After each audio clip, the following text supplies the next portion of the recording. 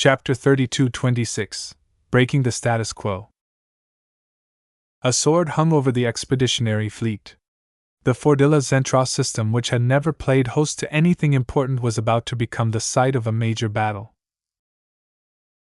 In fact, if either side chose to avoid the coming confrontation, the anticipated battle would likely become the largest conflict between dwarves and humans since the Vulcanites took over the entire Smiling Samuel Star sector.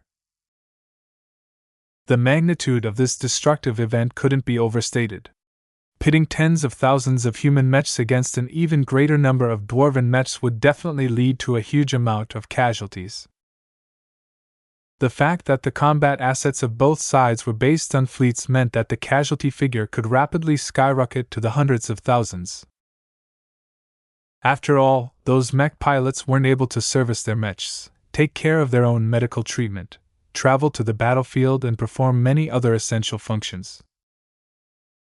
The Golden Skull Alliance did not doubt the intelligence that the Pharaoh Provincial Army mobilized and dispatched 3 full-strength mech divisions at once. In fact, Ves and several other people feared that the Vulcanites may have mobilized even more forces without informing the belligerent Dwarven patrol captain. Fortunately, Calabast offered an encouraging guess. According to our judgment, the Pharaoh provincial authorities are likely acting on their own initiative, her projection stated. What makes you say that? Ves curiously asked. First, out of all of the provinces of the Vulcan Empire, Pharaoh has already garnered a reputation for being unruly. Its population is always angry at something and its leaders regularly play into that. Second, attacking us has serious consequences for not just the Pharaoh province but also the Empire as a whole. You might not be aware of it, but the other provinces aren't as impulsive. There are many dwarven politicians and statesmen who possess calmer heads. They would never attack a fleet covered by the MTA when they depend on the association's guarantee themselves. This is a transaction that will lead to far more losses than gains.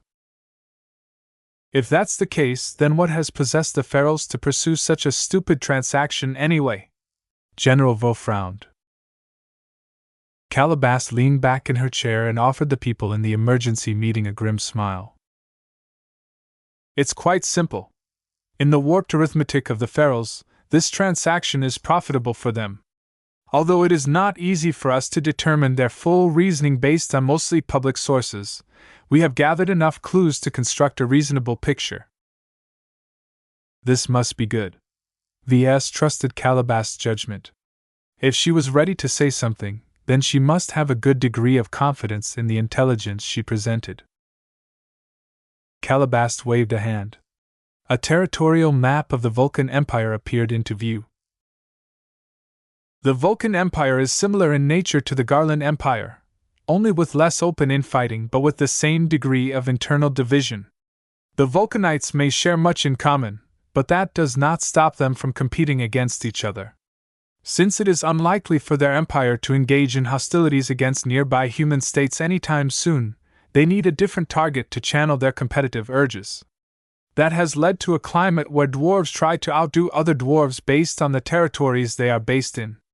The Pharaohs are a proud folk, but they don't have the power and prestige to match the likes of the Yuri Burns or other powerful Vulcanite subgroups.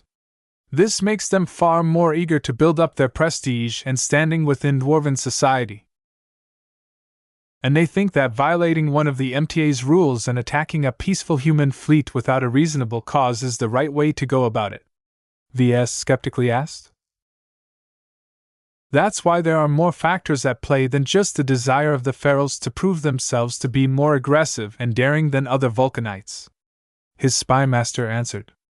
The religious fervor in the Pharaoh province has recently shifted over from the traditional Vulcan faith to the dwarven god cult. The latter has gained the upper hand in recent years, especially among the commoner dwarves.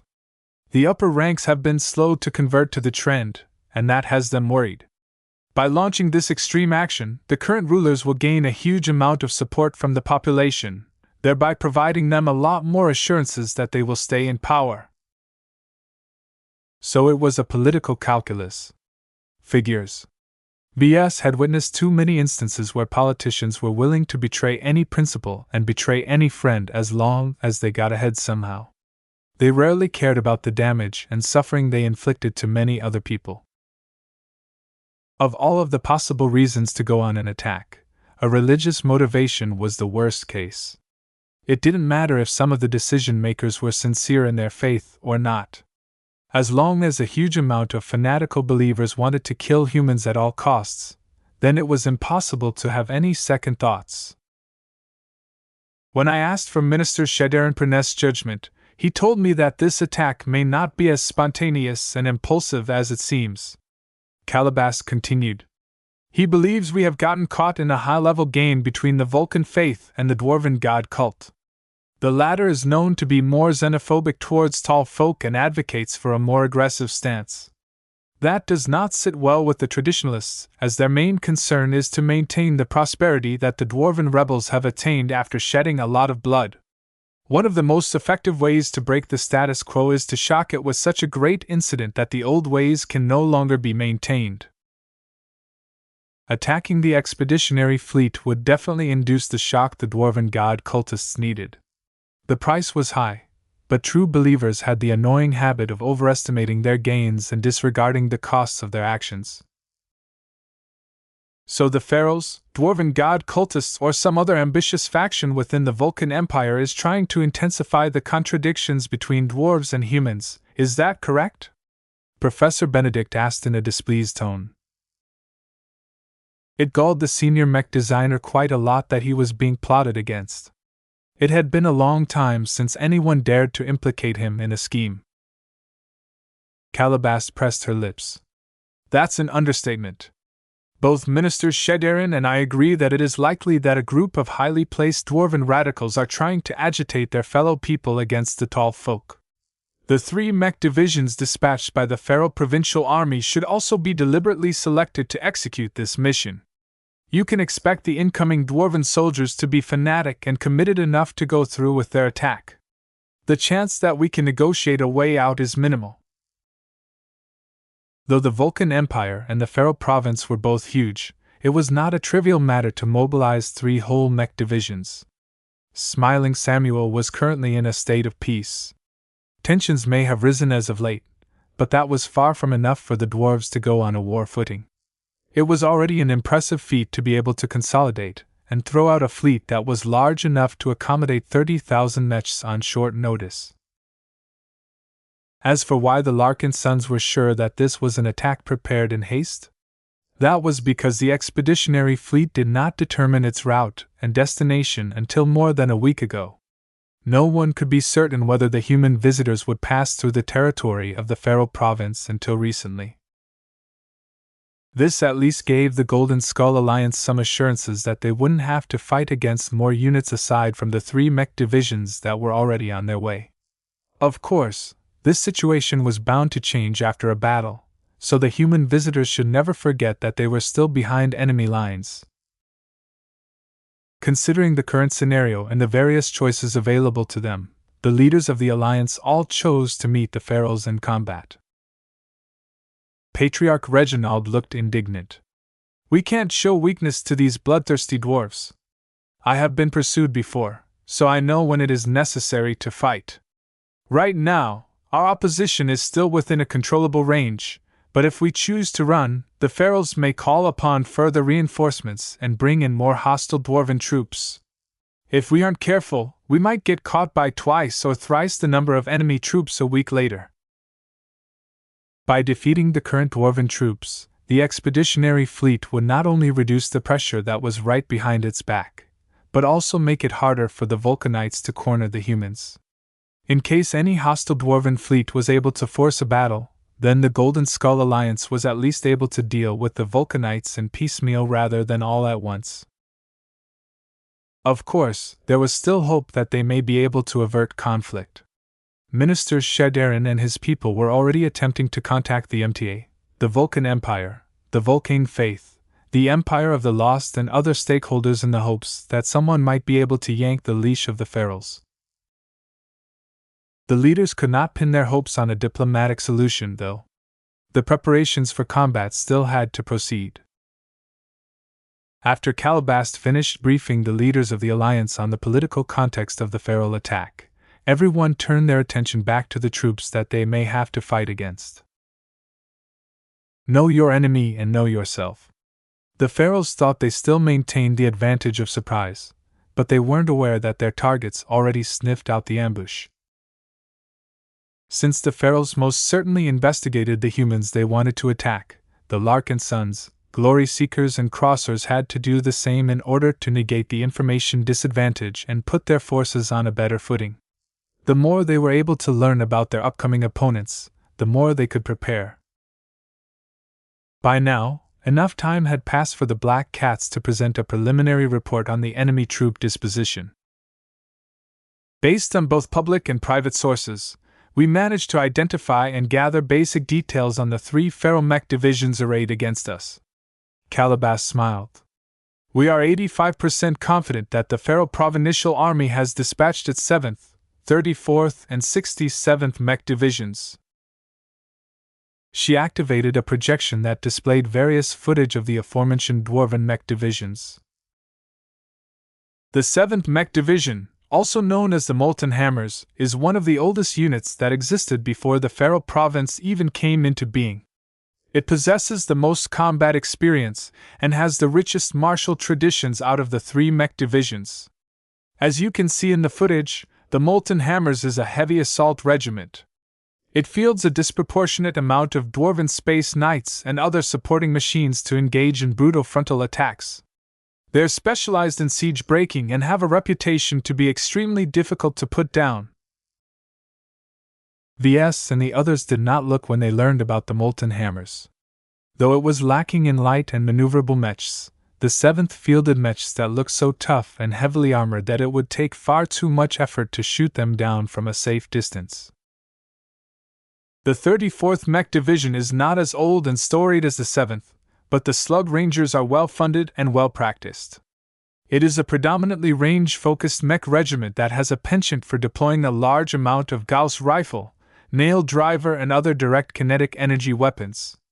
They are known to work frequently alongside the Molten Hammers in war games, so the cooperation between the two should be good. The Slug Rangers may have an ugly name, but their formidable-looking ranged mechs were no joke. They fielded dedicated mech regiments centered around rifleman mechs, cannoneer mechs, and artillery mechs. Their weight of fire was enormous and could easily chew apart entire fleets at medium range. What about the last mech division? The 67th Mech Division is a little more special, Calabast said. Unlike the other two, the Hiver Roarers exclusively fields bestial mechs. The 67th's mech roster is much more diverse and can fulfill a variety of roles. They will likely fulfill the role of scouts, skirmishers, flankers, and troubleshooters in the upcoming battle. That was bad news to everyone. The Hiver Roarers plugged one of the greatest weaknesses of the Molten Hammers and the Slug Rangers. If the incoming Dwarven attack force consisted entirely of thick but less maneuverable mechs, then the Golden Skull Alliance could easily outflank the enemy and attack them where they were weak. The presence of lighter forces made it a lot harder to exploit this vulnerability. Chapter 32-27, Venerable Orthox Damacy. None of the 3 mech divisions looked like pushovers. They were well-funded and enjoyed the backing of a state that always emphasized strength. If the Ferals wanted to surpass the wealthier and more powerful provinces of the Vulcan Empire, then they were obligated to invest in their military forces. It would be a farce if the Feral province thought it could climb on top of other provinces if it didn't have the troops to support its ambitions. As Ves and the others began to read through the extensive information package provided by Calabast and other intelligence sources, they all gained a depressing outlook towards their probable opposition. These dwarven troops are no weaker than the mech regiments we barely managed to overcome during the Battle of Reckoning, General Vrl judged. The quality of the dwarven mech pilots may be worse, but they are better organized since they are being deployed as complete mech divisions in proper fleets. The opposition the Larkinsons faced during the Battle of Reckoning was special because the enemy performed a deep strike attack. The Friday men were operating far beyond their usual territory and had no choice but to limit their troop choices and send them out in specialized deep strike fleet carriers. This time, the enemy was operating on their home turf. Even if the expeditionary fleet only intended to fly along the outskirts of the Pharaoh province, the provincial army didn't have to work under difficult circumstances. The only real problem was the lack of preparation time. The dwarven troops had to ready themselves for battle without much time to form targeted countermeasures against the Golden Skull Alliance. Despite this little detail, the odds still didn't look good for the Golden Skull Alliance. The expeditionary fleet may be able to muster 23,000 second-class mechs at this point in time, but the enemy task force brought at least 7,000 more mechs to the party. This difference was quite big and could not be overcome with ease. As the mech designers in the meeting, both Ves and Professor Benedict focused their attention on the mech models employed by the three mech divisions. One of the first points that stood out to them was that the Molten Hammers and the Slug Rangers were all oriented towards a single combat purpose.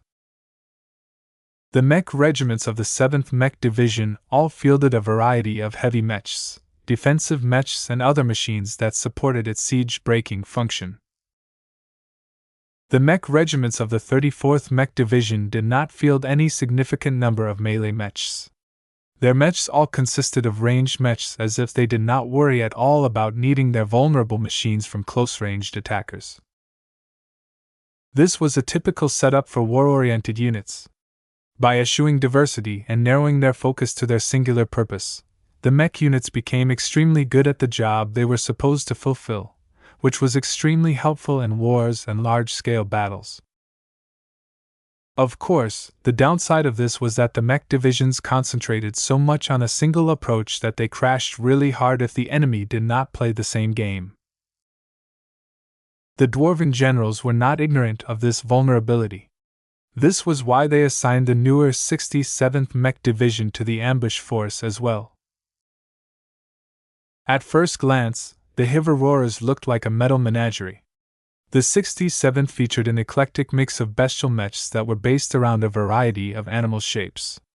Most of them were avian, but there were also tiger mechs, turtle mechs, spider mechs, and more exotic machines.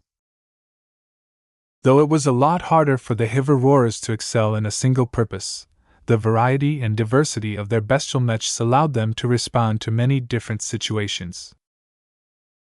I don't see many other ways for a task force that consists of these three mech divisions to attack us in anything other than a straightforward frontal assault, Ves noted as he pointed at the depictions of the armored but relatively sluggish mechs of the 7th. A mech force moves as fast as its slowest element. The Molten Hammer mechs are so slow that they can't do much except accelerate forward if they want to catch up to our fleet. The Slug Ranger mechs are also slow for their type. Their ranged mechs are thicker than the norm, but that comes at the cost of mobility. They're not dogfighters. They're armored gunners, Professor Benedict added. General Ves smiled. This factor limits the tactical flexibility of the opposing force. The dwarves probably won't split their forces and attempt to attack us on different flanks. They don't have the speed to envelop our ships. The common attributes of the Molten Hammers and the Slug Rangers made it incredibly obvious on how the Pharaohs planned to attack the expeditionary fleet, but that didn't offer much reassurances to everyone. The Molten Hammers were too tough and could bowl through any defensive lines by relying on brute force. As long as they were able to employ all of their strengths, then it didn't matter if their strategies and tactics lacked finesse. A single knockout punch was enough to defeat an opponent. Various people made a few more remarks about the enemy mechs. Although they didn't have any access to insider details, the Vulcanites weren't shy about parading their military forces. Like peacocks, they regularly showed off their combat troops in public in order to show how impressive they were. The Pharaoh provincial army was especially guilty of this, so the Black Cats managed to harvest a lot of recent and accurate public sightings of the dwarven combat assets. There was one issue, though. Venerable Brutus brought the matter to everyone's attention. I do not see much material related to the expert mechs and expert pilots of the Pharaoh Provincial Army. Calabash shook her head. The Vulcanites are much more careful about exposing the details of their high-level combat assets. We cannot say with confidence how many expert mechs each enemy mech division is able to field. In our more pessimistic scenarios, we expect each dwarven mech regiment to field one expert mech in battle. That amounted to 15 expert mechs, which was more than double the amount of expert mechs that the Golden Skull Alliance was able to field. Ves silently groaned. This was the battle of reckoning all over again, but worse. Since the Larkinsons, Glory Seekers and Crossers were outnumbered by 7,000 mechs, they didn't have any extra assets to spare to block and whittle the surplus enemy expert mechs. Though this wasn't enough for him to give up on this battle straight away, the mood in the conference room had definitely plummeted despite the fact that only Ves was physically present. Patriarch Reginald did not look as pessimistic. He looked as if he still had confidence in winning the battle despite the heavy numerical disadvantage. I see you still managed to obtain details about a handful of their expert pilots. Calabash nodded. The Pharaoh Provincial Army has to put at least a number of its notable champions in the public eye in order to inspire the population. Expert pilots make for good heroes and are always able to boost recruitment. We believe that they are all the strongest of their respective mech divisions. She began to present the dwarven heroes one by one, starting with a dwarf with a rich brown beard who was known to pilot a formidable expert space knight. Let's start with what will likely be our strongest individual opponent. Venerable Orthox de Massey is one of the few active expert pilots who took part in the rebellion that led to the founding of the Vulcan Empire. He is not particularly devout, but he is a vocal dwarf supremacist. As an older expert pilot who experienced true war, he has only grown stronger ever since. Though no sources have ever confirmed that he is a higher expert pilot, it is likely that he has reached this level of strength. His expert mech, the Gatecrasher, is much more imposing than typical machines. The two expert pilots in the meeting studied Venerable Orthox's information in great detail. The dwarven expert pilot's record featured a lot of impressive accomplishments, though much of them happened early in his career. Despite the long period of relative peace, neither Brutus nor Reginald felt the dwarven expert pilot had stagnated after the rebellion. He's a true warrior. Patriarch Reginald issued his judgment. He's not a battle maniac but a crusader. He believes in his cause with all his heart and is willing to fight to the utmost of his ability to achieve his goals. This level of conviction is rare even among other expert pilots. I can see it in his eyes that he is not any weaker than myself. That was a heavy announcement, and one that further depressed the confidence of Ves and the others. They all hoped that the enemy mech force would only dispatch ordinary expert pilots. Not so. With at least one expert pilot that was able to match Patriarch Reginald, the Cross Patriarch wouldn't be able to leverage his impressive martial prowess against weaker opponents. When everyone studied Venerable Orthox's expert mech, some of them became even more discouraged. That's an impressive high-tier expert mech, Ves couldn't help but admit. It is the most wonderful implementation of an offensive knight mech that I have ever seen.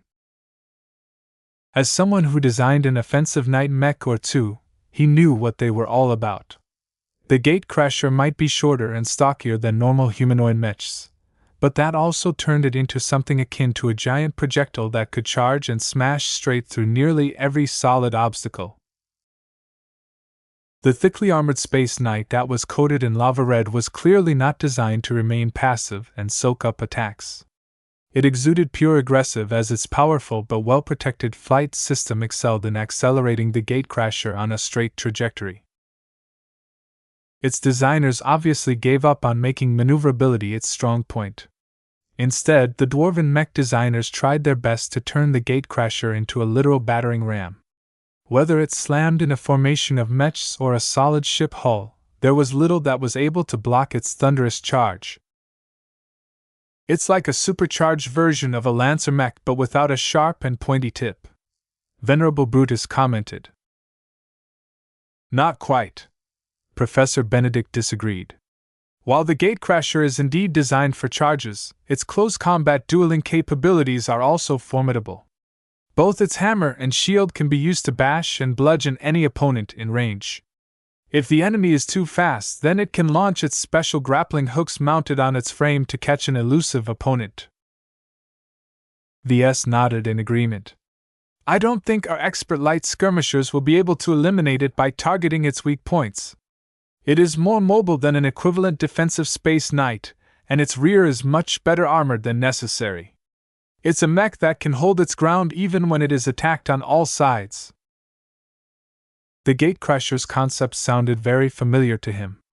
It reminded him of Venerable Orphan's riot. Both expert mechs attempted to perform the same role, though the Gatecrasher was much better at its job. "Does it have any weaknesses?"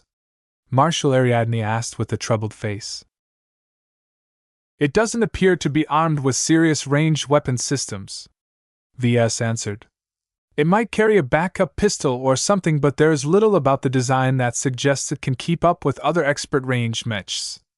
That said, its defenses are so high that it can endure any bombardment for a long amount of time." If the Gatecrasher couldn't be taken out early, then the Golden Skull Alliance had no choice but to fight against Venerable Orthox on his terms. There was no other solution to neutralize the Gatecrasher's threat except to block it with another expert mech, one that was powerful enough to constrain an expert pilot and expert mech of this caliber. Patriarch Reginald looked increasingly eager to test his skills against another formidable warrior. "Venerable Orthox is mine. You do not need to concern yourself with him. I will never allow the Gatecrasher to penetrate our lines as long as I still stand. That is a promise." Chapter 32-28 Dwarven Heroes. Venerable Orthox de Massey was by far the most threatening known quantity in the enemy mech force. Any mech pilot who fought during the Dwarven Rebellion were truly battle-hardened. The conditions for the rebel soldiers back then were so difficult that they had to rely on grit, determination, and a willingness to sacrifice a lot of lives in order to defeat the established human powers.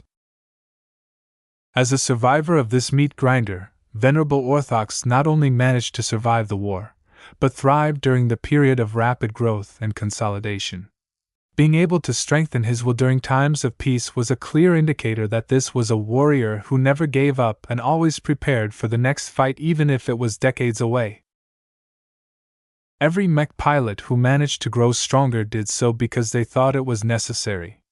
This was easy to maintain in times of war but a lot harder to sustain when there wasn't an obvious need to fight. Even expert pilots were able to lose their edge after a long period of stagnation. Time was one of their greatest threats. It was difficult to defend against the consequences of the passage of time. Perhaps Orthox may have grown past his physical peak, but his extraordinarily powerful will was more than threatening enough to compensate for that. In any case, expert pilots relied on their expert mechs to fight, so a weaker body was not that big of a deal. Patriarch Reginald already looked forward to meeting the Dwarven high-tier expert pilot in single combat. Perhaps the Cross Patriarch thought that an earnest duel against an equally powerful opponent would be sufficient to push him past the final limit that held him back from becoming an ace pilot. Though Ves and the others were glad that Patriarch Reginald volunteered to block Venerable Orthox and the Gatecrasher, there were numerous other notable expert pilots among the dwarves. Every expert pilot the Ferals showed off in public had to be good enough to impress their audience. There were no rookies or weaklings among their public heroes. Calabas quickly went through the other 4 notable Dwarven expert pilots. Venerable Leva Hinder is the quintessential slug ranger. She is a mid-tier expert pilot who pilots an expert heavy artillery mech called the Gauss Baron. Venerable Leva's portrait showed off the visage of a ferocious, red-haired middle-aged dwarven woman. Her eyes radiated the bloodthirstiness of killers. She looked as if she was more than willing to shoot up an entire space station just to sate her need to kill. Everyone focused on her expert mech next. As its name suggests, the Gauss Baron is built around its set of 8 powerful Gauss cannons. Each of them are built to some of the highest standards that the Vulcan Empire can develop at their size. While we haven't been able to find out if the Gauss Baron carries other weapon systems, it's best to assume it is hiding a couple of surprises. The Gauss Baron looked incredibly formidable. It was already bad enough to face a powerful heavy artillery mech in a space-borne battlefield with no natural cover on the battlefield. It was even worse when it came in the form of an expert mech that looked like it could crush any standard mech with each shot it fired. According to this data, this expert mech's Gauss cannons feature high impact, high penetration, and high muzzle velocity. It excels at destroying large, relatively immobile targets such as starships, but it can also suppress light skirmishers at range due to its abundant amount of cannons. The only real limitations that I can see are its low firing rate and the limited ammunition capacity of the Gauss Baron. Ammunition and other supplies are easy enough to replenish with enough support, Ves commented. If it functions as a bunker mech, then it can easily rely on the carrier to provide additional Gauss rounds on demand. If it is deployed in space, then a retinue of support mechs will be able to carry all of the Gauss rounds it needs. For an organized mech army, lack of ammunition capacity is not a real detriment. Venerable Brutus looked incredibly serious at this expert mech. Without a comparable machine that could compete against any expert mech, he was unable to do anything to stop its destructive firepower. This Gauss Baron is an even greater threat than the Gatecrasher in my opinion, the Hexer expert pilot said. The Gatecrasher may be a high-tier expert mech, but its effective range stretches up to 100 meters or less.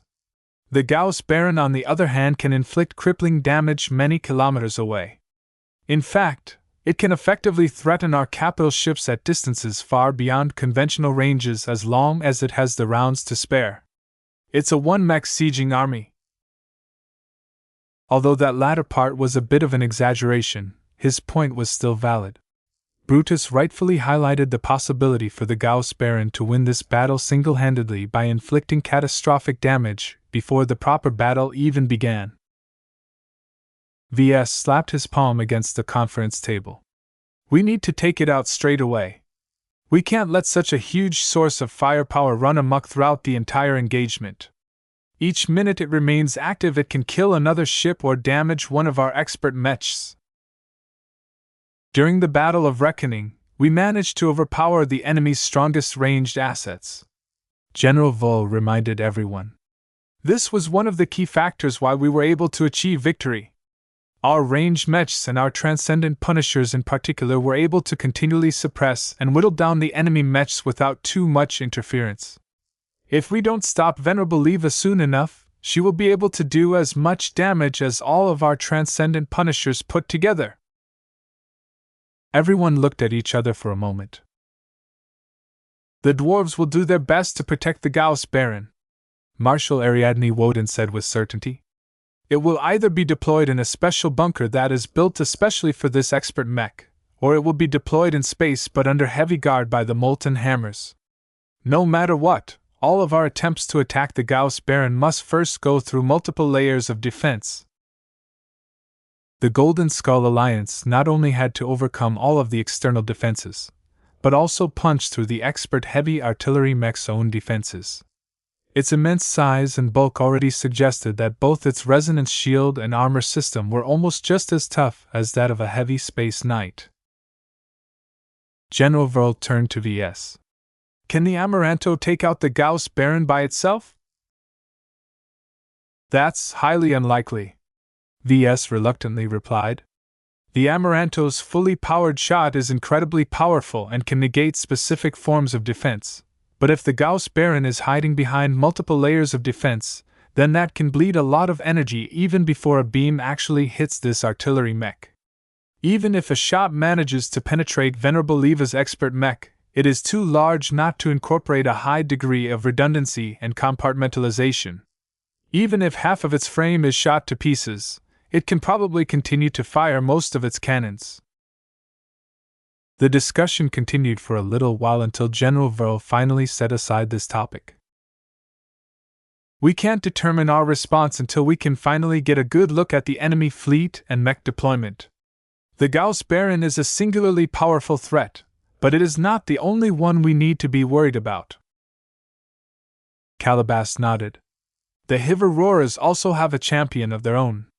Venerable Marek Bolferon is a relatively young expert pilot but possesses a great deal of talent. He has quickly risen up to become a mid-tier expert pilot. He is also noted for his religious fervor. He is a strong adherent of the Dwarven god cult, which in the past might have landed him in trouble but is now a strong point in his favor. The Paravad he pilots is an avian expert medium marauder mech that is fast, flexible, and capable of fighting at different ranges depending on the circumstances. The Paravad was basically a multipurpose expert mech that was shaped like a bird. Similar to other marauder mechs such as the Valkyrie Redeemer, the Paravad excelled at flanking, ranged harassment, and hit-and-run attacks. The biggest difference was that Venerable Marek was able to perform this function at the expert mech level, which was a lot more threatening and difficult to defend against. VS could already envision the Paravad operating independently or at the head of a dedicated mobile flanking force. This detached dwarven unit would probably function as one of the few independent elements that was free to sneak around the back of the expeditionary fleet and threaten the vulnerable civilian ships at the rear. Perhaps the Paravad did not excel at frontal combat as other expert mechs, but it didn't need to be. Its ability to maneuver around the Golden Skull Alliance's defenses and hit its weak points was an incredibly alarming prospect. All in all, these three dwarven heroes exerted a huge amount of pressure onto Golden Skull Alliance. The different strengths of the three dwarven expert pilots and their respective expert mechs were so formidable that the Larkinsons and so on had to prepare specific responses for each of them. If not, any of these powerful expert pilots could single-handedly overturn the entire battle and tilt the battle in the favor of the Ferals. Calabas wasn't able to name any further notable dwarven expert pilots even though they had to exist. It was likely that they were low-tier expert pilots, and not really worth publicizing.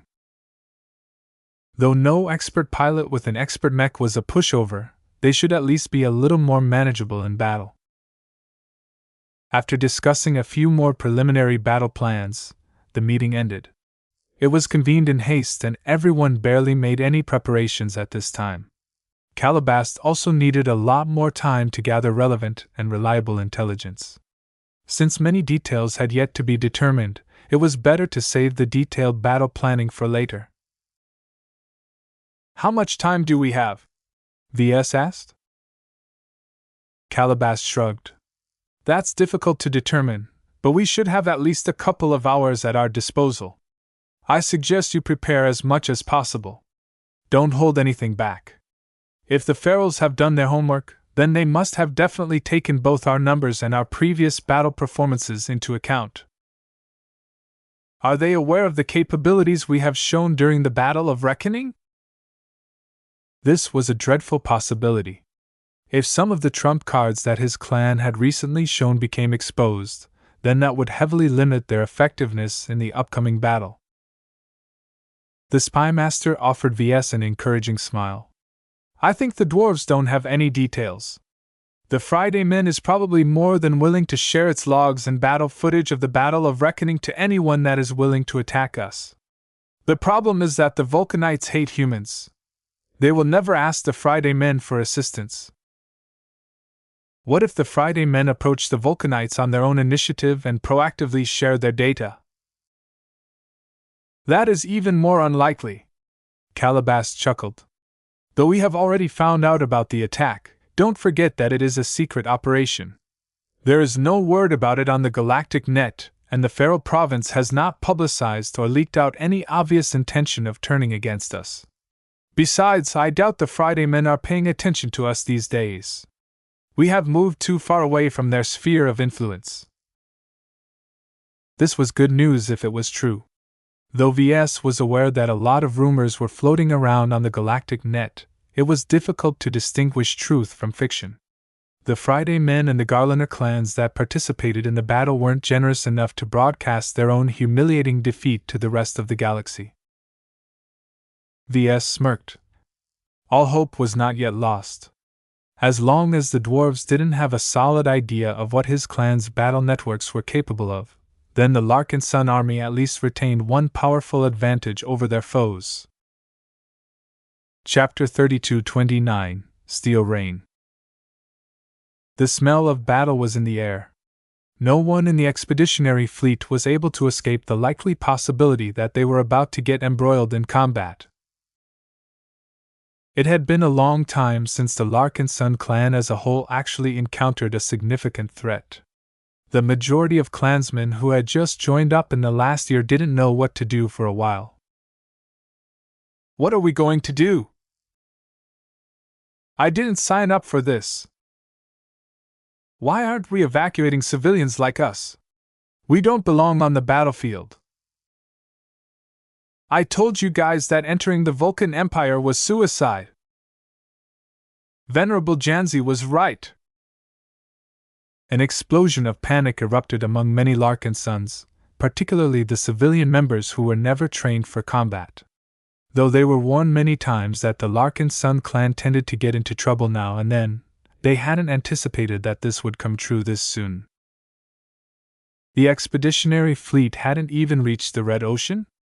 Since many people considered the Milky Way galaxy to be relatively safe and orderly, a lot of clansmen simply couldn't accept that the clan came under threat despite not violating any laws or provoking any locals. What did they do to deserve this treatment? Fortunately, the panic and uncertainty among the Larkinsons did not last. The clan had already anticipated this reaction and deployed numerous soldiers and officials to reassure their fellow Larkinsons and maintain peace. Quiet down! You rookies haven't seen anything yet! A veteran living Sentinel mech pilot shouted at a crowd in Dawn's City on the vivacious wall. Back in my day, 50% casualties were the norm, but we're a lot stronger now. So what if the dwarves are barreling down on us with 3 mech divisions? They should have sent at least 6 if they want to have a chance of beating us. We've got the best mechs and the strongest weapons imaginable. Don't underestimate our patriarch. He's able to pull out one trick after another. Believe in our expert pilots! An Ilvanian preacher shouted on top of a crate in New Durham on the spirit of Bentheim. The apostles who walk among us are blessed by the great prophet and the bright martyr. With Prophet Ilvain's guidance and the bright martyr's blessed war machines, our clan shall vanquish any enemy that seeks to stop our ascensions. Have faith and pray to the dwarven souls that shall soon be redeemed at our hands. While the Larkinson clan was being stabilized, its armed forces were all gearing up for battle. The Larkinson army may have absorbed a lot of newcomers as well, but none of them displayed any of the panic of their civilian brethren. The soldiers recruited into the mech legions had all been screened beforehand. None of them possessed feeble minds and shaky hearts. Even the youngest mech pilots who were still in their 20s were able to maintain their courage when a great threat loomed over their heads. The presence of glows and the influence of the Larkinson network helped a lot with firming up the confidence and sense of duty of the servicemen. However, the greatest contributor was the presence of many seasoned veterans among the soldiers. As far as the participants of the battle against the Abyss, the Battle of Reckoning and so on were concerned, this was just another Tuesday. Their unflappable demeanors, their belief in the strength of their clan and their stability under pressure played a pivotal role in keeping morale among the soldiers high. The dwarves are tough, but we are tougher. The Superior Mother is on our side. This is just a warm-up exercise. If we can't even beat the best of what the Vulcan Empire has to offer, how can we possibly think about finding our fortune in the Red Ocean? The veterans among the avatars of myth, living sentinels and so on constantly ensured that the many recruits that had joined the mech legions remained stable. The old-timers all knew that these fresh mech pilots needed all of the support they could get because the pressure on their shoulders would grow unimaginably high during the heat of combat. Despite all of their encouragement, the veteran Larkinsons were not so upbeat about the upcoming confrontation. The clan had not massaged any details about the foe they were about to face. The soldiers had extensive access to much of the verified information that Calabast had managed to collect about the incoming dwarven fleet. The picture didn't look good. Fighting against 30,000 military-grade mechs was already a difficult prospect. The uncertainty surrounding the number of enemy expert mechs they might encounter was gnawing in the minds of every survivor of the Battle of Reckoning. Back then, just a handful of expert mechs managed to unleash a massacre that ended the lives of far too many Larkinsons. There were so many different threats among the Fury Hammers, Slug Rangers, and Hiver Roarers that the planners of the Mech Legions were pulling their hairs out. They had to come with a range of different solutions for every high-priority threat among the dwarves. During a planning session organized by the Larkinson clan's newest Mech Legion, Commander Ton Mellon looked grimly at the gathered Ilvanans. "We have a tough battle ahead. As the Artillery Legion of the Larkinson clan, it is our sacred duty to provide the firepower support that is crucial to stopping the dwarves. However, before we can stop the advance of dangerous dwarven mechs such as the Molten Hammers, we must first defeat our counterparts among the dwarven force." The conference table projected images and footage of the 34th Slug Rangers. From the dreaded Gauss Baron to its formidable array of artillery mechs, the Dwarven Mech Division possessed a range of threatening ranged units. One of the most acute threats was a Mech Regiment, where Venerable Leva Hinder came from. The Steel Rain Mech Regiment only consisted of 1,000 artillery mechs, but that already represented a huge amount of firepower. According to our intelligence sources, the Steel Rain possesses the highest firepower out of all of the mech regiments of the Slug Ranger Mech Division. Ton continued as the projection showcased numerous variations of the same line of dwarven heavy artillery mechs. Every Slug Ranger mech pilot has to serve in the other mech regiments first before they become eligible to join the Steel Rain. The elite mech regiment only selects the best and most resilient Slug Rangers to become a part of its ranks. The projection then showed a preliminary analysis on the 3 known heavy artillery mech models utilized by the Steel Rain. As you can see, the Steel Rain employs 3 variations of the same dwarven heavy artillery mech design. They are largely identical to each other except for the caliber and amount of cannons. Ton pointed at the model with the biggest guns. The Landcracker is essentially a siege platform. It is primarily designed as a tool for orbital bombardment. It is armed with 2 ultra-heavy Gauss cannons that can fire extremely large and dense projectiles that can literally crater entire city blocks from orbit. It is also meant to be employed as a siege machine against large and unmaneuverable threats in space such as space stations or asteroid bases. "Is it a threat against our ships, Commander?" an officer of the Eye of Ilvain asked. The Legion commander nodded. "They certainly are. Even at longer ranges it can still reliably hit the hulls of most of our capital ships. Vessels such as the Vivacious Wall and the Dragon's Den won't fall apart if they are struck by a single round, but sustained bombardment by a multitude of land crackers will easily tear their outer hulls to pieces. Our responsibility is to stop or suppress them first. Our capital ships are the foundation of our fleet in the Red Ocean. We cannot afford to lose a single one of them. The sooner we deal with the land crackers, the less ships we will lose." "Won't the land crackers try to do the same to us, sir? We pose a similar threat to their own fleet." If the Larkinsons were able to understand the threat posed by the Steel Rain, the Ferals were probably making plans to take out the artillery mechs of the Eye of Ilvain as well. Commander Ton acknowledged the danger they were in. "Neither of us can tolerate the existence of the other. In the early stages of the upcoming battle, it's impossible for our melee mechs to get close to the enemy fleet and vice versa. The only way to take out any artillery mech ensconced in bunkers is to blast them from a distance. With our clan, We shall bear the greatest burden. We'll certainly be outnumbered in terms of artillery mechs, but we can depend on the assistance of our other ranged mechs. Nevertheless, none of them are as good at destroying bunkers as our transcendent punishers. We need to identify the positions of the land crackers as soon as possible and take them out before they can fire too many heavy caliber rounds. The threat posed by the steel rain did not end at that. The ship cracker was a similar heavy artillery mech model that was armed with 4 heavy cannons. Unlike the guns of the prior variant, the ship cracker's armament featured a faster firing rate and a faster muzzle velocity. A large number of ship crackers was able to pour a consistent rain of metal that was able to chew apart unarmored vessels with ease and whittle down better armored vessels on a continuing basis.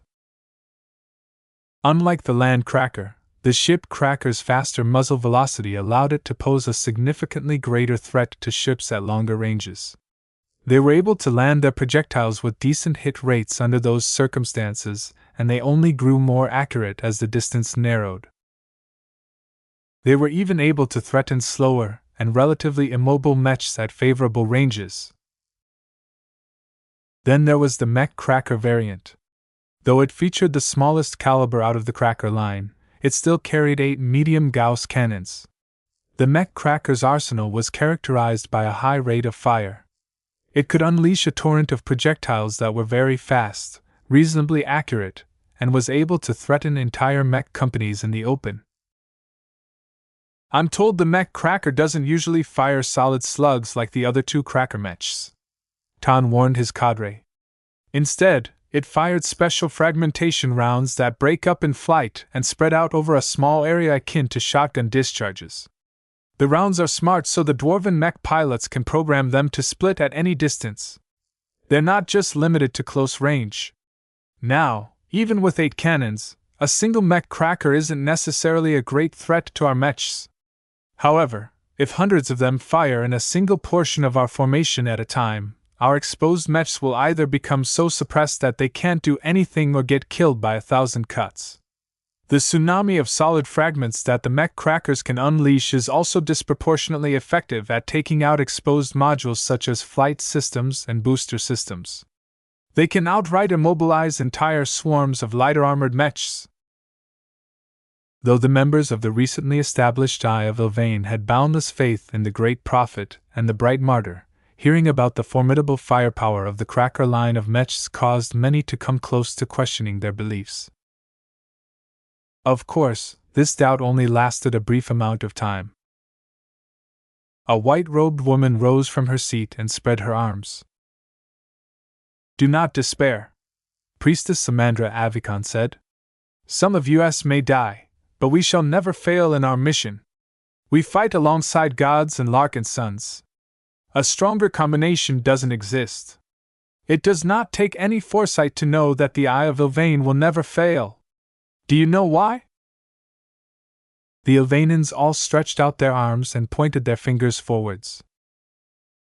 We never miss! Chapter 32:30 Planning Sessions. Of all of the mech legions, the battle criers were the most subdued of all. As one of the more closed and least public units of the Larkinson army, not a lot of clansmen paid attention to them. It was hard to get into them as the Kinners who controlled this mech legion demanded an unreasonable amount of loyalty from its troops. Though every Larkinson was loyal by definition, not many were able to readily sacrifice their own lives for the good of the clan. The battle criers might not be the toughest, deadliest, or most skilled soldiers, but they were definitely the most committed to Ves and his clan. Legion Commander Hugin Cinnabar rubbed his trimmed red beard as he addressed a compartment filled with battle crier officers. Many of them were fellow Kinners such as himself, but there were also a couple of notable exceptions. Captain Dietrich had quietly distinguished himself among the battle criers. Despite his relative youth, he turned out to be a steady leader and was good at inducting new recruits in the ways of the most loyal mech legions. The native Cloudy Curtainer and former member of Walter's Whalers had more than earned Commander Cinnabar's trust. Right now, Dietrich raised his hand and asked the obvious question. Which unit are we responsible, Commander? Commander Cinnabar crossed his arms. That depends. We don't know the full details of the hostile dwarven force. There are bound to be a lot of high-priority threats. The reason why we label them such is because each of them can single-handedly inflict a defeat on us. Now, our other brethren in the Larkinson army have already picked their respective targets. Each of them will be responsible for containing different threats. We shoulder a similar burden. The only difference is that we do not yet know the names of our foes or the properties of their mechs. Another battle crier frowned. Don't we have enough information on each of the mech regiments of the dwarven mech divisions? At least that much should be known to the public, right? But the Feral Provincial Army haven't publicized most of its expert pilots and expert mechs. The Vulcan Empire may be at peace at the moment, but it has always prepared itself for war against its human neighbors. It makes sense to hide their trump cards such as the details of expert pilots. What we must do is to prepare to step up and block their way as much as possible if there are no better alternatives. This was a difficult task. They were at least able to anticipate how to fight against known threats such as the Gauss Baron or the Paravad. Though it was unlikely that the remaining expert mechs of the enemy force were as strong as these heroes, it was still a huge challenge to fight against numerous unknown feral expert mechs. By now, the battle criers mostly piloted the Bright Warrior IB, the default model of the Larkinson clan. Although this modular mech platform was both strong and versatile, there was still a huge gulf between this regular mech model and a genuine expert mech. Were their numbers high enough to complete this task? Nobody knew for certain. Commander Cinnabar offered them some encouragement. We are not alone in this. We will have support of numerous other friendlies such as the Heavenswarders, the Eye of Ilvain, and more depending on the situation. The Penitent Sisters will cooperate extensively with us. Our responsibility is to block and entangle any expert mechs that try to pass through our lines. The Eternal Redemptions piloted by the Penitent Sisters will provide crucial heavy fire support from the rear. Their powerful Gauss cannons can inflict a huge amount of kinetic damage per hit, and is one of our best solutions to overpower the high-quality armor systems that expert mechs typically enjoy. The heavy air in the compartment receded a bit after he spoke, but the battle criers still weren't sure whether their odds were good enough. Sir, if the dwarves deploy 15 expert mechs or more, I'm not sure we have the numbers to stop them all. Dietrich voiced his concerns. Even if our expert mechs are able to keep half of them at bay, the rest can probably overrun us or circle around us. Our bright warriors aren't fast enough to stay in their way if they try their best to avoid our blockade. This was one of the difficult aspects about fighting expert mechs. All of their parameters were so high that even their weaknesses weren't really a big deal when compared to the performance of regular mechs. Aside from extreme cases such as the planned upgrade of the Shield of Samar, most expert mechs were able to move faster than regular mechs. Mobility granted them a lot of initiative, allowing them to have the agency to effect an ongoing battle in any way they liked. The battle crier commander was already aware of this but did not look discouraged. Instead, he offered his men a vicious grin. Our clan is aware of the risks, and has granted us a means to force the expert mechs to target us first. Have you heard about the recent development of the new Luminar crystal rifles? General Vol has decided to allocate the largest batch of these newly produced rifles to us. I'm told that each of them are configured to deal enhanced damage to resonance shields and resonance-based defensive measures. As long as we focus our fire on any of the enemy expert mechs, we can easily strip their most powerful defenses against conventional attacks. This was a huge boon to the battle criers. Everyone became shocked when Commander Cinnabar briefly shared the details of what the new rifles were capable of.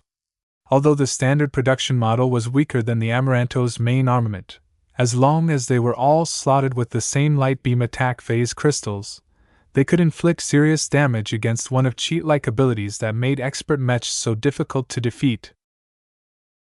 Still, as much as the battle criers were glad to receive the new rifles, The amount was not that much in absolute terms. After all, the clan only started producing them a few months ago, and many production crews were still trying to learn the ropes of synthesizing the complicated crystals with the help that the Patriarch had provided. "How much power do these new rifles have, sir?" Captain Dietrich asked. "We don't know, to be honest. Our clan hasn't performed many tests with them due to safety concerns. However, it is estimated that they can inflict at least 4 to 10 times as much damage to resonance shields than regular weapons. That means if we arm 200 bright warriors with these new rifles, they can potentially inflict as much damage to an expert mech as an entire mech regiment. This is a crucial opportunity to equalize the odds, considering we are already outnumbered by the enemy. The less mechs it takes to occupy the dwarven expert mechs, the more we can free up other friendly mechs." What the Larkinsons had to do was to negate the numbers disparity as much as possible. The Larkinson army was constantly figuring out ways to counter or deal with specific dwarven units with the least amount of cost. If they didn't do so, then too many dwarven mechs would be free to surround the Larkinsons, reinforce other dwarven units, and generally tip the balance in the feral provincial army's favor. The battle criers had to do the same, and shouldered one of the most dangerous responsibilities. Dietrich and everyone else knew that even if these new luminar crystal rifles were able to live up to their promises, that didn't mean that the enemy expert mechs would quickly be toppled. Every expert mech was clad with extremely high-quality armor. That was especially the case with dwarven mechs, as they were bulkier and stockier than their regular humanoid counterparts. Another factor that limited the effectiveness of the new weapon system was that the battle criers actually had to hit their targets. This was quite difficult to achieve against faster and more agile expert mechs. Their high mobility characteristics, along with their extraordinary mech pilots, easily allowed them to be very proficient at evading attacks. As the battle criers discussed how to handle highly mobile targets, elsewhere other groups of Larkinson soldiers were trying to figure out a way to contribute to the defense of their clan.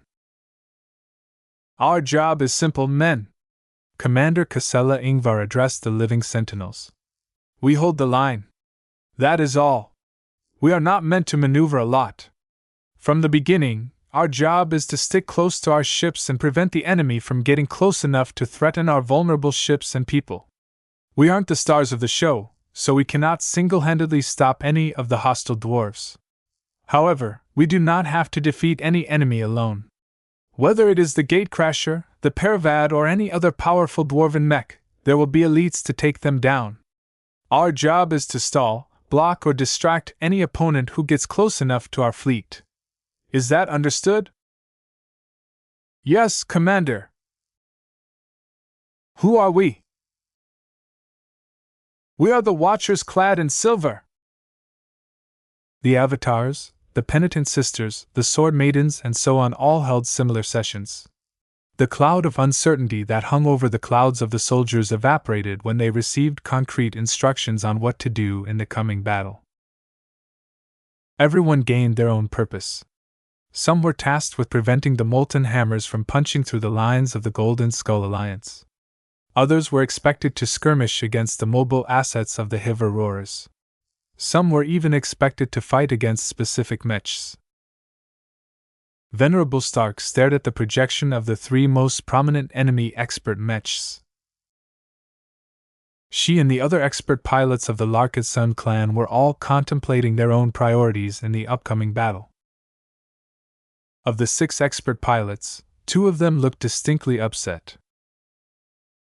Though Venerable Joshua and Venerable Janzi did not see eye to eye with each other very often, this time they shared the same sentiment.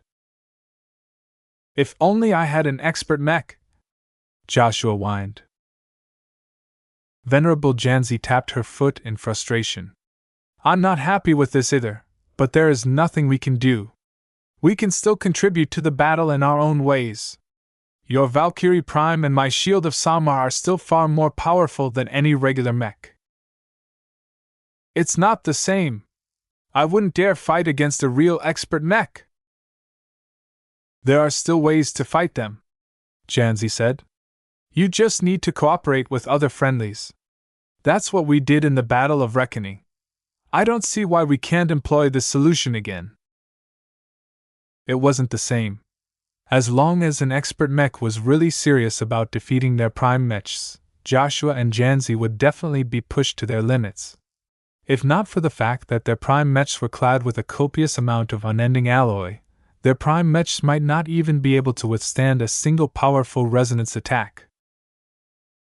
Compared to this unfortunate pair, the other expert pilots were a lot more upbeat. Each of them were highly confident about their own chances. Their expert mechs were far more powerful than typical ones. They not only incorporated powerful resonance materials, but also enjoyed numerous unique advantages that allowed them to stand out further. However, aside from Venerable Stark, the other three Larkinson's expert pilots were aware that they suffered from a major shortcoming. Our expert mechs are strong, but I'm not sure whether we can keep up. Venerable Tusa stated the obvious. He exchanged glances with both Venerable Orphan and Venerable Dice. We might be impressive in the eyes of other mech pilots, but among expert pilots we are still too young and weak. Our resonance strengths measure in the single digits, and we don't have much real battle experience with our expert mechs. Venerable Orphan grew impatient. What are you trying to say, Tusa? We ought to be fighting against their expert pilots that more closely match our strength. However, since our side is short on expert mechs, we have no choice but to fight against their more powerful ones. Let's consider the other two prominent enemy expert mechs. Can any of us fight against the Gauss Baron or the Paravad by ourselves? The other expert pilots weren't able to supply an immediate answer. Chapter 32-31, Calling Dibs. Unlike the unlucky expert pilots who still hadn't received their long-anticipated expert mechs, Tusa, Stark, Orphan and Dice each received powerful new expert mechs. They were all immensely grateful that they were able to participate in the upcoming battle with mechs befitting their capabilities, but that also meant they had to shoulder a heavier responsibility. After all, the Larkinson clan didn't have any mech pilot who was stronger on an individual basis than the foursome. Out of the four lucky Larkinson expert pilots, Venerable Stark shouldered the greatest burden of them all. The Amaranto was unquestionably the strongest expert mech of the four existing ones in the clan. It also had the benefit of being a ranged mech, allowing it to project its power at extremely long distances.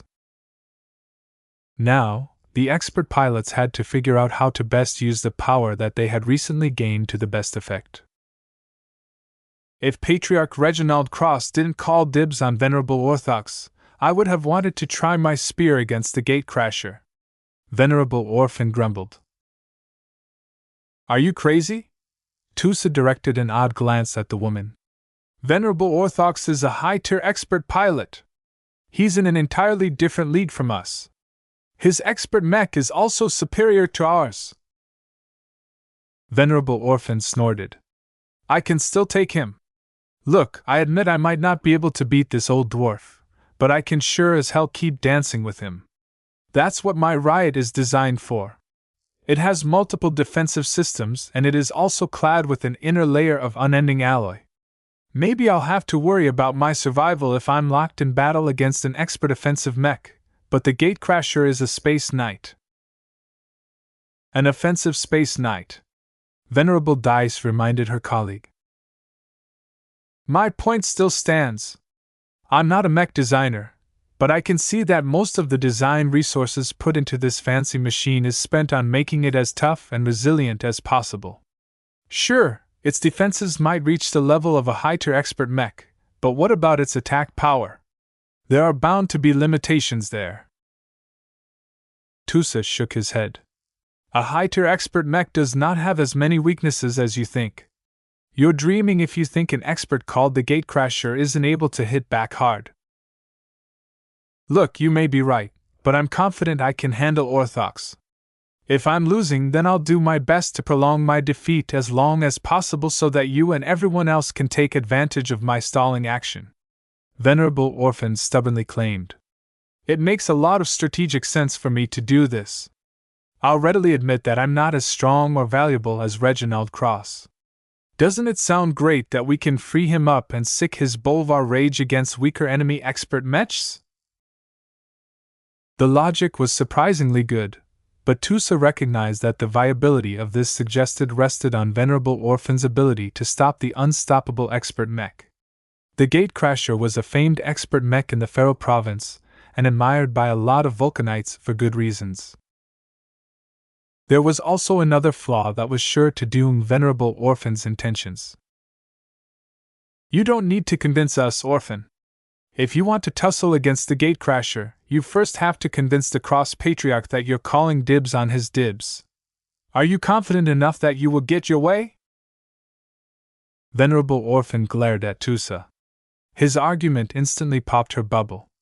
As much as she hated to acknowledge it, there was no way she would be able to get her way. Patriarch Reginald Cross was not only the most powerful expert pilot of the Golden Skull Alliance, but he was also a clan leader in his own right.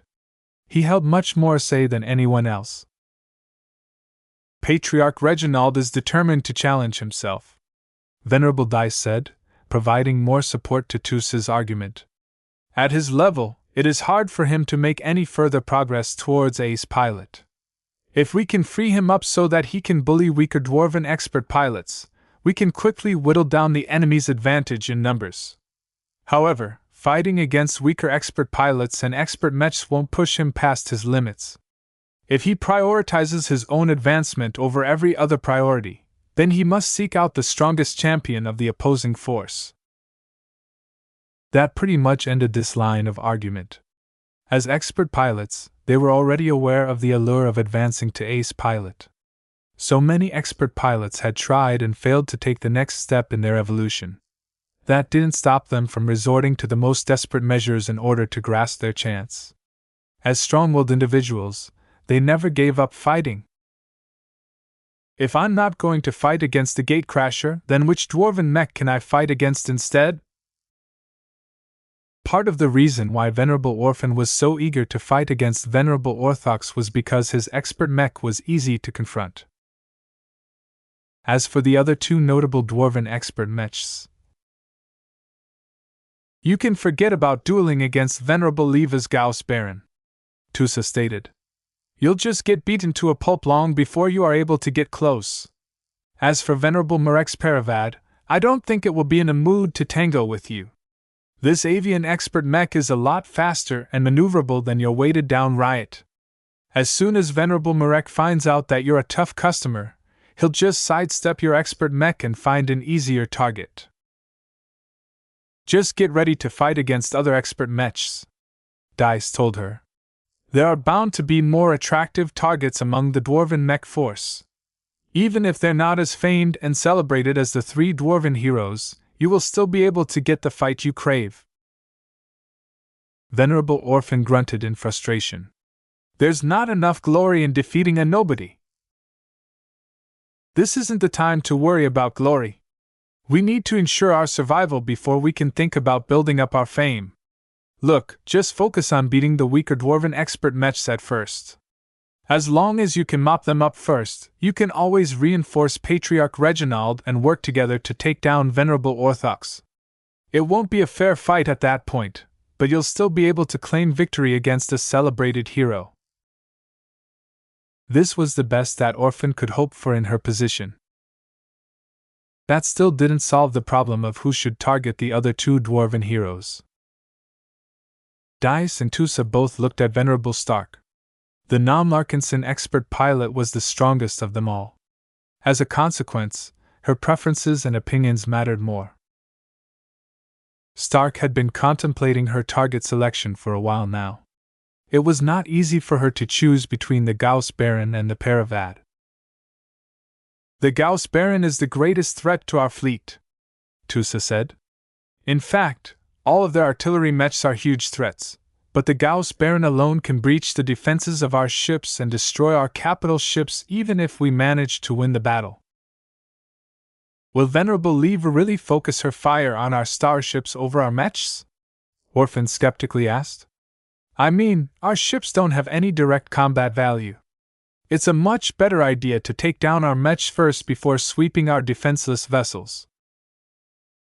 Tusa sighed. You never know. Maybe she'll focus on our expert mechs or our bunker mechs.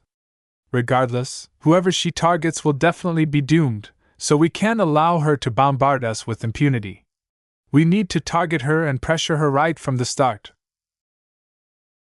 This was why they all looked at Venerable Stark. Her Amaranto was the only expert mech that could match the range and possibly even exceed the range of the Gauss Baron. Both the Glory Seekers and the Cross clan used to field rifleman expert mechs as well, but the Star Dancer and the Leskin had both been wrecked during the Battle of Reckoning. Surprisingly, Venerable Stark did not announce her choice. Instead, she turned to Tusa. Can you take out the Gauss Baron? The light skirmisher specialized was taken aback. I'm not sure. I have to get close to it before I can do anything to this expert mech, but there are bound to be a lot of obstacles in the way. It could be other expert mechs, thousands of regular mechs, or an extremely well-defended bunker. I also have to evade all of Venerable Leva's attempts to intercept my expert mech. Isn't this what the Dark Zephyr is good at? Orphan said. Your expert mech is faster and more difficult to hit than anything else on our side. Don't you think I know that?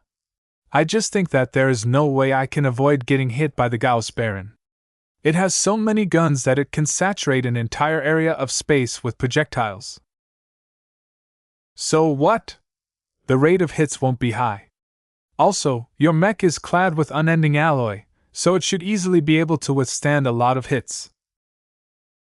Maybe the exterior will remain intact, but the internals will definitely get shaken to pieces if my expert mech absorbs too many impacts. There's a real chance I might not make it all the way through. Venerable Stark did not stare away. She repeated her question. Can you eliminate the Gauss Baron? Venerable Tusa paused before he let out a sigh. I will do my best. I won't promise I can neutralize Venerable Leva, but if my posture is threatening enough, she will have no choice but to target me in order to keep my Dark Zephyr at bay. That should at least relieve the rest of our forces from getting targeted by this destructive force. The guest pilot slowly nodded in satisfaction. If you can do that, then I will eliminate the Paravad. Are you sure? Venerable Stark did not change her mind. My Amaranto is able to fire extremely powerful shots, but I don't think I can penetrate the defenses of the Gauss Baron, at least from a distance. If it is sitting inside a bunker, then the starship it is on can simply roll over and prevent me from delivering the coup de grace. The Paravad is a much more convenient target for me. As an avian marauder mech, it will most certainly circle around the battlefield and seek to attack us at a favorable angle. This means that it will most certainly be in the open. You'll have to hit the Paravad in order to take it out, Tusa pointed out. I can land hits on your Dark Zephyr, Venerable Stark stated a fact. I don't see why I can't do the same to a heavier and slower mech. My chances of striking it are a lot higher, though it likely has its own evasive abilities. If that is the case, then it will take considerably more time for me to eliminate this bird mech. I can handle the Paravad instead, Venerable Dice offered. My first sword should just be fast enough to keep up with this avian expert mech. Stark shook her head. No. That won't work. The Paravad is not as good in dueling as a dedicated swordsman mech. Venerable Marek will try to circumvent you and he will succeed because his expert mech is designed to be mobile, while yours is not. It has to be me. If I ever think my chances of taking it out are too low, I will tell General Vril, but for now I believe I have the greatest chance of taking out this flanking threat quickly. It's not as well protected as the other dwarven expert mechs, so I only need to land a handful of hits in order to eliminate this enemy hero. This was a considerable gamble.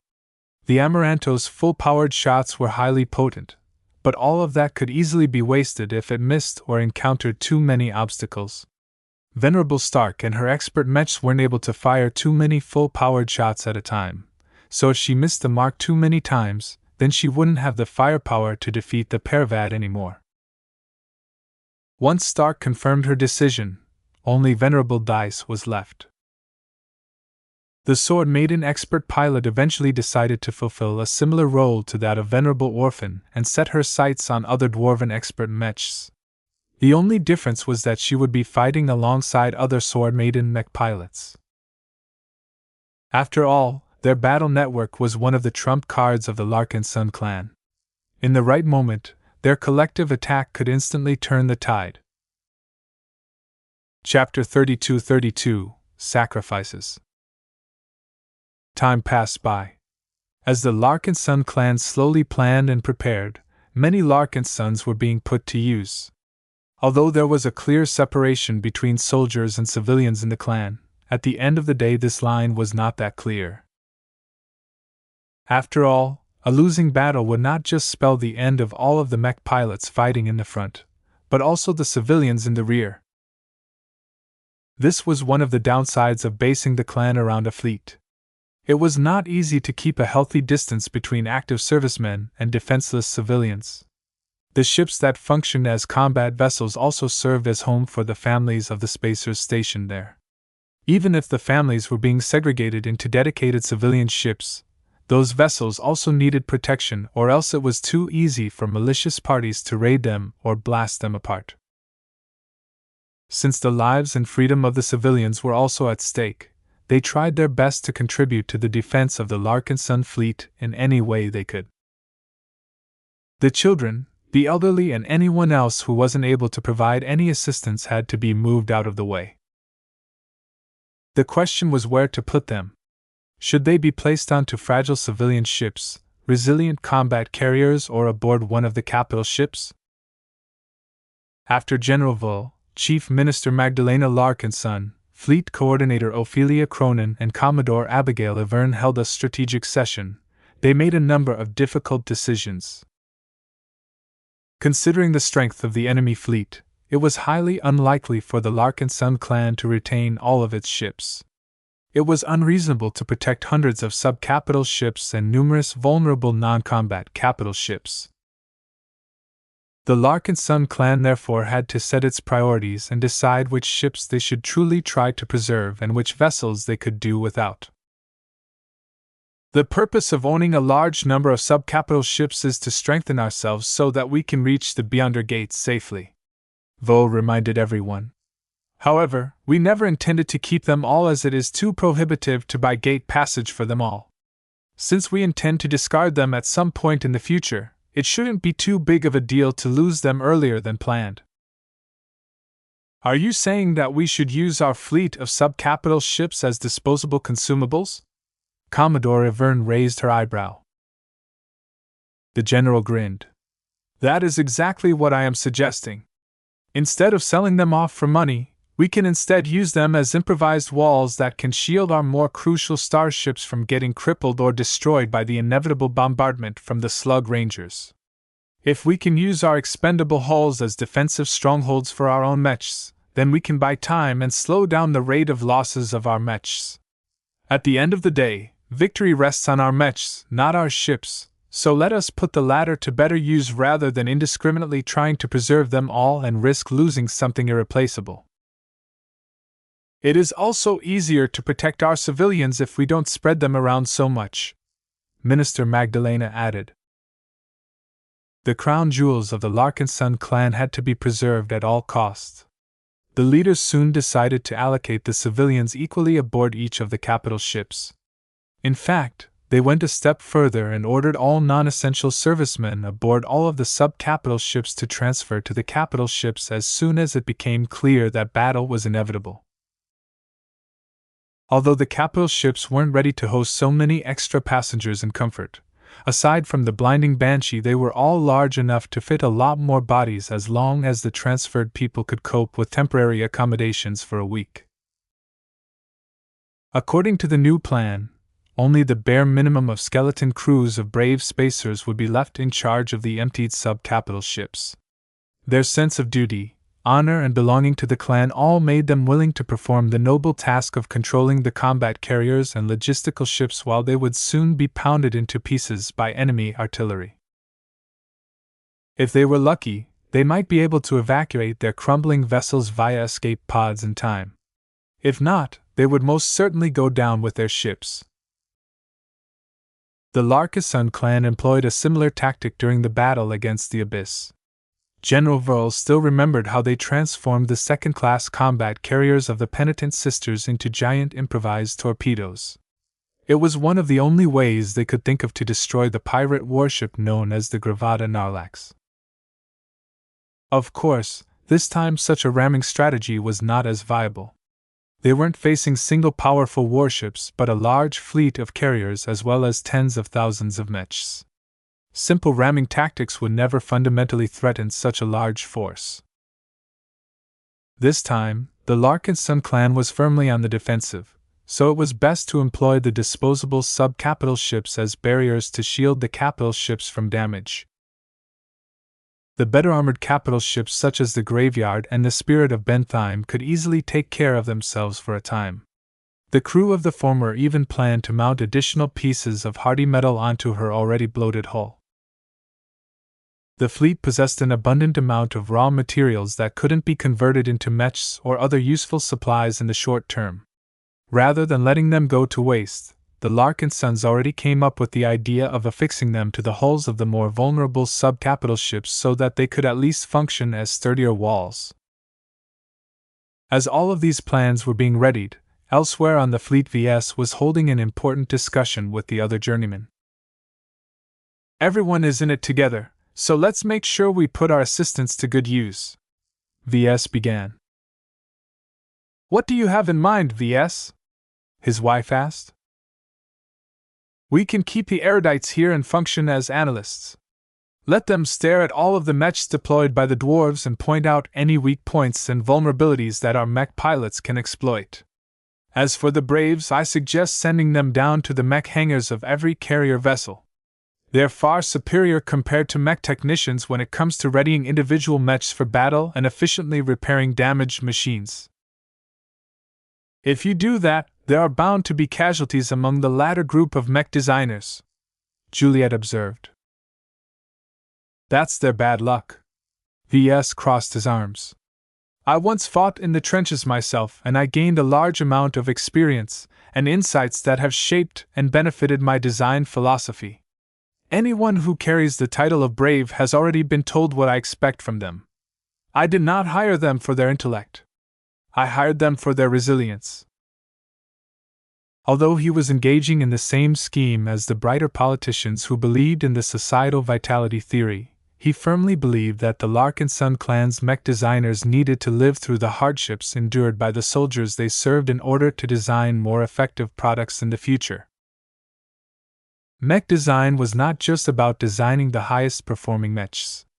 It was also about designing the most suitable mechs, and that was not possible if the designers became too arrogant and locked themselves up in their ivory towers all the time. It was a tendency that Ves was very familiar with whenever he collaborated with Gloriana. Kedys enthusiastically agreed with his decision.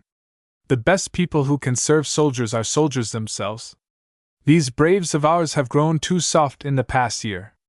They've done a great job in studying more knowledge and gaining more skills, but they still don't have a good idea of how their work affects their users.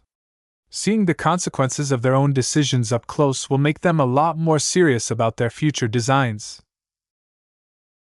The matter was soon set.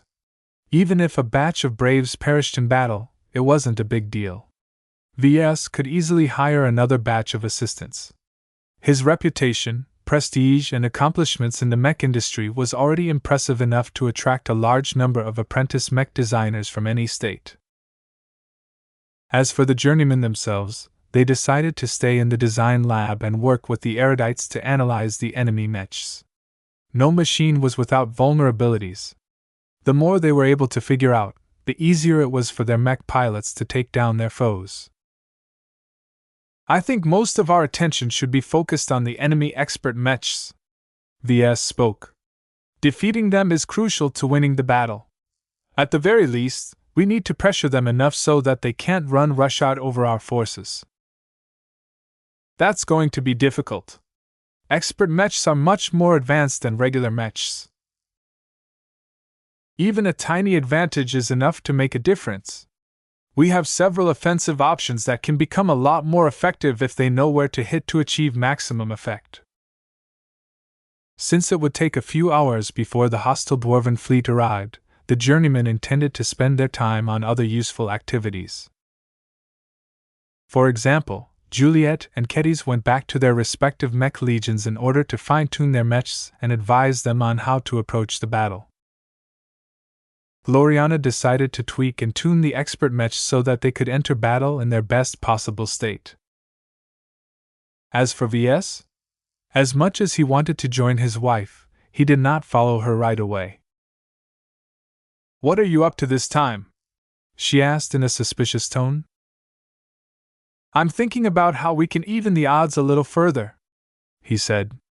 "While I'm glad that our clansmen are doing everything in their power to prepare us for battle, I don't think it's enough." Gloriana looked concerned. "You've been able to snatch victory from the jaws of defeat several times before. What makes this different?" "The number disparity is too great," he told her. "Even with our various trump cards, I don't think it's enough. Not only are we short on thousands of regular mechs, but we will also have to contain more expert mechs than we can match. I think our forces can reluctantly deal with one of these problems, but it is too much to handle both of them at the same time. We just don't have enough combat assets to spare." "So you're thinking about a way to increase that?"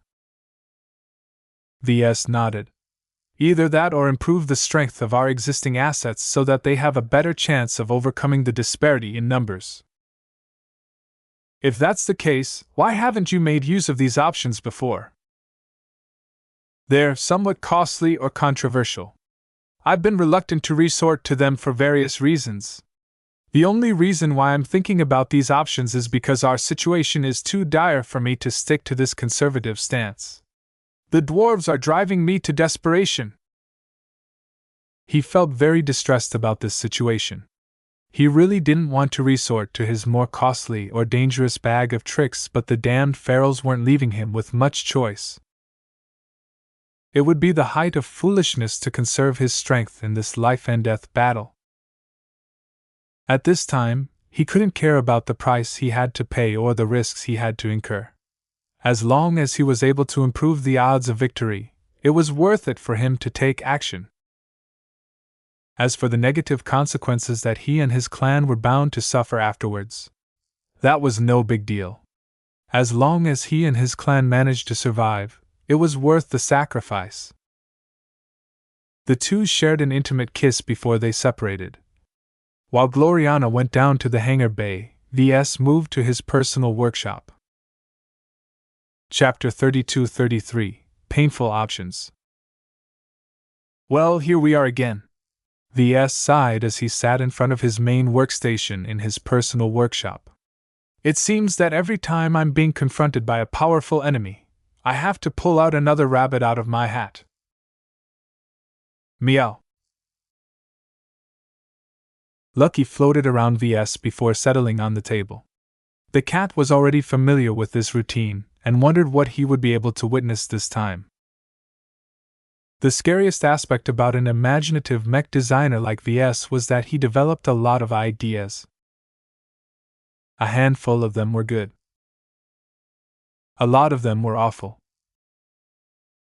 A fair number of them promised significant benefits, but not without complications. Ves shelved a lot of ideas that fell into the last category. Although he liked to take a risk every now and then, he did not generally feel the need to resort to them when he was already doing fine by maintaining a stable trajectory.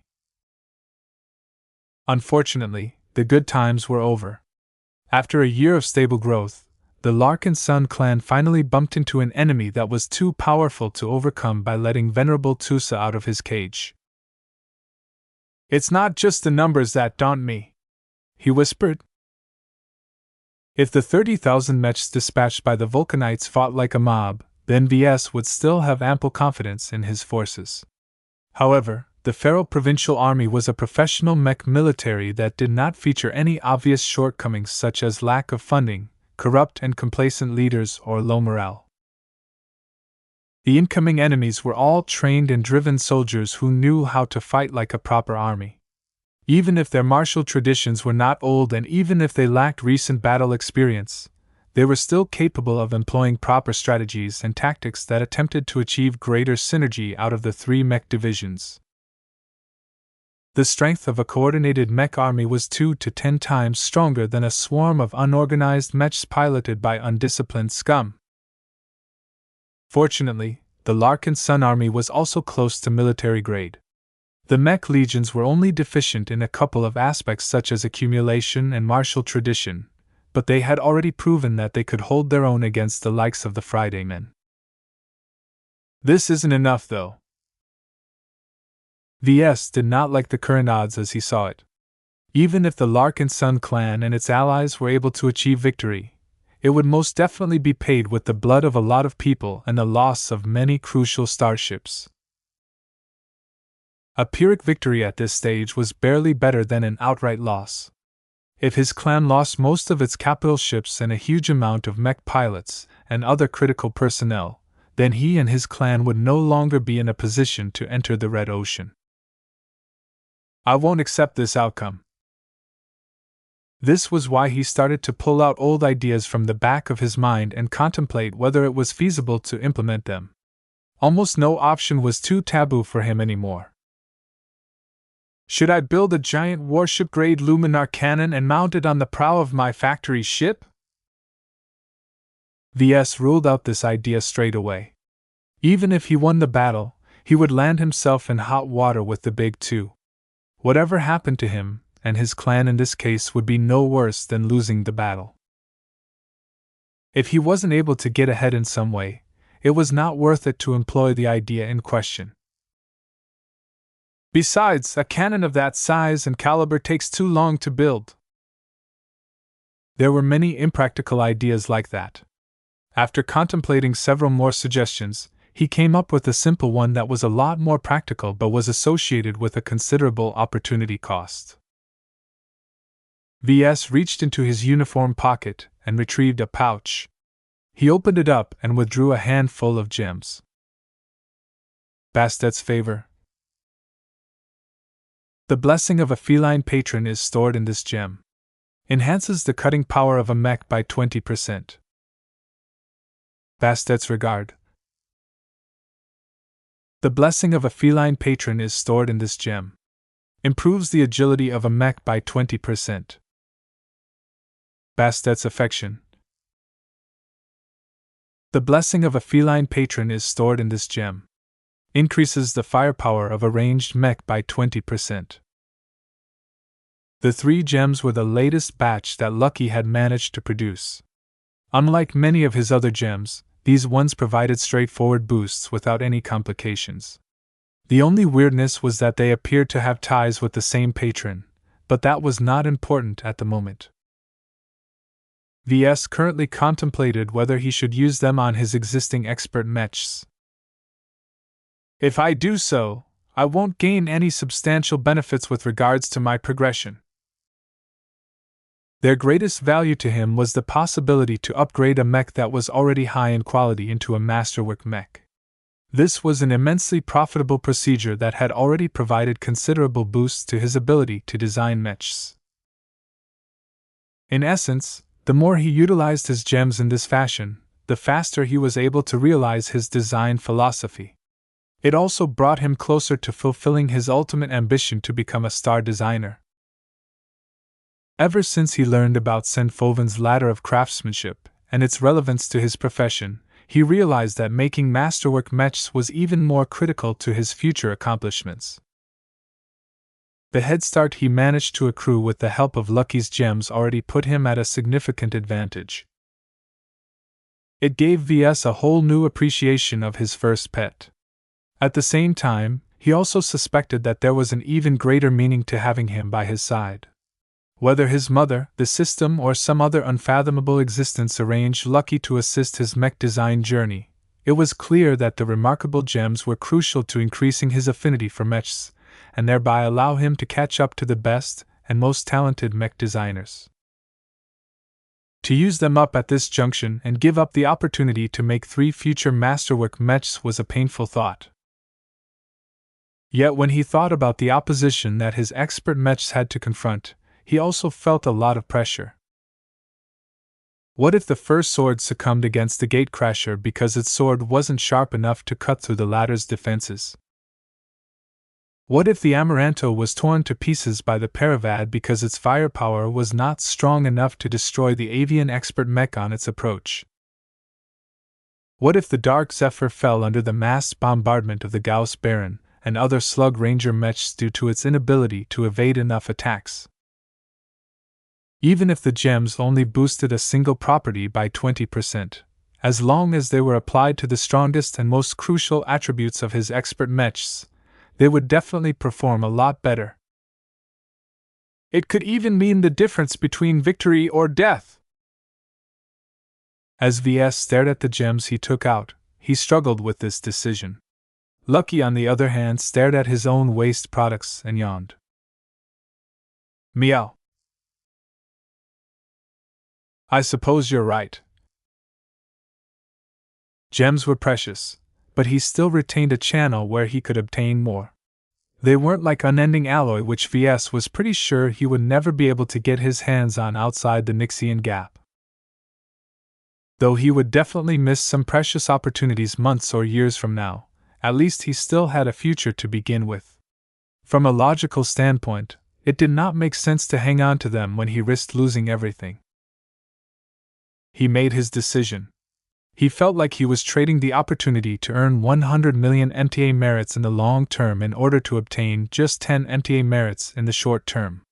The loss was too much, but Ves had no other choice because obtaining 10 MTA merits right away might end up saving his life in the coming few days. After making this difficult decision, he began to contemplate other possibilities. He soon thought about one of his most dramatic trump cards, his battle networks. Can I expand my battle networks? He quickly went over his options. The avatars of myth, the living sentinels, and the flagrant vandals were too messy and diverse to form a battle formation. That had not changed from before. However, different from last time, the Larkinson clan welcomed one more mech legion into the fold. The Eye of Ylvain all share the same beliefs. As much as he loathed it, he had to admit that religion was a great way to homogenize a large group of people from different backgrounds. Their strong beliefs in the same god or tenets caused them to form a connection with each other that was strong enough to allow them to form a working battle network. I'll add this to the list. He didn't expect much from this solution, though. Ylvain wasn't doing so well as a design spirit these days. Being cut off from a lot of spiritual feedback now that the Ylvain Protectorate stopped making use of holy soldiers and deliverers caused Ylvain to go on a starvation diet. Though the situation had improved a bit from before due to the slow expansion of the Ylvanian faith in the Larkinson clan, the design spirit didn't have a lot of energy to spare. Still, anything is better than nothing. The Eye of Ylvain only needs to make their precious opportunity count. The only complication was that the Ylvanian mechs largely consisted of artillery mechs that were locked in bunkers. They weren't able to move around, so how could they place themselves in specific formations that allowed them to channel the power of their design spirit? Ves scratched his head. Maybe they'll be able to work something out. There's not much of a cost to granting the Eye of Ylvain a battle network, so I won't lose anything if it fails. As he was thinking about this potential issue, he suddenly gained an inspiring thought. What if I combine the use of battle networks with powerful totems? He thought about the 4 aspects of Lufa and the statue of the Superior Mother. Each of them were remarkable and spiritually powerful in their own right. If he used them as a catalyst or booster to a spiritual process like his battle networks, then he might be able to achieve an even stronger effect. This was a crazy yet brilliant idea. Even though he had no idea whether it would work or whether it was safe to mess with spirituality in this way, at this moment Ves did not consider all of the ways that this could lead to catastrophic results. As long as there was a chance to achieve a powerful result, it was worth the gamble. Now that he came up with this idea, he soon matched his battle networks with suitable anchors. The Sword Maidens have the First Sword and the Decapitator. The Penitent Sisters have the statue of the Superior Mother. The Battle Criers have the 4 aspects of Lufo. As for the Eye of Ilvain, they didn't really have a suitable totem now that he thought about it. The closest object that could fulfill this job was the Zeal, one of the 6 transcendent messenger mechs that Ves had designed a long time ago. Even though the third-class hero mech was long relegated to a museum piece, it was still a revered mech among the Ilvainans. Ves rubbed his smooth-shaven chin. Should I repurpose the Zeal or create a more suitable totem? He was leaning towards the latter. As much as he saw the appeal of reinventing the Zeal, it was not built for the job that he envisioned. It was too fragile and probably had to be piloted in order to achieve its maximum effect. In contrast to choosing this messy solution, he much preferred to start with a clean slate and create a purpose-built totem. I've become quite good at making totems, and I think Ilvain will be able to channel his powers much better if I develop a specialized vehicle that is designed to work with his battle network. It was similar to designing an expert mech for a mech pilot. The difference was that his client was a design spirit, and the vessel came in the form of a totem. The only problem that caused Ves to pause was the implications of doing this. If he went through with creating a totem dedicated to the Great Prophet, the Eye of Ilvain and the Ilvainan faith would definitely be energized. Ves could already foresee that the Ilvainans would be able to convert more Larkinsons in the future. This was an unfavorable development that increased the proportion of believers and reduced the number of secularists in the clan. His expression became pained again. Damn it! Our clan really needs Ilvain's power. I can't pass this opportunity up just because I don't like what happens afterwards. Chapter 32-34 Wild Ideas. The ideas he came up with all sounded promising. Ves could already imagine the balance of odds shifting in his favor. Comment. Whether it was integrating his expert mechs with Lucky's gems, granting a battle network to the Eye of Ilvain, and making a new totem in Ilvain's honor, each of them promised to convert and use potential into greater strength. Comment. At least that was what he hoped would happen. It's not enough, don't you think so, Lucky? Meow. Lucky nodded. I feel as if I can still do something to tip the scales further. Although it was tempting to feel satisfied at this point, he couldn't afford to underestimate the Vulcanites. They might be lacking in many aspects, but the intelligence he read on the Pharaoh provincial army made it clear that his upcoming enemies were definitely hiding their own cards. Comment. It was dangerous to assume that the capabilities described in the intelligence reports conformed to reality. What if the Dwarven mech force retained another high-tier expert pilot? What if the Pharaohs reinforced their attack fleet with a couple of extra mech regiments that they had lying on hand? Any of these surprises could completely upend his calculus and doom his clan just because he became complacent too soon. His thoughts rotated faster as he renewed his effort to improve the outcome of the upcoming battle. He had so many potentially good ideas in mind. From producing more Luminar crystal weapons for his ranged mechs to convincing the Empire of the Lost to send a rescue force to bail him out, each of them would definitely improve his circumstances. Unfortunately, all of these solutions required too much time. If only Calabas discovered the conspiracy targeted against us sooner, he sighed. He was grateful that the Black Cats managed to uncover the Pharaoh Province's plot ahead of time. Calabas had probably saved a lot of lives by acting on her suspicions towards the Pharaoh patrol captain. It could have been better, though. The Larkinson clan would have never been so close to meeting its end if Calabas managed to inform him of the threat a week earlier. Maybe I'm asking too much from the Black Cats. If his clan was stronger and fielded more mechs, Ves wouldn't have ended up in this desperate position in the first place. He could have just relied on superior quantity and quality to steamroll his opposition. I really need to get my hands on a fleet carrier or two after this is over, he grumbled.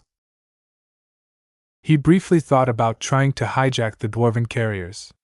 The idea sounded great at first, but then Ves remembered that the Vulcanites employed an extremely effective anti-theft measure that quickly ended this particular ambition. Those damn dwarves build their ships with ceilings that are far too low. Almost every compartment and passageway that didn't have to fit anything big was deliberately designed to make it harder for humans to navigate them. The Vulcanites were so eager with this that they baked this measure into all of their starships in a way that made it impossible for tall folk to capture them and crew them in an effective manner. The only way to convert a dwarven carrier into a more normal vessel was to rip out all of the interior and rebuild the insides from the ground up. For capital ships, that could take years. This devious dwarven measure also ruled out the possibility of boarding or infiltrating the enemy vessels. The Larkinson clan's boarding parties and infiltration teams simply couldn't go anywhere without scraping and bumping their helmets against the ceiling. Just as he was about to give up on this train of thought, his eyes suddenly strayed towards Lucky. The lazy gem cat was already starting to get bored. His eyes dimmed as he yawned another time. However, when Lucky sensed that Ves was looking at him with a speculative look, the cat quickly became alert. Nothing good ever happened when Ves adopted this gaze. Meow. You're shorter than a dwarf, right? In fact, lower ceilings don't bother you at all since you can just phase through solid matter. Meow. It's time to make another contribution, Lucky. Meow. Don't complain. Would you rather lose your ride and all of your privileges that you currently enjoy in our clan? If not, then get ready to suit up in your misfortune harness, because you're going on another infiltration mission. That riled Lucky up. The cat jumped into the air as if his feet had just been scalded with hot water. Meow, meow, meow. I'm not taking no for an answer. You'll either do this or you can float in the emptiness of space forever. Meow.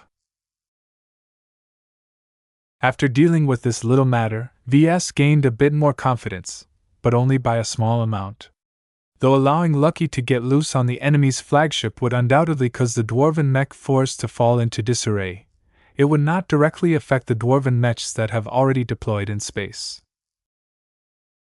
Ves needed to find at least one more way to harm or debilitate them in some way. Soon enough, a particularly radical idea came to mind. Could I use their beliefs against them? He wondered. He fell silent for a moment. This was not a light matter.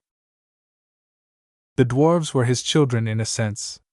Though nobody except him knew the truth, he was still the origin of their beliefs and the founder of their faith. During his last mastery experience, he invented a fake persona and adopted the guise of Vulcan, the god of dwarves, mechs and craftsmanship to rally the stupid dwarven rebels and make sure they fought hard enough against their human oppressors.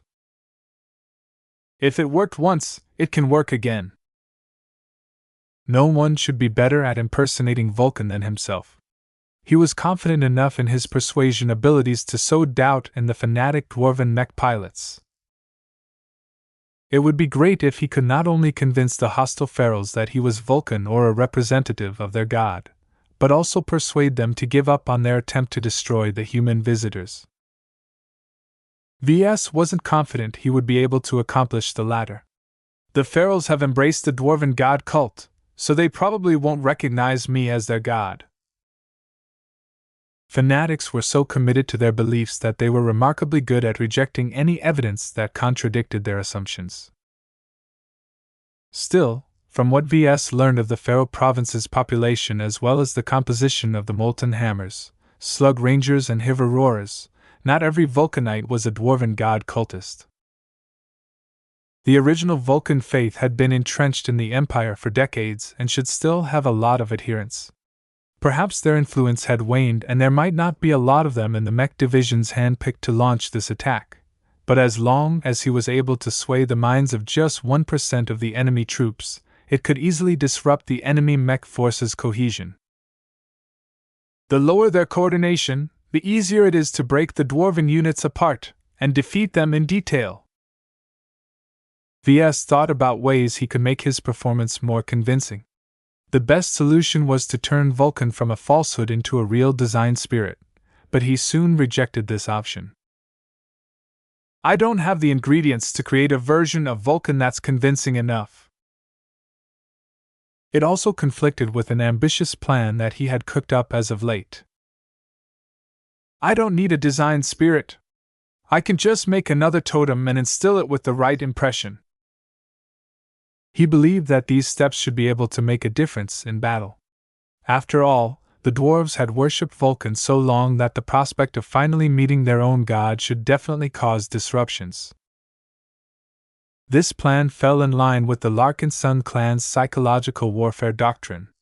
No matter how dirty it was to play with other people's beliefs, Ves was willing to set aside his disgust for religion in order to take advantage of other people's superstitions. As long as it delivers the results I want, I have no problem with pretending to be a god. After coming up with this latest ploy, Ves finally felt confident enough that he had done what he could to even the odds. Perhaps he might come up with more viable solutions, but for now he had a good starting point that effectively made use of his advantages. He immediately began to put his plan in motion. He first created a pair of totems in his workshop with the materials he had on hand. He spent the most time on creating a large-scale totem that was dedicated to Ylvain. Ves couldn't afford to stop and think about what he should create, so he just went with the first thought that came into mind. It will take too long for me to make anything complex, so I should stick to a simple shape. What about a rod? Originally, he wanted to make a giant cannon or gun in order to serve as a catalyst for a battle network, but Ves wouldn't be able to design and build anything up to standard in just a couple of hours of time. A rod was much simpler and easier to make, though he still invested a lot of time to make the giant object as simple and flawless as possible. It had to look good enough to make the Ylvainans believe that it was connected to the Great Prophet. While he made the rod, he instilled it with as much life as he could. He focused his efforts on two aspects. First, it had to exude the same glow as Ylvain in the purest possible form. Second, it had to work well with the battle network he planned to make. Since he had yet to create the latter, it was a lot more convenient for Ves to pre-configure the rod for its future purpose. He employed his accumulated spiritual engineering to create a spiritual construct that should provide specific functionality. Ves even made the spiritual construct alive and fed it with a precious portion of universal life energy to power up the entire artifact. He winced as he used up this portion. He didn't want to squander his precious high-grade serum in this manner, but this seemed like a bad time to be stingy. So he used up 10% of the energy contained in a full vial to accelerate the spiritual development of his totem.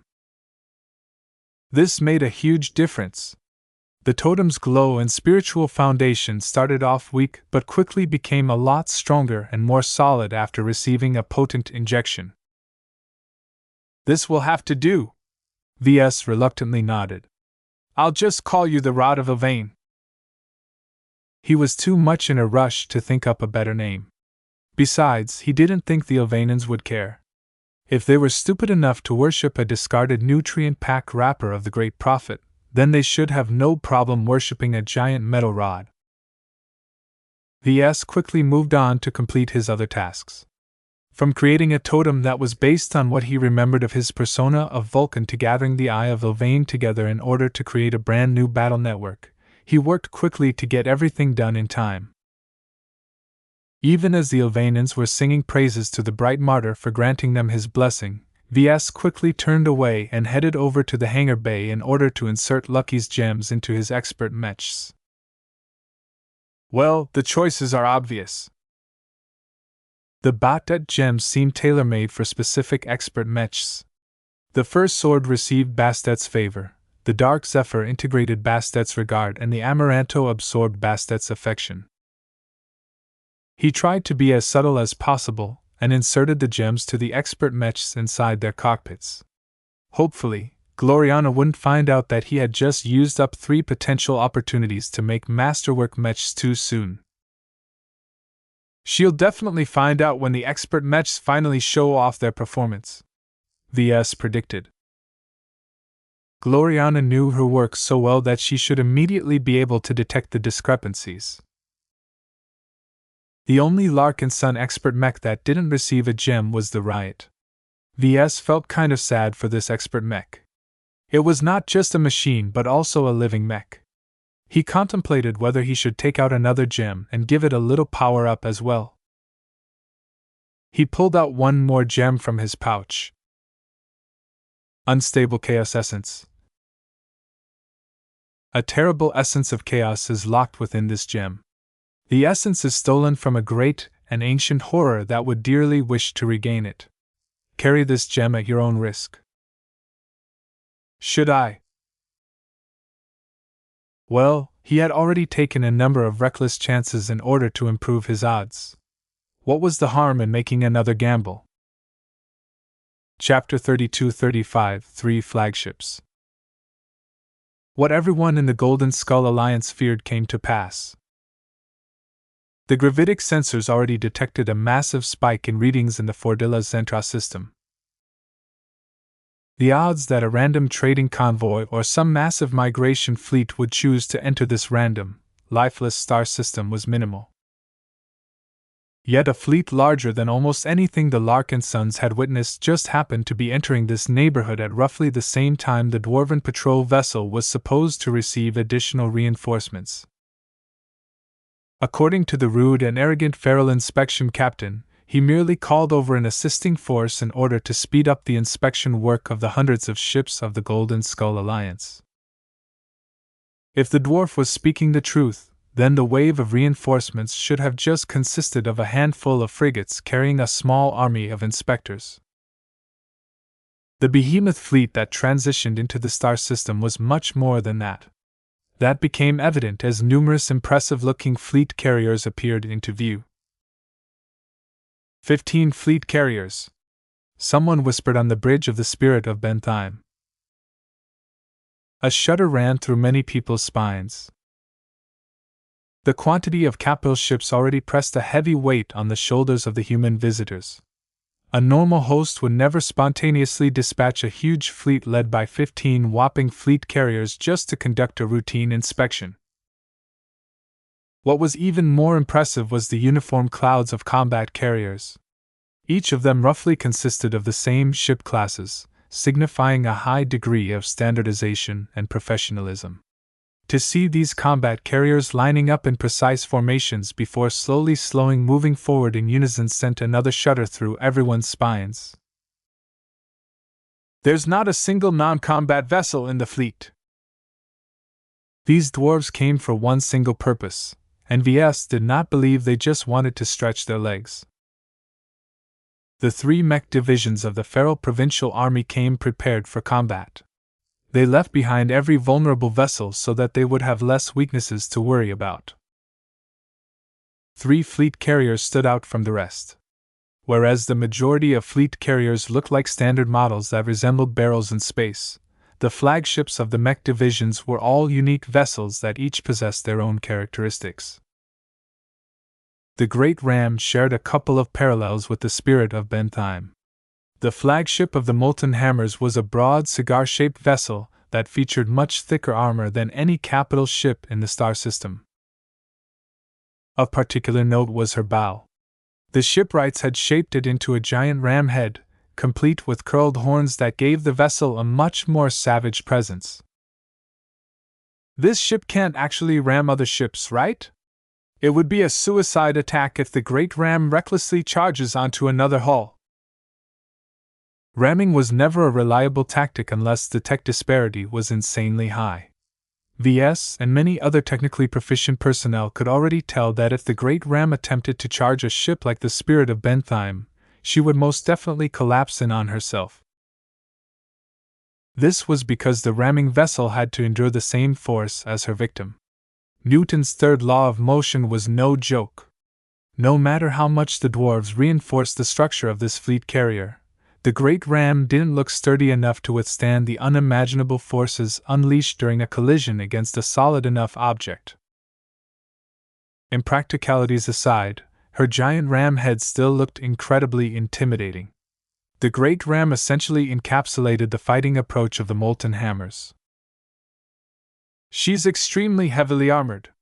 She boasts multiple layers of dense hull plating on every side except her stern.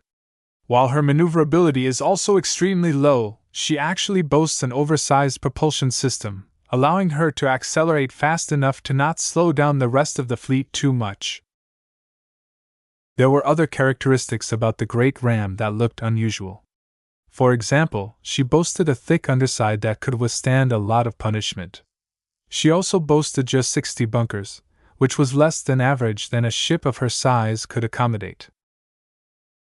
Obviously, the Great Ram was primarily focused on defense rather than offense. It was the Feral Provincial Army's version of the Graveyard, except the Dwarven fleet carrier was much more oriented towards combat and didn't look nearly as shabby. However, compared to this slow and plodding fleet carrier, the flagship of the Slug Rangers posed a much greater concern to the Golden Skull Alliance. Whereas the Great Ram lacked too many bunkers to pose an immediate threat, the Limogo Distat immediately caused a lot of alarms to ring inside the heads of the military commanders. Her design deviated the most from a standard fleet carrier. She was narrower than the Great Ram and did not boast an exaggerated amount of armor. Her hull still looked sturdy enough to withstand a lot of bombardment, and her maneuverability was probably a bit more decent. What really stood out from Limogo was her bunkers. She had a lot of them. It only took a short moment for the Larkinson clan's long-range sensors to count all of the reinforced bunkers. The Limogo Distat carries a total of 200 bunkers. She's practically made to serve as a firing platform for artillery mechs. This was the closest thing to a warship that ordinary states were allowed to field. Though the Vulcanites hated the rules imposed by the Big Two, which they considered to be a cabal of tall folk, even the dwarves weren't stupid enough to cross the clearest red lines set by humanity. The Limogo Distat actually boasted the smallest mech capacity out of all of the fleet carriers. So much of her volume was dedicated towards hosting bunkers and supporting the artillery mechs within that she did not need to fulfill any other function. What stood out from the bunkers was that they weren't as recessed as typical bunker implementation. Instead, they stuck out from the surface of the hull like huge pimples. These high bunkers increased the angles in which the artillery mechs inside could direct their fire. Otherwise, it would have been a lot harder for a mech positioned on the starboard side to fire at a target that was positioned forward, behind, above or below the Limogo Distat. Sure, the oddly shaped bunkers made the fleet carrier look like a disease-ridden vessel, but they ensured that at least two-thirds of the cracker mechs ensconced inside would be able to unleash their formidable firepower at any time. The roost was plainer than the rest. The main fleet carrier of the Hiver-Roarers resembled an oval nest as she was designed to carry and support 800 mechs. Her hull plating wasn't as thick as the other two flagships, but her mobility was noticeably better. Her 77 bunkers weren't anything to write home about. The ships of the three mech divisions each stuck fairly close to each other while at the same time maintaining their own spaces. The direction of their headings was clear, though. They were all navigating straight towards the expeditionary fleet. While this took place, the ongoing talk between the expeditionary fleet and the Dwarven patrol captain took on a different turn. The Dwarven patrol captain had kept Ministers Shadar and Perness locked in a circular argument for several hours. It was only now that he finally said something different. Our main inspection teams have just arrived. The dwarf captain schooled his face and tried to reassure the tall folk. Please stand by and wait for their approach. They shall be conducting their examinations soon. Your newly arrived friends have come with many more combat vessels than what is necessary to conduct a routine inspection, Shadarin plainly pointed out. According to our new laws, we must take extra precautions to protect our border. One of our rules is that we must field more ships and mechs than the parties that wish to enter our space. Please do not be concerned. This modest detachment from our great mech army will only take action should you break our rules or if the inspections have uncovered prohibited contraband. We are an expeditionary fleet that comes in peace, Shadarin firmly stated. We have already changed our minds about crossing deeper into the Vulcan Empire.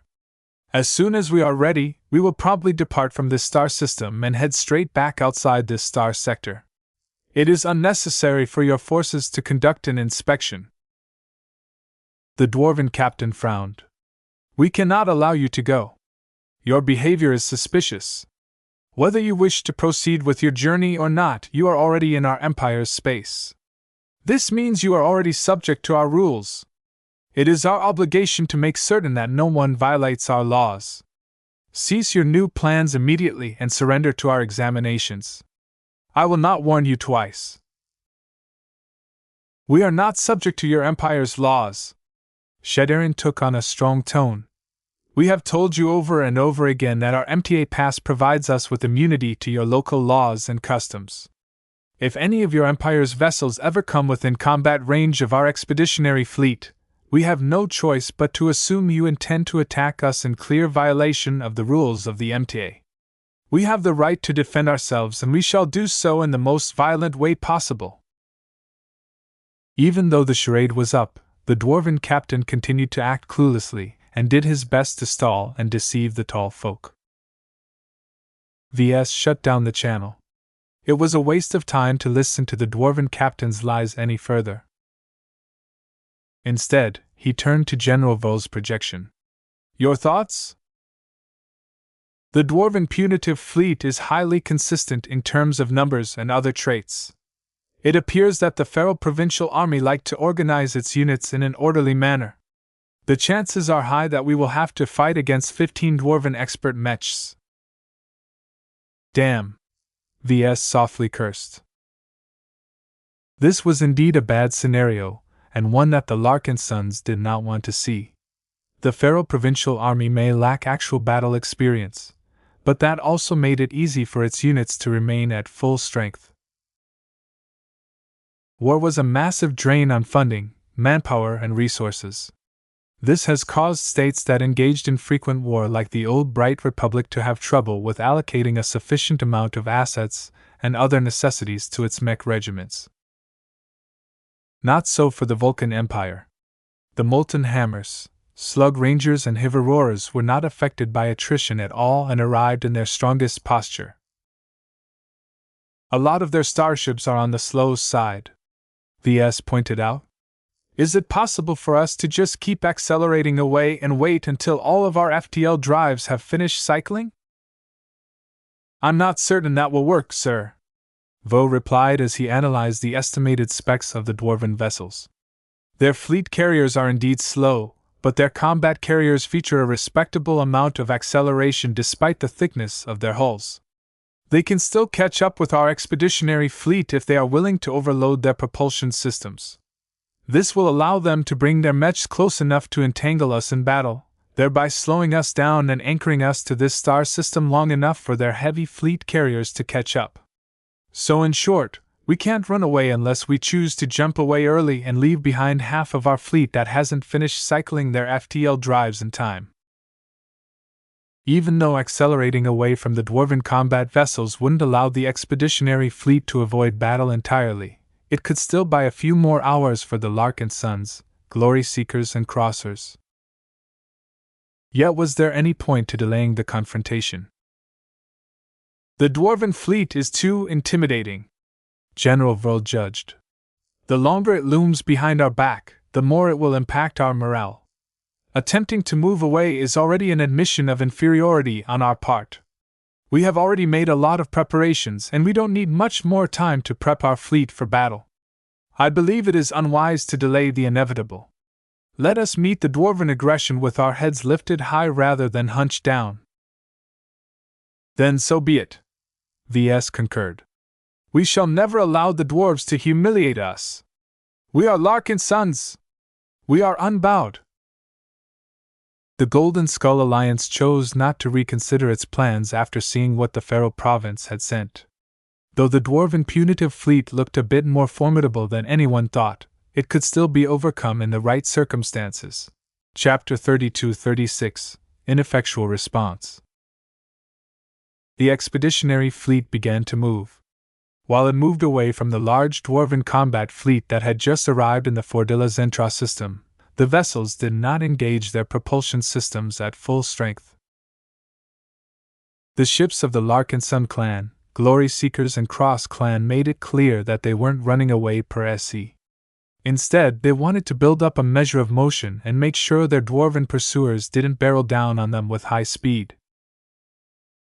According to the calculations, the expeditionary fleet's maneuvers would delay the interception by half an hour to an hour, which was enough to button down the ships and affix more improvised hull plating on their surfaces. This time, the expeditionary fleet no longer bothered to play stupid. The actions of the Golden Skull Alliance made it clear that it has already figured that the Feral Province came with hostile intentions. Strangely enough, it did not do anything to the dwarven patrol vessel. Aside from launching an intimidating amount of mechs in order to make sure the vessel kept her distance, the Larkinsons left her and her incredibly annoying captain alone. As much as we would like to blow this ship into pieces, we should refrain from being the ones who engage in hostilities first, Minister Shadarin warned Ves and the other leaders. If there is any hope of deterring the Ferals from going through with this ill-advised attack, then we must make sure that they will have to pay a grievous price for their actions. The MTA will certainly not take kindly to any actions that blatantly disregard its authority.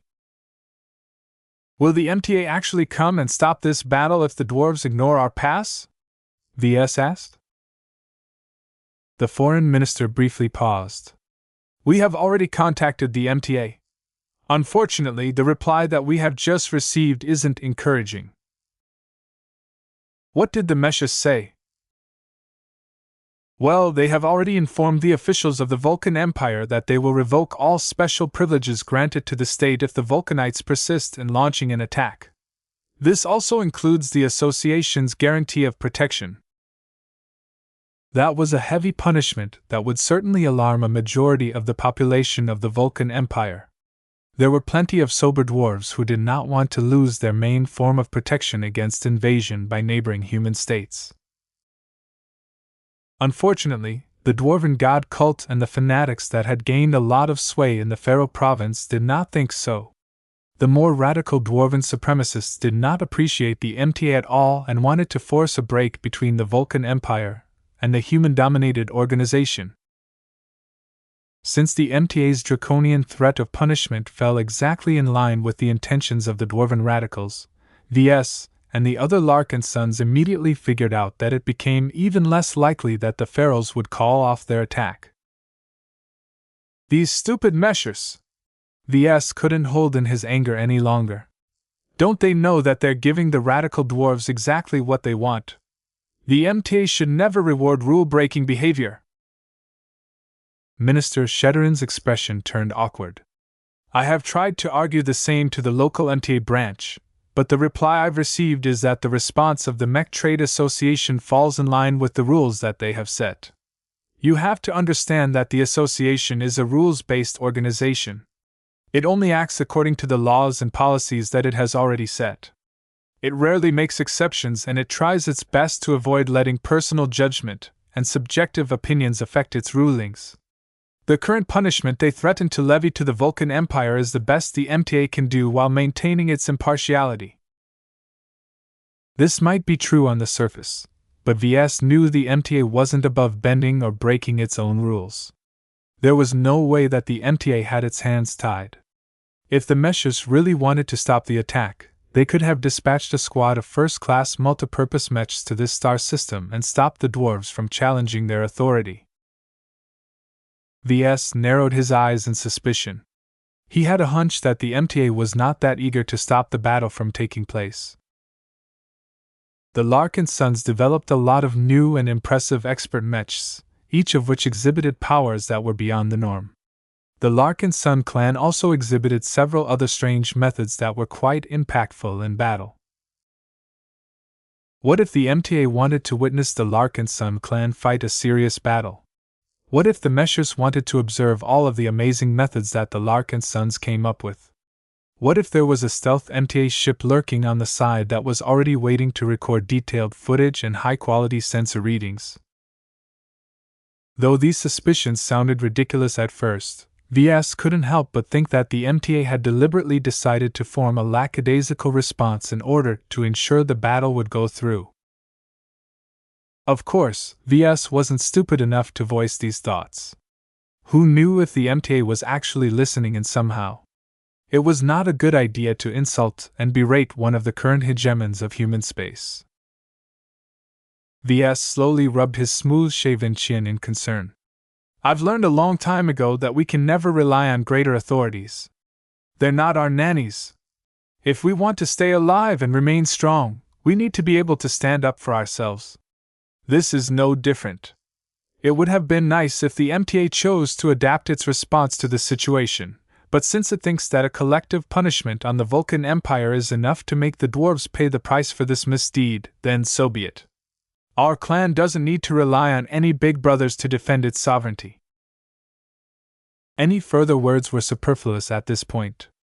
Though Minister Shadarin and his staff were still trying to do whatever they could to convince different factions of the Vulcan Empire to stop their radical compatriots from going through with this insanely costly attack, it didn't matter. The Molten Hammers, the Slug Rangers, and the Hiver Roarers were all self-contained mech divisions that were already committed to their mission. The authorities based in other provinces might object to the Feral Province's unilateral decision to force a break between the MTA and the Vulcan Empire, but they were too far to do anything about this action. It would take too much time to send a fleet that was powerful enough to prevent the situation from deteriorating. Though the Vulcan Empire kept this news from the majority of the population, plenty of leading figures within the expansive dwarven state learned about what was happening. Many traditional leaders such as Grand Regent Habitas Aiden and High Priestess Livel Greybeard vehemently opposed this move. Yet much to their surprise, a significant amount of leaders, including key figures within the central Yuri Burn province itself, approved of the attack on the tall folk. The entire dwarven state thus entered into a political crisis that intensified the contradiction between the followers of the original Vulcan faith and the members of the dwarven god cult. Since the separation between church and state was never a thing in the Vulcan Empire, a change in beliefs automatically translated into a change in policy. Ves always hated this because of one particular reason.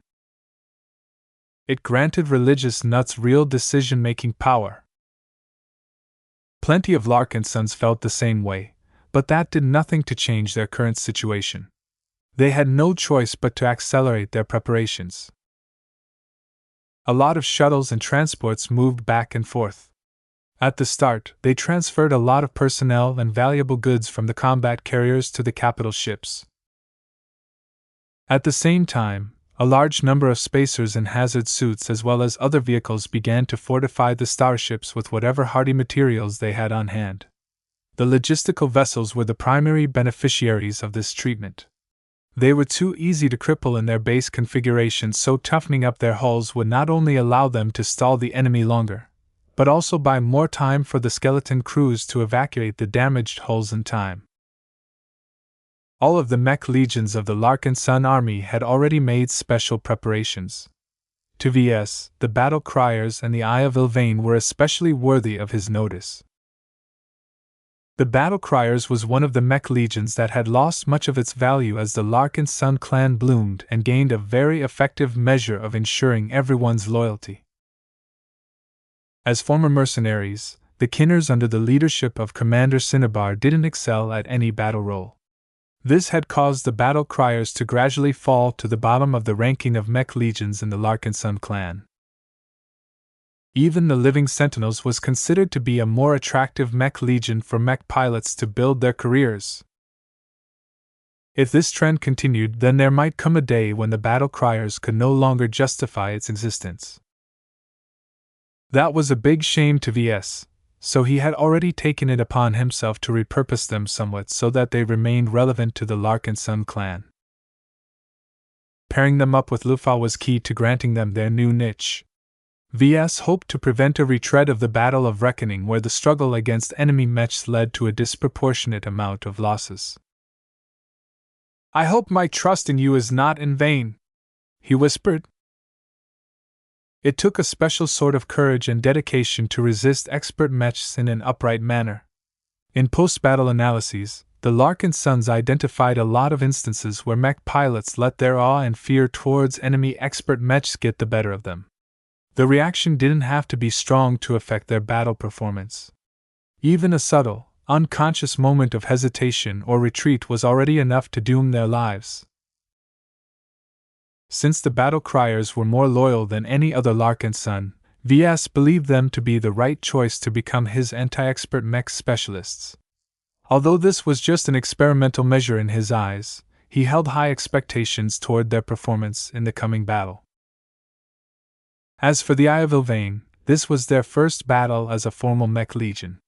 Not only did they gain a strong legitimate identity within the Larkinson army, they also received two powerful boosts in the form of a battle network and the Rod of Ilvain. Their morale and enthusiasm had shot through the roof once Ves presented them with these gifts. "I hope they'll be able to maintain their confidence when they start to slug it out with the Slug Rangers," Ves muttered. As the distance between the two fleets slowly narrowed, everyone suited up for combat. Ves donned his unending regalia once again and sat down in the observer's seat while lifting up a new addition to his equipment. Different from his other gear, the hammer he held in his hands exuded a glow that should only be familiar with dwarves.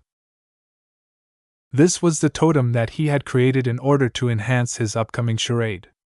He wasn't sure whether it would help or not, but he appreciated the craftsmanship of his new toy. Even though the living totem was only a relatively simple hammer, made out of unending alloy, it had the potential to become something greater. It's also a pretty good tool for hammering metal or bashing skulls. Due to the density of unending alloy, the one-handed hammer possessed quite a lot of heft. The black object boasted a flat surface on one end and an axe-like blade on the other end. He only really needed a single flat side in order to hammer stuff. The sharp end of the totem gave him the option to cut through solid matter. The only embellishment that Ves decided to add to the hammer was to socket an enhanced luminar crystal onto the pommel of his hammer. It did not quite fit with the aesthetic of a rough work tool, but Ves liked it nonetheless. It twinkled nicely with the light and lit up depending on how much spiritual energy he channeled into his new creation. The only point he was struggling with was how he should name this totem.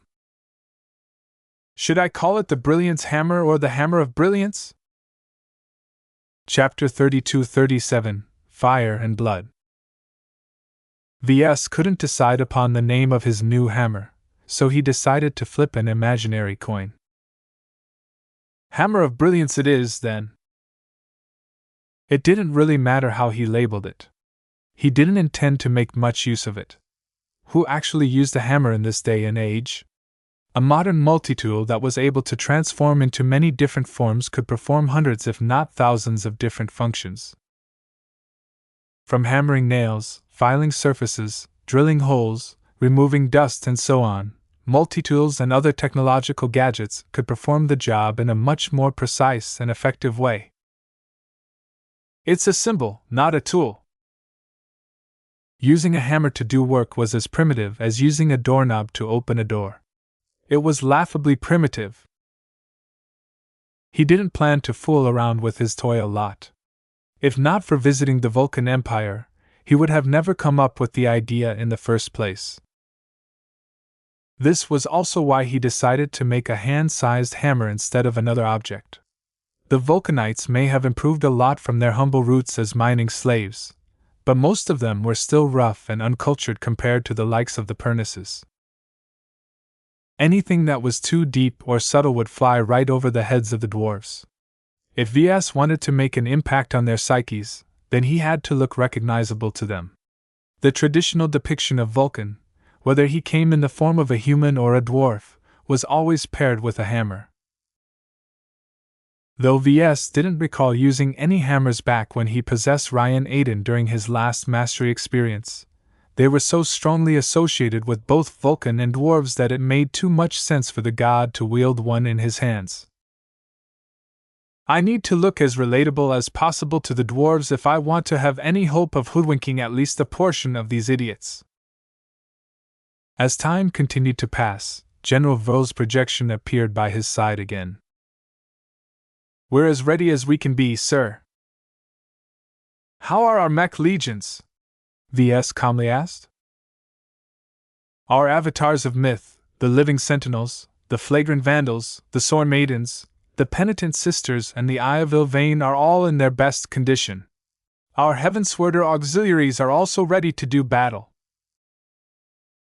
"What of our expert pilots?" "Venerable Tusa, Venerable Stark, Venerable Orphan, and Venerable Dice are fully prepared to meet the enemy expert mechs in battle. Venerable Joshua has decided to attach himself to the penitent sisters like before, while Venerable Janzi has chosen to hold the line with the living sentinels." Ves grimaced a bit. He still ached at the fact that the latter two expert pilots would remain severely underutilized. Their expert mechs were still months away from completion, so there was no chance at all for them to duel against the enemy expert mechs on an equal basis. "It will have to do," he sighed. "I see from the local plot that the dented coin is still in the star system. This place is not going to be safe for much longer. From what I've been told, the Pershams don't want to break relations with us. They also want to stay in the star system in order to witness the battle and make sure that the dwarven god cult doesn't distort the account of this battle. For example, the aggressors could lie about who struck the first blow and who was making aggressive maneuvers." Ves frowned. "I don't want to broadcast this battle to the public." "I think it's too late for that," General Vo replied. "It is not bad for us to show our capabilities. We have hidden our fangs so much that we aren't being taken seriously by many people. If we show that we can defeat or at least draw even against 3 military mech divisions, we will be able to gain a lot of respect. Maybe it makes more sense to hide our capabilities in the Milky Way, but we can't afford to show any weakness in the Red Ocean. If we show the pioneers beforehand that we have ways to punch above our weight, we'll probably be able to deter many rivals.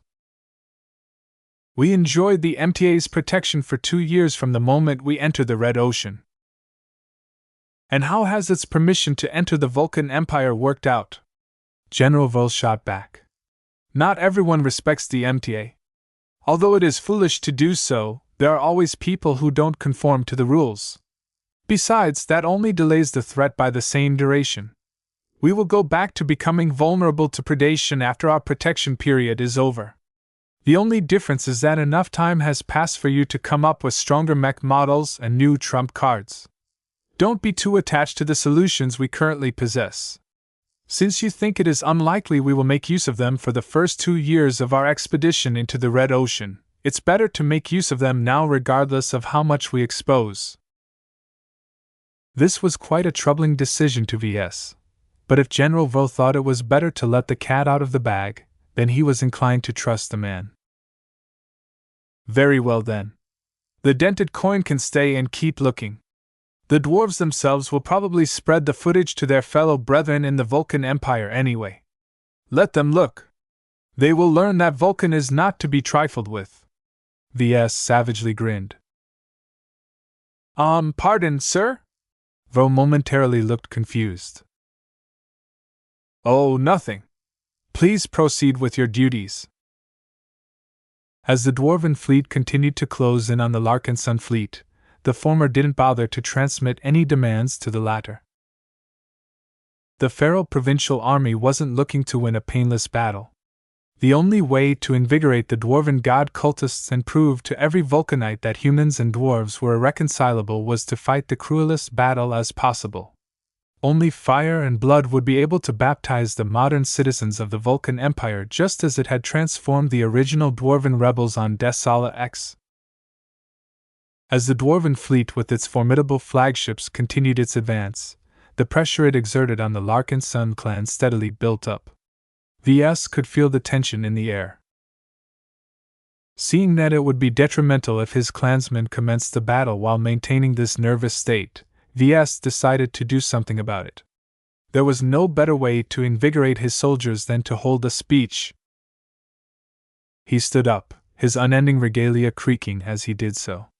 As he commanded the communication officer to prepare a fleet-wide broadcast, he noticed that he was still holding the hammer of brilliance. I'd better put this away. He stashed the hammer behind his seat just in time for the broadcast to go live.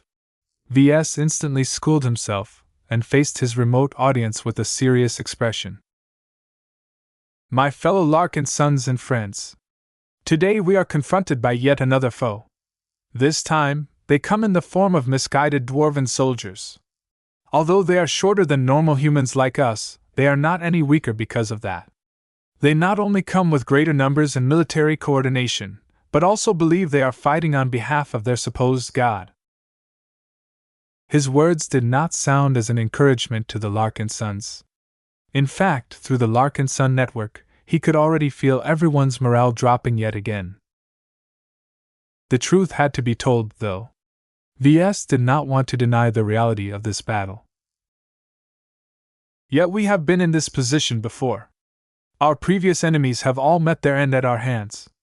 We have beaten pirates, taken down warships, defeated the detachments from elite military mech regiments, and even felled the dark gods. We have fought and defeated so many overwhelming threats that we are not weak in the slightest. This was a targeted reminder to all of the new recruits who had joined the Larkinson clan in the last year. The odds might not look great, but the clan had managed to survive against worse opponents. Today, we will all show these ferals and the rest of the Vulcan Empire what a mistake it was to attack our clan. We are giant slayers. We are god killers. We have become so good at butchering other humans that it should be no problem for us to slaughter the foolish dwarves who seek to do the same to us. No matter how many mechs our enemies deploy, and no matter how hard their expert mechs can fight, they can never match our power. Larkinson!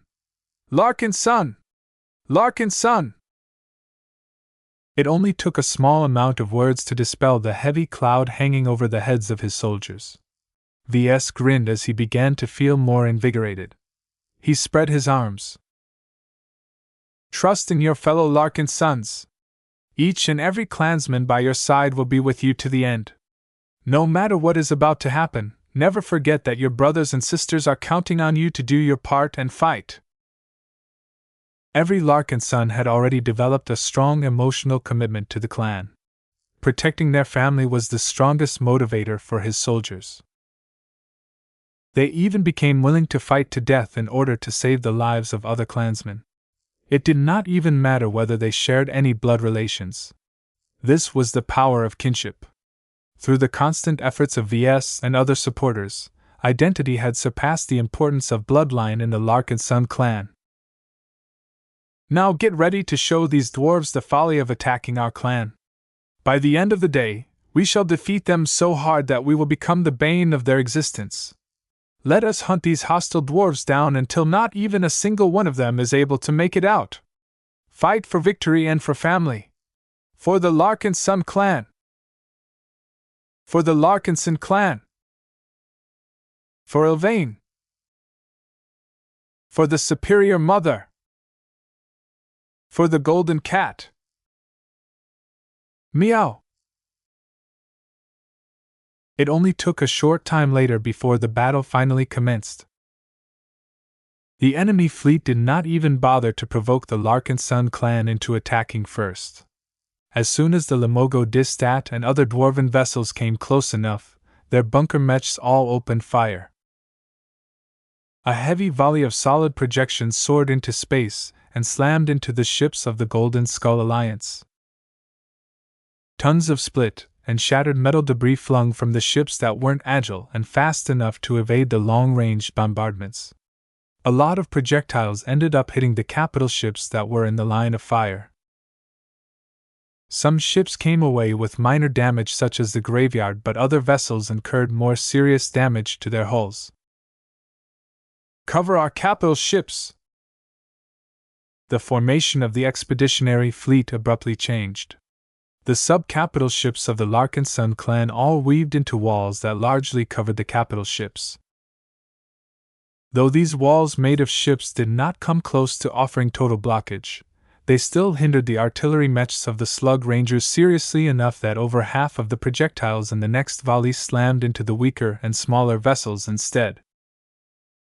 Though the impacts to their hulls looked quite concerning, most of them couldn't be taken down so easily. What are we waiting for? Hit them back! Since they didn't have to worry about the crime of attacking first, the Larkinson clan finally unleashed its own response. A mixture of positron beams and Gauss rounds exploded from the Transcendent Punishers and struck a couple of distant ships. Unlike the Slug Rangers, the Eye of Ylvain concentrated its firepower in order to inflict serious damage to the bunkers of the opposition. Although this resulted in less suppression onto the enemy units, the Eye of Ylvain nonetheless managed to overwhelm two bunkers housing land cracker mechs. The machines themselves also incurred enough damage to get taken out of the battle. Although only 2 mechs had fallen so far, this was still an important accomplishment. Don't stop until we have wrecked all of the land cracker mechs, Commander Tan instructed. The artillery duel had just begun. Chapter 32-38 Alduria Smoke. The Fordilla Zentros system never saw battle in its entire history of its existence. It was just a bog-standard red dwarf star system.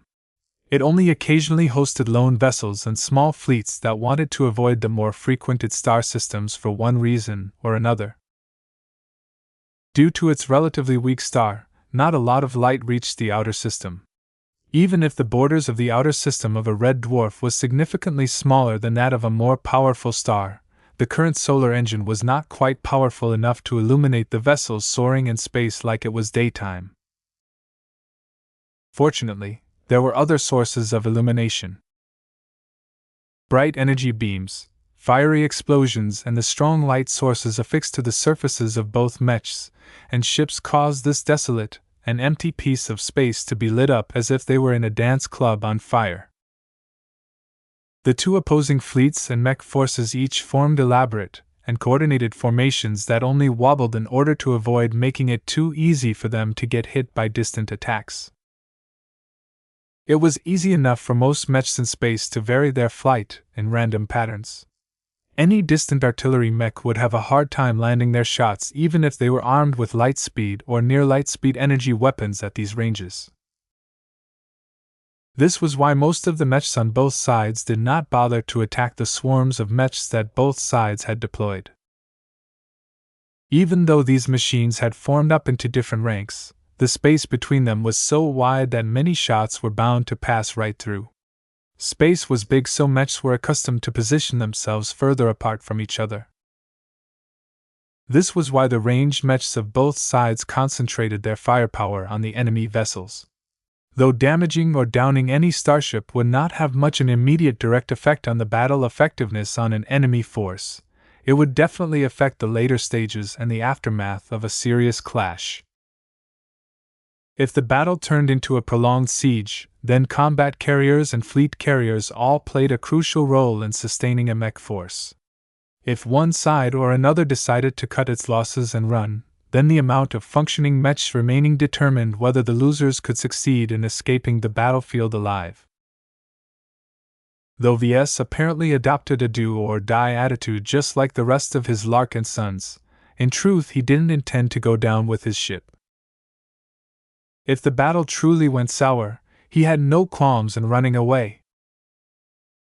It would definitely hurt him a lot if he lost his clan and destroyed his reputation as a brave and courageous mech pilot, but he was a mech designer by profession. Unlike soldiers who had a duty to protect the people they serve, Ves was only meant to provide support. Sacrificing his life to further for a noble cause was not a part of his job description. He already prepared a multitude of contingency plans. It would be ideal if he could take the spirit of Bentham away. But if the dwarves tried their best to prevent the high-profile factory ship from getting away, Ves could always shuttle over to a smaller and less conspicuous vessel. There were so many subcapital ships in the expeditionary fleet that the enemy wouldn't be able to tell which one carried any VIPs. Calabast had helped out as well. By combining their expertise, they created numerous different escape routes for themselves that were very difficult to deal with if their opposition didn't know about the methods in advance. Ves briefly smirked. Though Calabast and him were very different people, they were both of the same mind when it came to their most essential priorities. The biggest problem was that some of these escape methods did not offer that much capacity. If the Larkinson clan was truly about to be destroyed, he might not have enough time to bring along the people he cared about the most. The thought of leaving behind people like Kedis, his wife, and most importantly his unborn child was almost intolerable to him. He had to prevent this outcome at all costs. The mutual bombardment had already proceeded for over a minute. The transcendent punishers of the Larkinson clan and the equivalent artillery mechs of its alliance partners were all directing their firepower towards the distant carriers of the Slug Rangers. Everyone in the Golden Skull Alliance knew that the range specialists of the Feral Provincial Army had to be neutralized first. The threat level of this destructive mech division was so great that no ship or mech would be able to survive getting focused upon. "We've lost the Alderia smoke," a bridge operator called. Ves switched his eyes to a dynamic projection that automatically showed the most relevant moments of the ongoing battle. It depicted a subcapital fuel tanker that had been broken into half after a volley of ultra-heavy Gauss rounds slammed into her hull. The heavy firepower was too much for the lightly armored logistical vessel. Numerous projectiles fired by the incredibly formidable enemy land cracker mechs had bypassed the extra plating that had recently been affixed to Alderia Smoke's sides and happened to destroy her keel and a number of critical structural elements. As a result, the fuel tanker snapped in half like a twig. The high-density fuel that was stored in her abundant tanks surprisingly didn't ignite, and just froze into crystals as they drifted off into deep space. Ves closed his eyes for a second. The fall of the Alderia Smoke was just the beginning.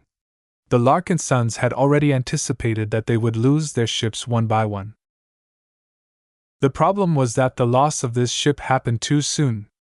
At this extreme range, the accuracy of the Gauss weapons wielded by the Slug Rangers wasn't actually high. Yet they still managed to overcome numerous difficult circumstances and successfully removed one of the obstacles that shielded the spirit of Bentham. "The Steel Rain Mech Regiment is definitely worthy of its reputation," Ves sighed. Not all of the ranged mechs continued to fire their weapons after unleashing some initial volleys. Although the bright warriors armed with positron rifles were capable of hitting starships from a long distance with fairly respectable hit rates, it was extremely hard for them to hit the exact same sections multiple times. With the way that starships were built, If incoming attacks did not strike the same surface, then they could easily absorb a huge amount of damage across their huge surfaces without losing any operational effectiveness. The only way to take them out of the fight was to concentrate enough firepower on a single section and breach the interior. Only by taking out key systems such as the power reactors or just wrecking a sufficient amount of internal structure was it possible to cripple or destroy a starship.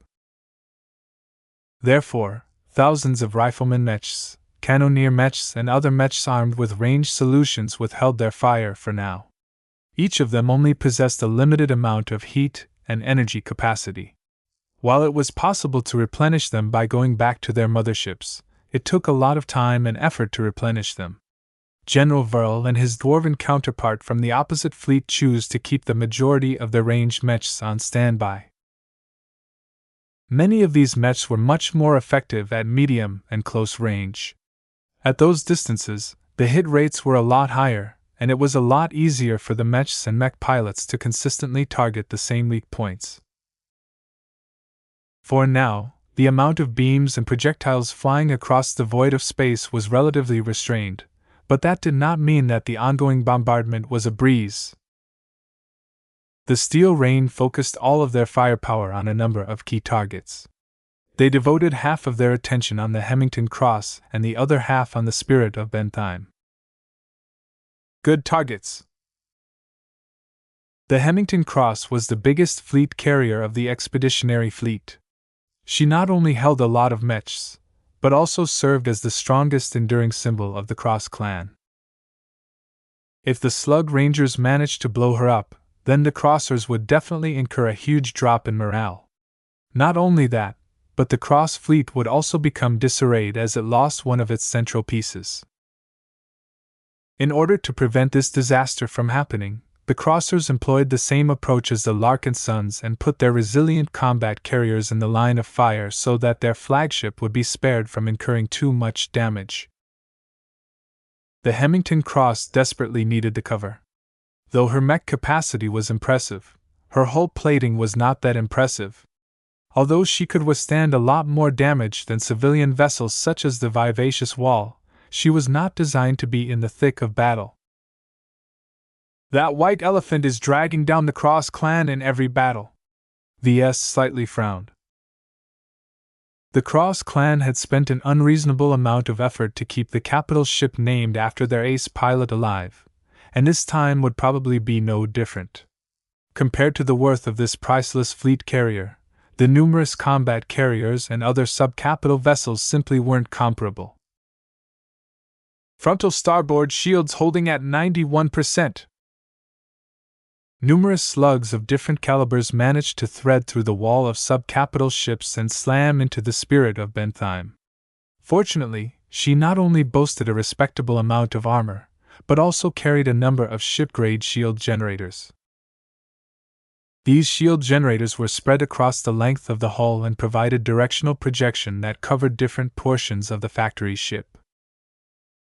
By now, the large and energy-hungry production halls had long ceased churning out mechs and parts. This freed up an immense amount of power that was all being redirected towards the shield generators. As long as the intensity of the incoming fire wasn't too high, the shield generators could maintain their energy barriers for a very long time.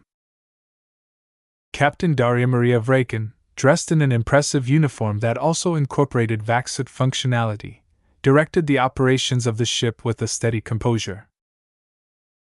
Rotate the hull by 45 degrees. Let the partially depleted shields recover naturally. We need to maximize the longevity of our shield generators as much as possible. Make sure to hurry up with organizing evacuated crew members from other ships into additional work teams and damage control parties. The dwarves have set our ship as their highest priority target, so we are bound to incur significant hull breaches. The dwarves chose wisely, though Ves wished that they could have picked another target. The Larkinson fleet encompassed numerous different capital ships. Several of them were much less resilient, and could be taken down with significantly greater ease. Yet instead of picking on more fragile capital ships like the Dragon's Den or the Andrenity, the Slug Ranger preferred to target the much tougher spirit of Bentheim. "Maybe I should have designed her to be more low-key," he muttered. The spirit of Bentheim's attractive appearance and strategic importance provided the Larkinson clan with a lot of benefits outside of battle. However, when the ship became embroiled in battle, it was quite a pain for the Larkinsons to protect a vessel that was not quite relevant in combat. As the artillery mechs from both sides continued to pound against each other, the damage continued to pile up. Several more vessels began to lose propulsion and slowly fell out of formation. Several bunkers had gotten breached, and the mechs inside weren't in a better condition. Both the attackers and the defenders already started to lose hundreds of lives. Ves could feel the Larkinson network growing restless as it lost a few precious connections. Each of them represented the death of another Larkinson. Nyaya. "Stay strong, Goldie," Ves softly whispered. "It will only get worse from this point. The only thing we can do is to remain firm and keep encouraging our men. Confidence is key. We cannot allow the dwarves to break us first." The approaching dwarven fleet kept becoming more and more intimidating. All of that mass and all of that firepower exerted an increasing amount of pressure towards the Golden Skull Alliance. Chapter 32-39 Artillery Duel. An artillery duel could last several minutes at the shortest but could also stretch on for several days in the more extreme cases. It all depended on how willing either side wanted to close the distance, and how long their hardware and supplies could endure the consumption. The way that bunkers and compatible heavy artillery mechs were designed played a huge role in how long a side could persist. The Transcendent Punisher model was designed with Hexer technical specifications in mind, and that made it a good fit for all of the Hexer-built vessels. However, several minutes into this destructive exchange of fire, it became clear that the Slug Rangers were even better at this kind of ranged attrition warfare. "The bunkers of the enemy vessels are at least 23% more damage resistant than ours. The heavy artillery mechs are mounted on movable platforms that can rapidly be pulled to the rear in the event a bunker has been breached. The heat dispersion and ammunition supply systems of the bunkers are 14% more efficient than ours." Numerous analysts with a naval engineering background began to supply relevant information to the soldiers. It became clear that the Slug Rangers accumulated a lot more knowledge and experience in ranged combat and artillery duels. For a moment, Ves had the illusion that he was not witnessing a battle between mechs, but warships. Carrier vessels that incorporated bunkers into their design were hardly different from true warships at first glance. The only problem was that the scale of firepower was a bit too low. While it was possible for bunker mechs to destroy large starships, their relatively limited power meant that they either had to hit the right weak points or rely on applying continuous damage to break down their targets. This was exactly what was taking place at the moment. The distance between the two fleets wasn't closing as fast as could be, which meant that this long-ranged exchange of fire could easily last an hour or more. This was a rather nerve-wracking amount of time that could impact people's morale in a negative way. The reason for that was that it was extremely frustrating to be fired upon but not be able to retaliate effectively. Melee mechs and other machines optimized for close to mid-range combat such as Valkyrie Redeemers were currently relegated to spectators at the moment. In order to prevent them from suffering losses without any meaningful payoff, the mechs all took cover behind armored combat carriers or larger ships that could withstand a lot of hits such as the Graveyard. They were the equivalent of arms men taking cover behind castle walls. Distant catapults and trebuchets tried to tear down the thick walls by launching constant heavy projectiles. Though the chances of getting directly hit was low, if anyone got hit even once, they would assuredly incur a lot of hurt. It was during times like these that willpower, training, discipline, and other mental factors became important. When Ves surveyed his own men, he became satisfied with what he saw. Both his mech pilots and the ship crews were still holding firm. While not many of them were in high spirits anymore, they were far from crumbling. That might change as the battle intensified later on, but at least VS didn't have to worry about the onset of doubt at this early stage. This is still the opening act. A battle as large as this won't be concluded so soon.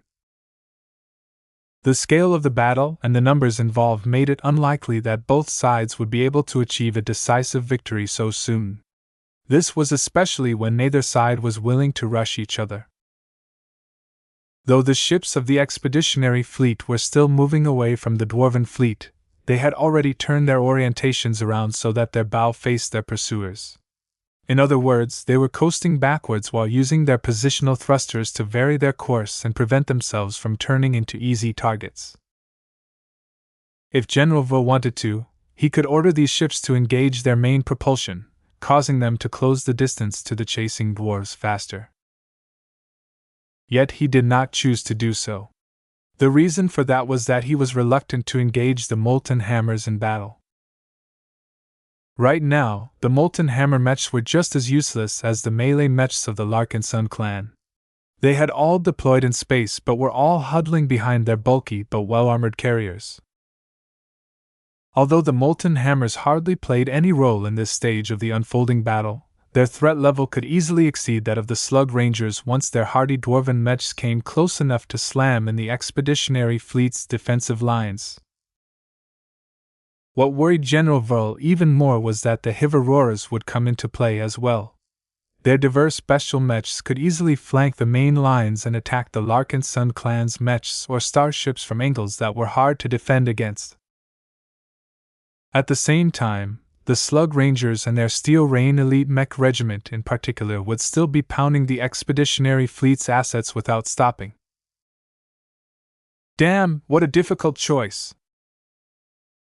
Compared to the prospect of fighting against 3 dwarven mech divisions at once, General Vrl wisely sought to contain the intensity of the battle and see whether they could take advantage at long range. It didn't seem like things were going well, though. While the disparity was not alarmingly lopsided, the Steel Rain obviously weren't novices at this. The expeditionary fleet was incurring more damage than the well-armored ships of the dwarven fleet. VS sighed. The Eye of Ilvain was too young and was just beginning to develop its own doctrines and unique practices. The Steel Rain was decades ahead and already possessed mature fighting and training systems. How many transcendent punishers have we lost so far? He asked. 33, sir. That did not sound like much, but the Larkinson clan did not boast a lot of bunker and bunker mechs to begin with. In fact, it wasn't just quality that caused the Larkinsons to be put at a disadvantage, but also quantity. If not for the Glory Seekers and Cross clan contributing their own artillery mechs, then this artillery duel would have easily become a one-sided slaughter. VS knew that the rate of losses would only accelerate as the distance narrowed. Most of the bunkers that succumbed had been targeted by massed firepower. When hundreds of heavy artillery mechs pounded onto the same ship, it shouldn't be surprising that the vessel and everyone on her would eventually break. Perhaps it is time to activate my first trump card. The main reason why he granted the Eye of Ilvain a battle network and a battle totem was to grant them a means to catch up to the enemy. Though VS preferred to save this card at a later stage, he was afraid that his artillery mech legion would incur too many casualties too early, thereby directly reducing the impact of its battle network. Suddenly, the spirit of Bentheim shuddered a bit. His flagship apparently suffered a devastating impact. What happened? The Gauss Baron has opened fire. Just seconds earlier, 8 potent high-quality projectiles empowered by resonance soared straight from the Limogo Distat and squeezed through the wall of Larkinson's ships until they slammed straight onto the bow of the Spirit of Bentheim.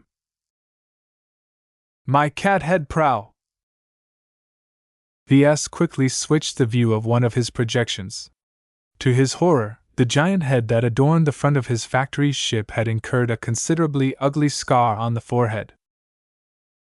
The 8 projections had not only cratered through many meters of solid briar alloy, but also transferred a devastating amount of kinetic energy that fractured and weakened the structure of the materials around the impact sites.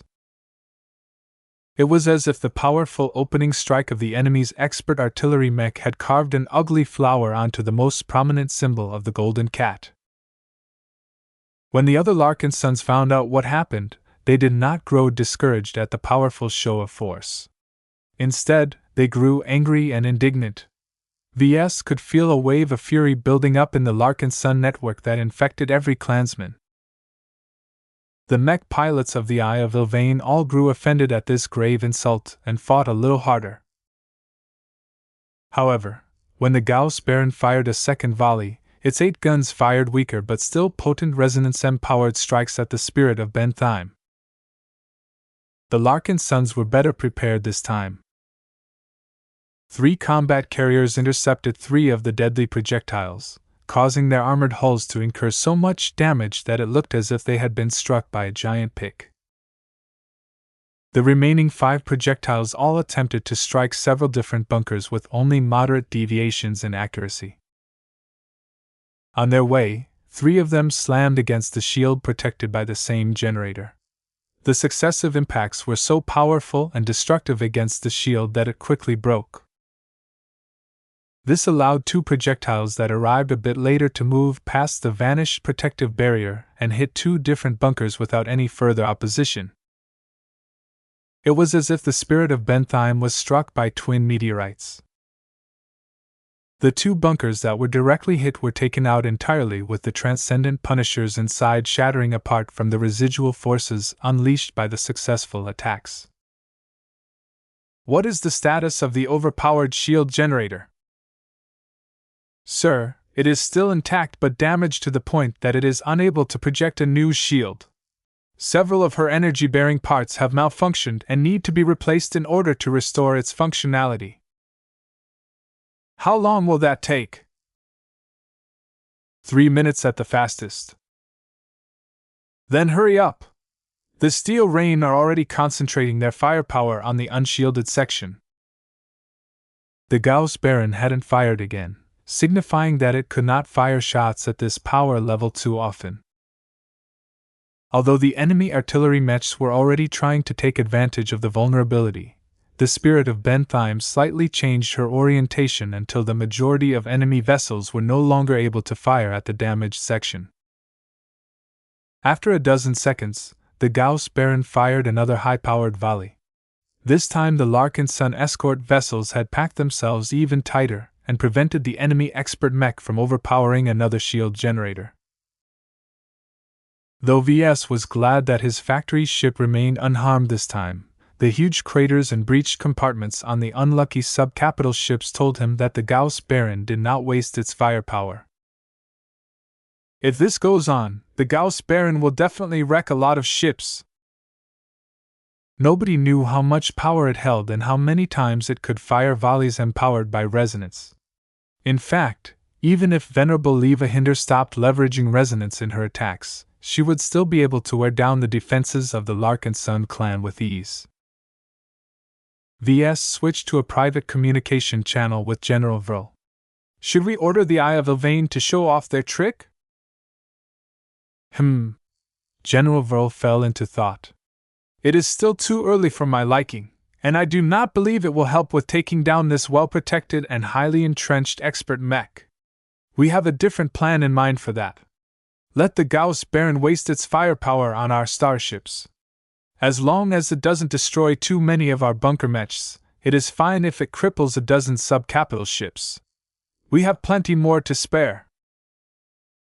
As the Gauss Baron continued to fire devastating volleys towards the ships covering for the spirit of Bentheim, Ves understood the trade-off that General Vril had accepted. He was essentially sacrificing a steady amount of ships and artillery mechs just to keep a single enemy expert mech preoccupied. What was happening at the moment was eerily similar to what happened during the Battle of Reckoning.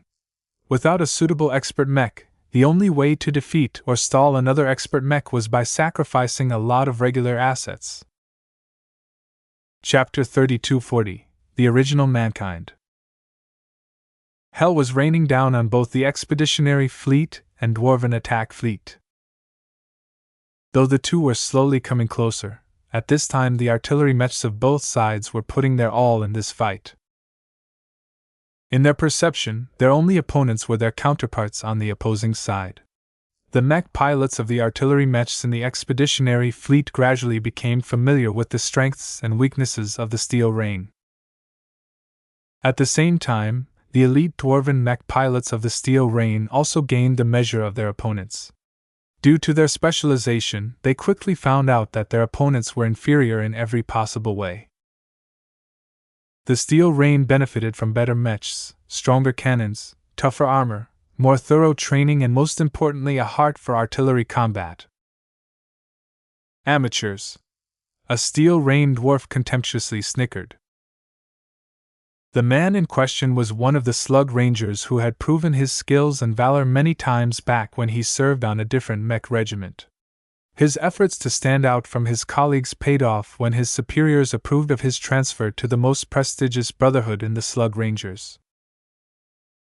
Now, the prospect of unleashing holy punishment against the arrogant humans who had the temerity to treat the sovereign Vulcan Empire as their backyard had raised his combat state to a whole new peak. "Ha ha! Break for me, tall folk!" Fergus Holbarn exulted. "I will not stop until my cannons have shattered each and every one of your mutated bodies." The hatred of the Vulcanites against normal humans had reached such an extreme that many of them had even begun to develop warped theories to justify their own supremacy. According to one fringe theory that had gained popularity among the dwarven god cultists as of late, heavy gravity variant humans weren't genetically modified people at all. They were the original and most perfect version of humans. The reason why humanity gained the upper hand and managed to oppress and enslave the once dominant race of dwarves was because their gods had betrayed the original race of mankind. Dwarves were too powerful for the gods to control. Aside from the great and compassionate Vulcan that remained true to dwarvenkind, the other evil human gods had conspired against dwarves like Fergus. Ever greedy for power and control, the treacherous gods betrayed the proper order and create a new slave race made out of mutated dwarves. By distorting the perfect dwarven form and turning them into spindly, tall shapes, the evil gods created a new race that was physically weaker, less intelligent, and at least 3 times uglier. The humans that resulted from this unholy transformation became the best helpers, as they not only obeyed the traitor gods without a fault, but were also too weak and incompetent to ever rebel against their own creators. Fergus Holbarn momentarily felt pity for his distant human opponents. How could they not realize their own captivity? Wasn't it obvious that the gods were controlling their potential through the deceptive organizations known as the Mech Trade Association and the Common Fleet Alliance? The Big Two were evil. They were ostensibly trying to protect humanity, but the reality was that they were exploiting the ignorant humans instead. From taking away the right to wield the strongest weapons and warships to preventing people from founding proper star nations, it couldn't be more clear to the dwarves that the evil human gods had done everything they could to keep their chattel in their cages.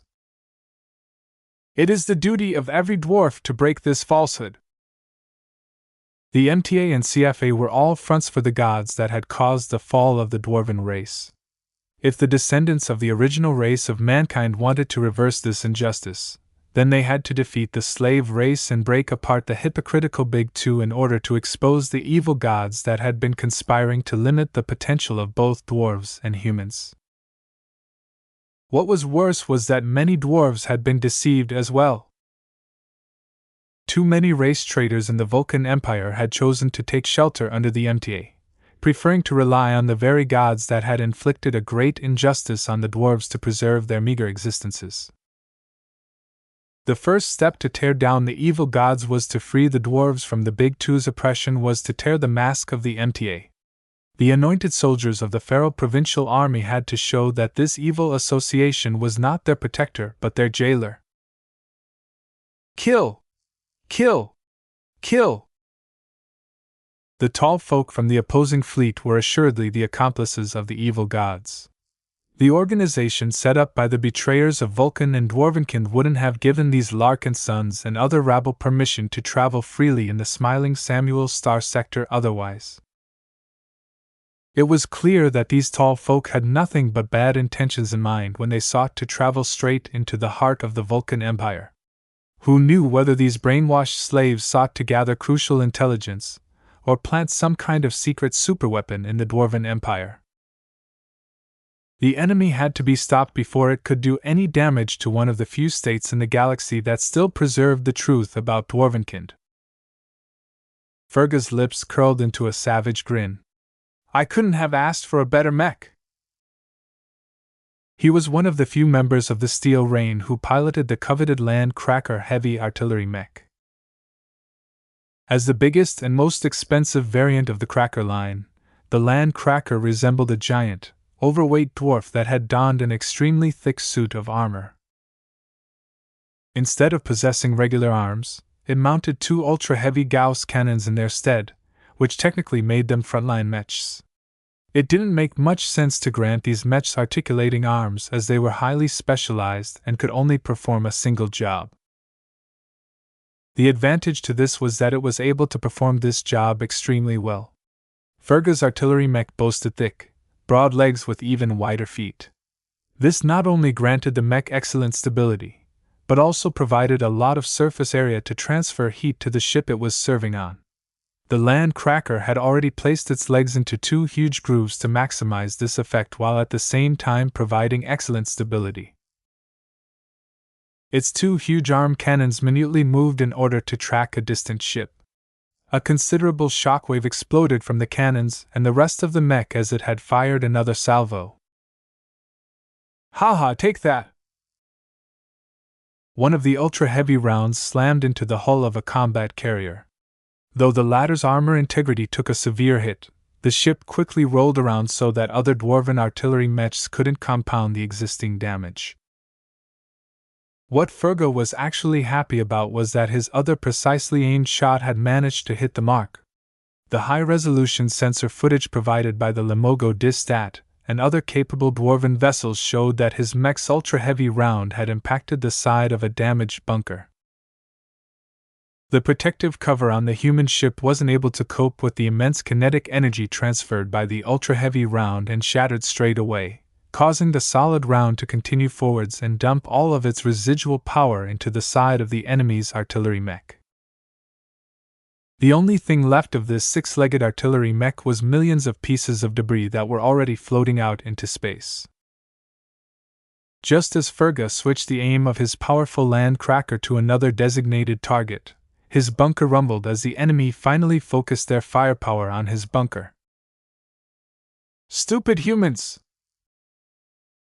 Not all bunkers were the same. The Land Crackers were the most prestigious and valuable artillery mechs in the Steel Rain Mech Regiment.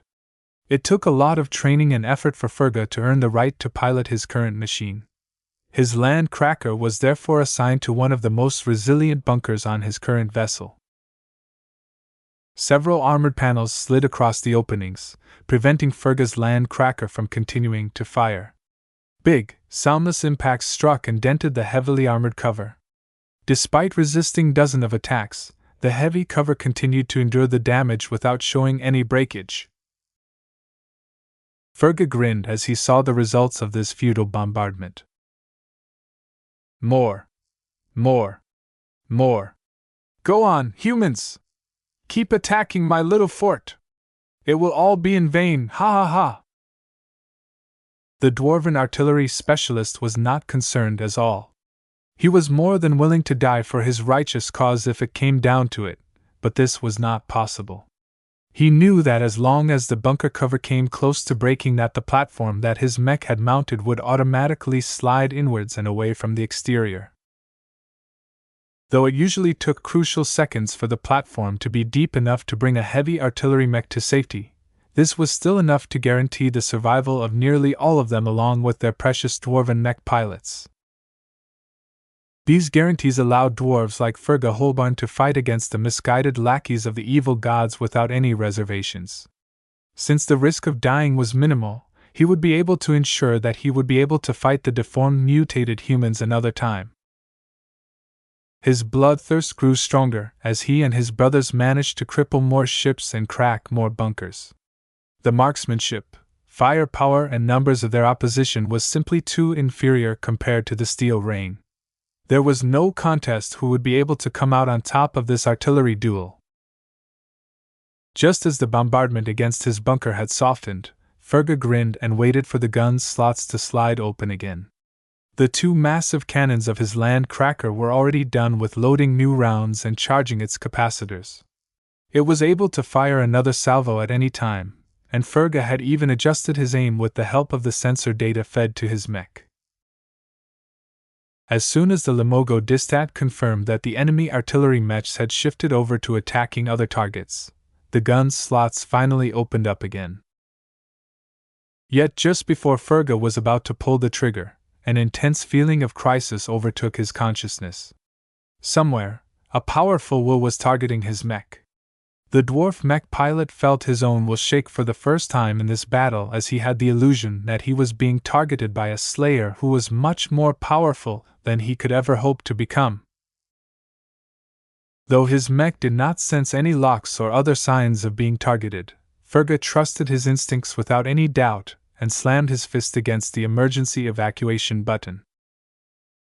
The gun slots were already closing up and additional protective sheets had rapidly slid above his land cracker, providing additional cover to absorb and weaken incoming attacks. At the same time, the platform his artillery mech was slotted in was already retracting inwards. A large hatch at the end of the tunnel was already sliding open to allow the land cracker to take cover deeper inside the Limogo Distat. Yet before the platform even moved a single meter, a powerful resonance-empowered positron beam penetrated straight through the bunker cover and all of the intervening layers and burned right through the center of the powerful land cracker, bypassing a strong but ultimately ineffective energy shield in the process. Fergus' mech was tough enough to withstand a moderate bombardment, yet the singularly powerful beam had not only defeated all of its defenses with ease, but also transferred so much destructive energies to the internals of the heavy artillery mech that almost half of its inside had either melted, vaporized, or been annihilated. On the other side of the battlefield, the Amaranto's brilliant Luminar crystal rifle was still shining like a rainbow. Venerable Stark remained calm and smoothly adjusted the aim of her expert rifles to another bunker that housed a land cracker mech. She snorted. Too easy. Chapter 3241, General Iker Kebranor. The artillery duel wasn't going well for the Golden Skull Alliance. No matter whether it was the Larkinson clan, the Glory Seekers, or the Cross clan, either of them possessed a strong enough artillery unit that could compete against the Faro Provincial Army's Steel Rain Mech Regiment. This was the difference between a band of space vagabonds and a professional mech military backed by an entire second-rate state. The amount of support enjoyed by the latter was so disproportionately big that there was no true contest. It wasn't simply a matter of funding. The Larkinson clan had plenty of money to spare and could invest in even higher quality mechs if necessary. The Steel Rain simply enjoyed too many other advantages. It was part of a large mech army that was not only professionally organized but contained a huge number of mech pilots and other skilled personnel. As a large and comprehensive military organization, the Faro Provincial Army had the power to invest a considerable amount of funding, manpower, expertise, and other forms of support to raise numerous elite mech regiments. Though it was too costly and extravagant to try to turn every mech regiment into an elite unit, it was no problem to concentrate double the amount of resources in 1 out of 20, or even 1 out of 10 units. The Steel Rain was the beneficiary of this treatment. Though VS had always considered all of his mech legions aside from the Living Sentinels as elites, it was only now that he discovered that there was still a significant gap between what his clan considered elite and the Vulcan Empire had painstakingly built. It was for this reason that General Vo finally couldn't bear it anymore. Since the Vulcanites already put the Gauss Baron in action, the Golden Skull Alliance had to reciprocate in kind. If not, the morale of its mech pilots would inevitably decline as the oppression exerted by an overpowering expert artillery mech increasingly pressed onto their hearts. To someone who paid a lot of attention to the moods of both friendly and enemy soldiers, General Vrl made his decision based on trying to keep the former's morale as high as possible, and doing the opposite to the latter. Though the Amaranto was not as good at suppressing opponents as the Gauss Baron due to its lower firing rate, its lethality was undeniable. Though Venerable Stark's expert mech only wielded a single main weapon as opposed to the 8 formidable cannons at Leva's disposal, the singular firepower of the crystalline rifle was more than sufficient to punch through the hardiest bunkers on the surface of the Lamogo Distat. What is that expert mech? The dwarven analysts and observers only just discovered the presence of this dark red expert mech. Just like the other Larkinson expert mechs, it had hidden behind the graveyard until General Vrl finally called it out. Even then, the slim expert rifleman mech barely showed anything to the distant enemy as it lay prone on the hull of the graveyard with most of its profile hidden by a barricade. Yet once Venerable Stark started firing her weapon, the Amaranto's resonance shield along with the light show generated by its weapon turned it into the brightest star in the expeditionary fleet. Tens of thousands of active and passive scans dialed onto its coordinates, and provided the dwarves with an increasingly clear image of what they were dealing with at this moment. It's a tall folk expert rifleman mech. The exterior material composition of the enemy expert mech is average, but the rifle it is wielding is unlike anything that we have ever recorded in our database. Where are our mech designers? There's something weird about this tall folk expert mech. By Vulcan! It's a masterwork expert mech! What? The citizens of the Vulcan Empire all worship the god of dwarves, mechs, and craftsmanship. Though they might have differences of opinion with regards to his identity as a human or dwarf, no Vulcanite disrespected the domains that represented patron god. Since the founding of the dwarven state, its industrious citizens focused more effort on Vulcan's authorities than anything else. With the active encouragement of the Vulcan faith, the victors not only worked hard to build up a new dwarven identity, but also invested a lot in building up their mech industry and other industries. What was notable about the latter was that the dwarves paid special attention to craftsmanship. In just a couple of decades, a lot of dwarven craftsmen and engineers had emerged that had sought to please or dedicate themselves to their god by trying to excel in good craftsmanship. The status of any dwarven craftsman, whether he or she was a sculptor, gunsmith, shipwright, or architect, was just as prestigious as a mech designer. As the dwarves caught up to the regional standard in an admirably short amount of time, they did not stop and continued to invest in artisanal craftsmanship. Although the Vulcanites originally weren't noted for their high-end artisanship, the extreme amount of attention devoted to this sector caused them to rapidly raise a number of skilled and talented master artisans. Now, one of them who happened to work for the Molten Hammers immediately recognized the remarkable nature of the Amaranto. Though the long-range scans were somewhat fuzzy due to a combination of distance, blockage, and interference, the old but mechanically gifted dwarf could not mistake the clues he managed to detect with his eyes. More than that, as someone who personally created masterworks with his own stubby hands, the induction in his mind caused him to know that this enemy expert mech was absolutely a treasure. The enemy expert rifleman mech is a complete masterwork. From its chassis to its rifle, this work is blessed by Vulcan. What? That's impossible. This is blasphemy. The dwarven leaders who heard this answer from their respected master artisan couldn't immediately accept this conclusion. They turned to other dwarven engineers and technical consultants. They even transmitted the data feeds to dwarven master mech designers who resided far away in order to receive confirmation. As soon as these respected dwarven masters took a good look, their eyes all widened. It was not impossible for these masters to make a masterwork mech based on a regular mech design. This was especially so after they had all begun to focus their efforts on improving their craftsmanship above all else. Yet even they could mostly only dream about fabricating a masterwork expert mech. As much as these respected masters all wanted to deny the truth, they had no choice but to confirm the earlier conclusion. We are 98% certain that this expert mech is a masterwork. Many dwarven leaders had become shaken. If the humanoid expert mech utilized by their opponents was a masterwork, were they inadvertently fighting against the favorite of Vulcan? Don't think too much! A deep and loud voice boomed on the bridge of the Great Ram. General Iker Kebranor was an old and imposing dwarf.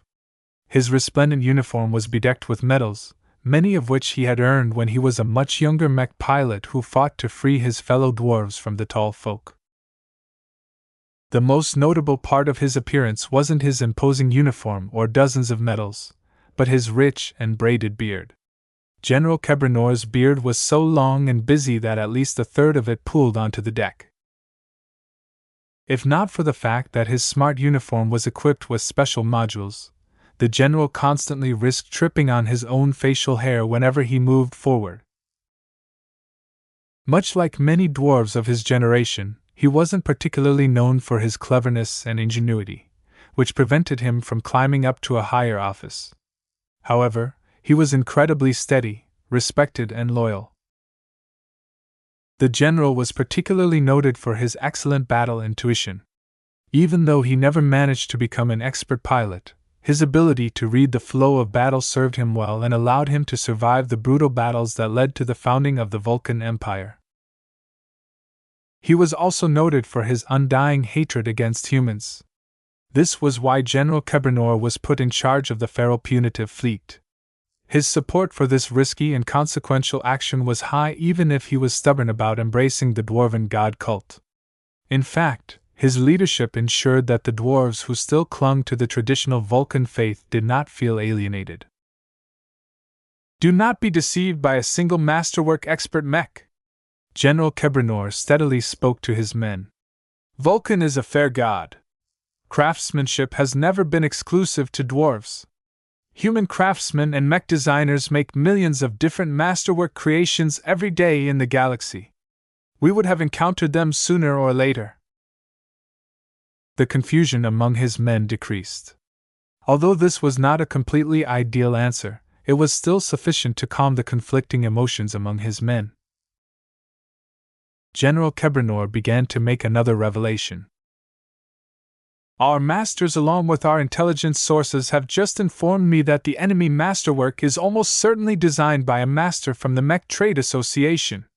This is the strongest proof yet that our great oppressor is behind this incursion. Defeat this tool and you will be credited with cutting off an arm of a great evil. Though the dwarven general was not convinced that the Big Two were secretly led by a cabal of evil human gods, that did not stop him from leveraging this radical theory to incite his men. Indeed, as soon as the dwarven mech pilots ceased to treat the Amaranto as a holy creation but instead equated it to an infernal abomination, their fear and apprehension to the thought of fighting it had dropped. The feral mech pilots instead became eager to be the ones that successfully slayed the devilish mech. A large number of land crackers and ship crackers trained their sights in the direction of the graveyard. More than 100 heavy projectiles slammed into the capital ship, causing her surface armor to crack and shatter across a wider area. The steel rain did not let up. They continued to batter the poor graveyard with a continuous rain of kinetic rounds that exerted an unimaginable amount of stress on the capital ship. Venerable Stark even had to pull back her Amaranto as her coordinates attracted most of the incoming firepower. Though the graveyard's exterior rapidly accumulated more and more damage, the salvage ship moonlighting as a defensive vessel was not that easy to take down. The scrap and other available metals merged into her hull was so much that the graveyard could endure much greater punishment.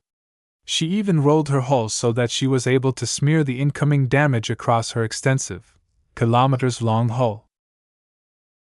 The dwarves have finally shifted their fire.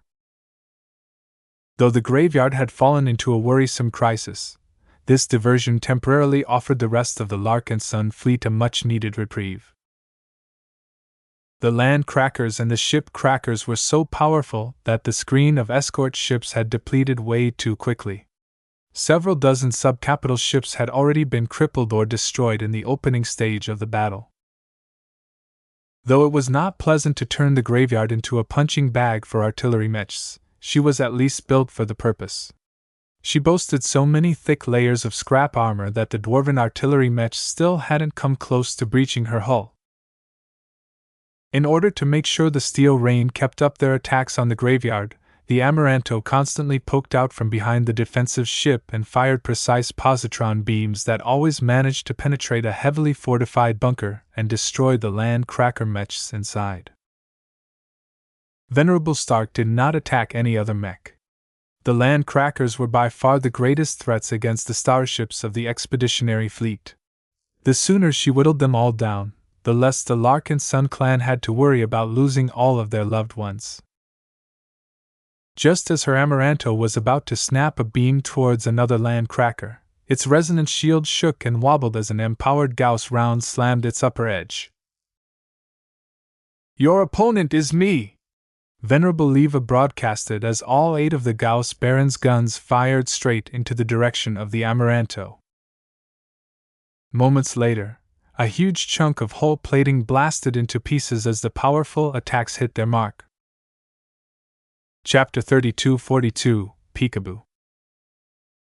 The Amaranto and the Gauss Baron were both powerful expert mechs in their own right. It was not easy to determine which one was superior.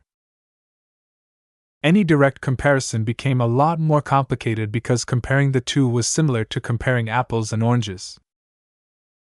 The Amaranto only possessed a single gun while the Gauss Baron boasted 8 powerful cannons. The former was able to maneuver somewhat comfortably in space while the Gauss Baron was locked in a large and incredibly resilient bunker. The Amaranto's lack of bulk meant that it did not possess enough armor to endure too many powerful attacks. The Gauss Baron was so thick and heavy that it could easily withstand a sustained bombardment even if its resonance shield had been exhausted. The differences in firepower and defensive capabilities immediately determined which of the 2 expert mechs gained the upper hand. "I won't let you harm my brothers!" Venerable Leva Hinder shouted as the female dwarf focused all of her concentration on anticipating her opponent's moves. From the moment the Amaranto popped out from behind the graveyard, her cannons had already barked out a full salvo at least a second ago. The dwarven expert pilot's ability to read and anticipate her opponent's movements was excellent. The profligate way in which the Gauss Baron unloaded its firepower onto the Amaranto made Venerable Stark's life extremely uncomfortable for a moment. Although she was able to snap off a shot at her targets at least half of the time, there were too many instances where she had to abort her attack. If she didn't pull her Amaranto back in time, the fragile expert mech would either suffer a direct hit or get affected by the catastrophic damage dealt to the graveyard's exterior. Either way, Venerable Stark knew that she couldn't afford to get hit. Further back in the fleet, Venerable Janzi saw all of this taking place with obvious frustration on her face. If her Shield of Samar had been upgraded to an expert mech, then she would not have hesitated to serve as the Amaranto's shield. If only my mech was strong enough. She was not a reckless expert pilot, and knew her machine's capabilities well enough to know that it would be outmatched in this fight. The Shield of Samar may incorporate a lot of unending alloy in its tower shield and frontal structure, but the lack of reinforcement granted by true resonance was a fatal weakness. The powerful Gauss projectiles unleashed by the Gauss Baron might not be able to penetrate Shield of Samar's defenses, but every powerful impact would transfer a lot of kinetic energy that unending alloy was unable to dampen completely. The more fragile and breakable internal parts of her Space Knight would definitely shake until they fell apart. This problem was especially concerning if the shield of Samar had to resist continuous resonance-empowered attacks. Previous testing had showed that attacks that expert pilots had enhanced with their own will possess damaging properties that weren't simple to explain. Any projectile that was empowered in this manner had a much greater chance of dealing internal damage even if they failed to penetrate strong armor. This was one of the reasons why expert mechs were sometimes able to leapfrog classes and defeat superior mechs that boasted much more resilient armor systems. Venerable Janzi sighed. I shouldn't think about ideas beyond my reach. I can still do plenty for my clan. She briefly directed her attention to the ranks of living sentinel mechs that had yet to enter battle. The bright warrior mechs all exuded the same glow that caused every Larkinson mech pilot to feel the need to defend their clansmen against the murderous dwarves. Though Janzi felt rather sad that the Larkinson clan was once more embroiled into a needless, avoidable battle that was bound to harvest the lives of lots of clansmen, this was not the time for her to entertain thoughts about recriminating Ves. Look alive, sentinels! Her shield of Samar raised its sword. In about 10 minutes, the approaching dwarven fleet will come close enough for the rest of us to do our part. No matter what happens, do not falter. Hold the line as much as possible and do not let a single capital ship fall. The sentinels all became encouraged by her presence and words. Even if she wasn't piloting a genuine expert mech, her identity as a powerful expert pilot still did wonders in strengthening the spines of her fellow mech pilots. The quint floated right next to the shield of Samar. Legion Commander Casella Ingvar appreciated Janzi's help. Thank you for that, Venerable. My men will soon be hard hit by the enemy troops. It will become a lot harder to keep their confidence levels high once the true battle commences. No problem, Commander. Your living sentinels have always suffered the brunt of the casualties in these major battles. I won't let your men suffer like that again. She considered the disproportionate losses suffered by the sentinels as one of her many failings. Although she wasn't able to do much in a battle of this scale, she was determined to do everything in her power to prevent these brave and decent soldiers from bearing the brunt of the damage once again. While the other mech legions were preparing for the next phase of the battle, the fight between the Amaranto and the Gauss Baron continued to intensify. The graveyard, which was supposed to be able to withstand a lot of damage, was starting to look increasingly more ragged as the Gauss Baron continued to fire its cannons without any regard of its consumption. Whether it was ammunition, energy, or heat, none of these limitations concerned Venerable Leva a lot. Only her willpower and mental state were serious constraints to her. She had stopped empowering her attacks with resonance in order to be more economical. But even without this, the attacks unleashed by her expert mech's cannons were still considerably more powerful than anything launched by a land cracker. If I can't hit your mech directly, then I'll just tear apart your ships. The dwarven expert pilot kept suppressing the Amaranto, but at the same time diverted more firepower on the damaged sections of the graveyard. Even if the defensive capital ship constantly turned in order to prevent the Gauss Baron and other artillery mechs from concentrating their damage, her overall hull had already incurred considerable damage. As long as this continued for a time, a hull breach would eventually take place. Still, the Larkinsons weren't entirely displeased with the situation. Through Venerable Stark's unremitting efforts, her mech had consistently managed to snap out a shot in time that unerringly burned through reinforced bunkers and destroyed the land crackers inside. The Eye of Ilvain had also become more proficient at their attempts to suppress or destroy the remaining land crackers. The bunkers that covered these threatening dwarven heavy artillery mechs were well engineered and could withstand a lot of punishment, but they were not without their weak points. After Gloriana analyzed their structure to an extensive degree, she highlighted over a dozen different weak points. If some of them were hit by energy weapons and other points were struck by powerful kinetic forces, the Larkinsons were able to permanently shut the gun slots that always slid shut whenever the bunker in question endured focused damage. Although forcibly closing the bunkers was not the same as destroying the artillery mechs inside, this measure at least reduced the weight of fire from the Steel Rain Mech Regiment, if only on a temporary basis. The dwarves had to dispatch repair bots and work crews in order to fix the damage, and that all took time. The only other way for the land crackers to regain their ability to fire at their targets was to blast the blockage from the inside. Suffice to say, this extreme measure was not only risky and destructive, but also negated much of the defensive advantage enjoyed by the heavy artillery mechs. Each time an impatient dwarven mech pilot turned its cannons on the bunkers and blasted it open by force, a torrent of projectiles and positron beams fired by the Eye of Ylvain quickly overwhelmed the defenses of the cracker mechs. Through these measures, the artillery duels slowly evened up, but not by much. Despite their exploitable bunkers, the Steel Rain artillery mechs still managed to destroy a growing amount of opposing threatening mechs and deepen the scars of the graveyard. Cover the graveyard! She has done her job for now. Don't let her hull get breached in too many places. We cannot afford to turn her into a liability, General Vole instructed. The Larkinson clan's disposable subcapital ships shifted their positions and began to cover for the graveyard.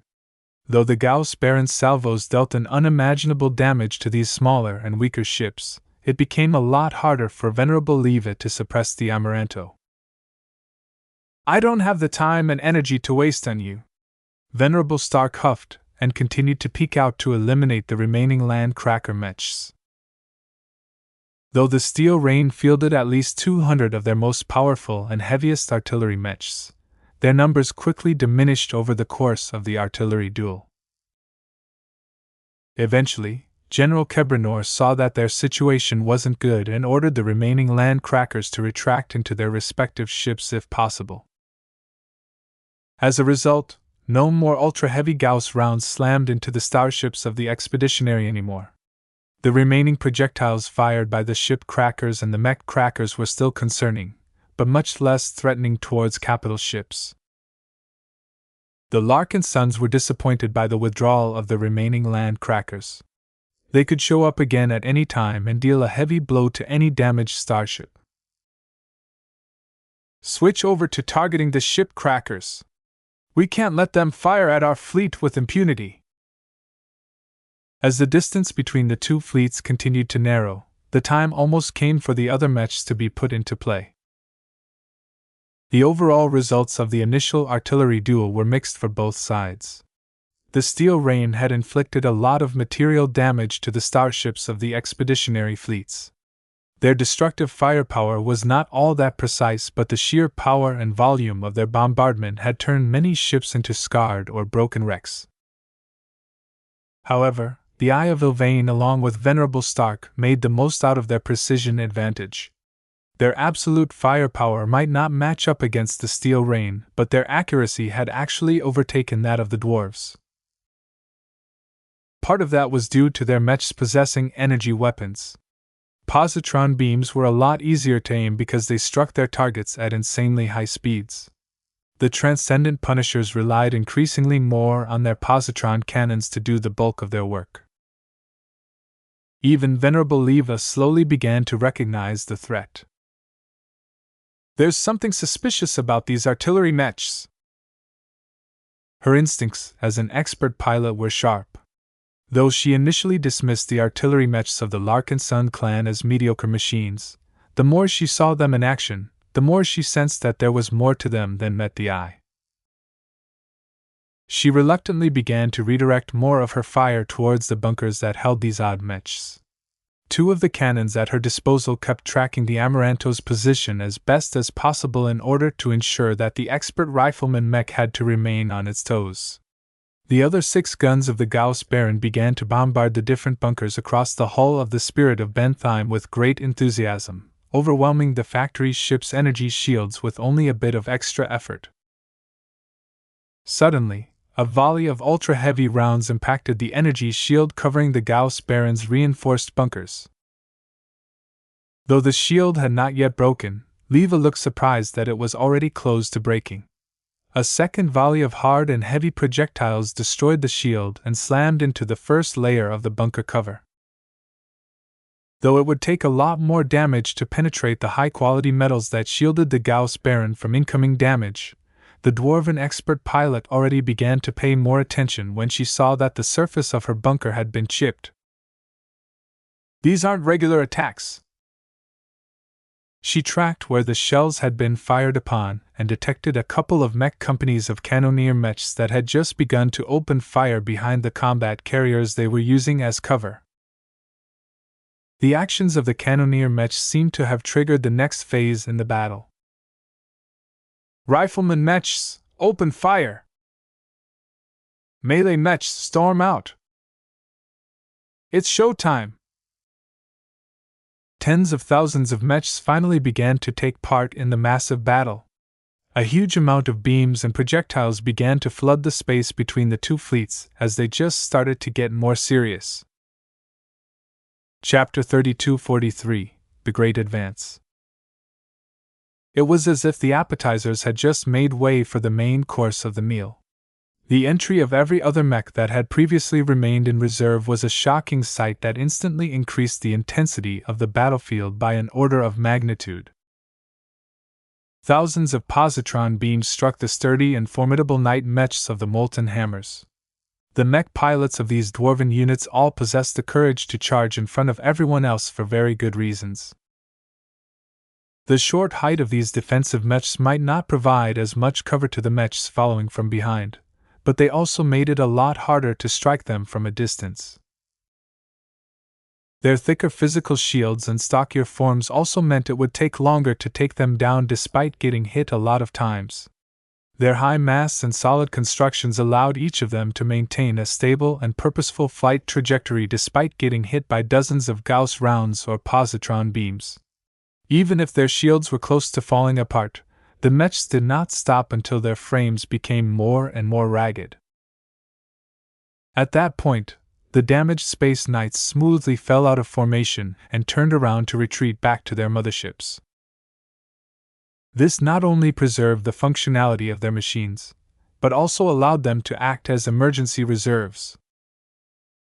If there was ever a need for their services in the later stages of a battle, they could always deploy again with backup shields in their hands to block incoming damage at critical moments. "What a well-executed approach!" Ves sighed with admiration. While there were many defensive units that employed similar rotations, the dwarves were much more proficient at it. Their defensive mechs were tougher and did not break as easily when put under fire. The dwarven mech pilots had also practiced this maneuver a lot, and were able to judge when their mechs were close to suffering internal damage.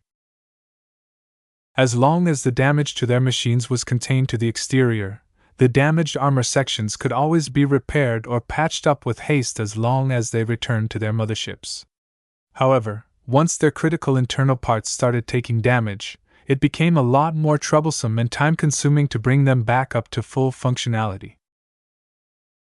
In essence, the hardy mechs of the dwarves granted them a lot more staying power than normal. Many people such as Ves and General Vero were already able to figure out that they could not afford to get locked in a battle of attrition against these resilient opponents. The Hiver-Roarer's mechs have also begun to move. Whereas the Molten Hammer and Slug Ranger mechs were all accelerating straight ahead, the mechs of the Bestial Mech Regiment weren't as straightforward. Only a few of their heavier and less mobile bestial mechs all joined the main formations that were moving straight ahead. Most of their mechs split up into two different prongs and began to arc around so that they would be able to converge upon the expeditionary fleet from different angles. That caused Ves to take the Hiver-Roarers more seriously. As he studied their mech models, he saw that they consisted of a variety of ranged and melee machines that took up all kinds of different animal shapes. One of the more distinct roarer mechs was the odd-looking turtle mechs. They looked almost exactly how they sounded.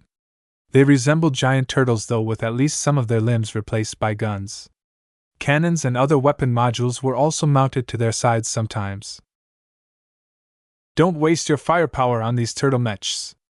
They're too difficult to hit, and even if you strike them, They hardly look any worse. This was the most interesting characteristic about the turtle mechs. Since they were flying forward with their distinct turtle shells facing upwards, their silhouette was quite flat and minimal. This made it very difficult for the ranged mechs of the expeditionary fleet to hit these odd-looking bestial mechs. Of course, the fact that shots could easily bypass these turtle mechs also meant that they were not good at blocking incoming fire. The mechs that were flying close to them had to endure the incoming fire without much cover. Ves soon figured out the concept behind these hardy bestial mechs. "Don't underestimate the threat posed by the Hiver-Roarer turtle mechs," Ves called. "They are self-contained weapon platforms that can unleash a constant barrage of fire at our forces. Think of them as doom crawlers in space. As long as they are able to take up positions on our flanks, they can enfilade our ranks." That quickly woke up the Larkinsons. Although the firepower of the turtle mechs didn't actually match that of a doom crawler, they still came close enough to the cracker line of the slug rangers. The cannons mounted on the turtle mechs could inflict even more damage to the expeditionary fleet's forces because they would incur damage from their sides or even their rear. As long as any mech or formation of mechs had to defend against incoming fire from multiple sides, the poor machines wouldn't be able to hold their ground anymore. They either had to retreat or face a swift defeat. Neither of these options were acceptable. There was no room for the mechs to retreat, or else they would bump right into the ships of the expeditionary fleet. If these crucial vessels began to get bombarded from multiple sides, then it was unlikely that they would be able to last much longer either. "As long as the dwarves attack us from the front, we can concentrate all of our defenses forward so we can fend off their attacks for a long time. If we have to worry about getting stabbed from the side, we'll have to split our defensive resources and weaken our ability to defend from either direction. This is not ideal." This was not an ideal situation. In fact, it was one of the nightmare scenarios that the Golden Skull Alliance had anticipated. The Pharaohs could easily afford to split off a third of their mechs to perform a pincer maneuver because they had the numbers to spare. The best solution to attack these dangerous turtle mechs was to fight them up close. As ranged mechs, they were unable to defend themselves properly against melee mechs. However, the large escort of other bestial mechs meant it wouldn't be easy to get at the turtle mechs. A large number of tiger mechs, avian mechs, and other oddly shaped mechs followed behind the turtle mechs. Whether they were melee or range-oriented, these eclectic bestial mechs could easily entangle any detachment that attempted to intercept the pincers. The defenders could not let the pincers succeed in their flanking attacks, but the problem was that the Golden Skull Alliance didn't have enough mechs to spare. The military leaders of the Alliance had eventually decided to shift some of their units to the flanks. The Larkinson clan transferred a mix of Sword Maiden, Vandal, and Heavenswarder mechs to both sides. These units largely consisted of lighter and more maneuverable offensive mechs. Though they were not ideal at defending, anything heavier and slower was liable to get ignored by the Hiver-Roarers. It was too easy for most of their bestial mechs to outspeed and outmaneuver defensive units. As for the Penitent Sisters, they had a different role to play this time. Venerable Joshua's Valkyrie Prime was already in the middle of a formation of Valkyrie Redeemers as it advanced forward right behind the avatars of myth. Anyone in the Golden Skull Alliance knew that they would play a crucial role in the coming clash. Ves already tried to estimate how much damage the Penitent Sister battle network could inflict on the Dwarven mech force. "It's not as much as I want," he glumly concluded. Though plenty of Dwarven mechs were stacking close together, there were simply too many of them to bunch up in a small area. The different mech companies and mech regiments generously spaced themselves away from each other in order to avoid bumping into each other or interfering with any of their spontaneous maneuvers. Since there was so much real estate in space, why not make use of it all? This was the general thought behind the Dwarven formations. Dispersing their mechs and formations also made it harder to whittle them all down from range. This was one of the ideal ways to approaching an enemy while enduring constant fire. They'll have to close ranks eventually once their melee mechs collide against ours, Ves muttered. If the mechs and mech companies continued to space themselves away from other friendlies, then it became too easy to flank and surround them. This was why Ves was willing to be patient and keep the penitent sister battle network in reserve. This was not the time for them to show off the superior mother's might. I'm not sure whether it is wise to employ their battle networks too early. This was a difficult dilemma. As long as the penitent sisters used their big move, their mech pilots, including Joshua, would no longer be in their prime state.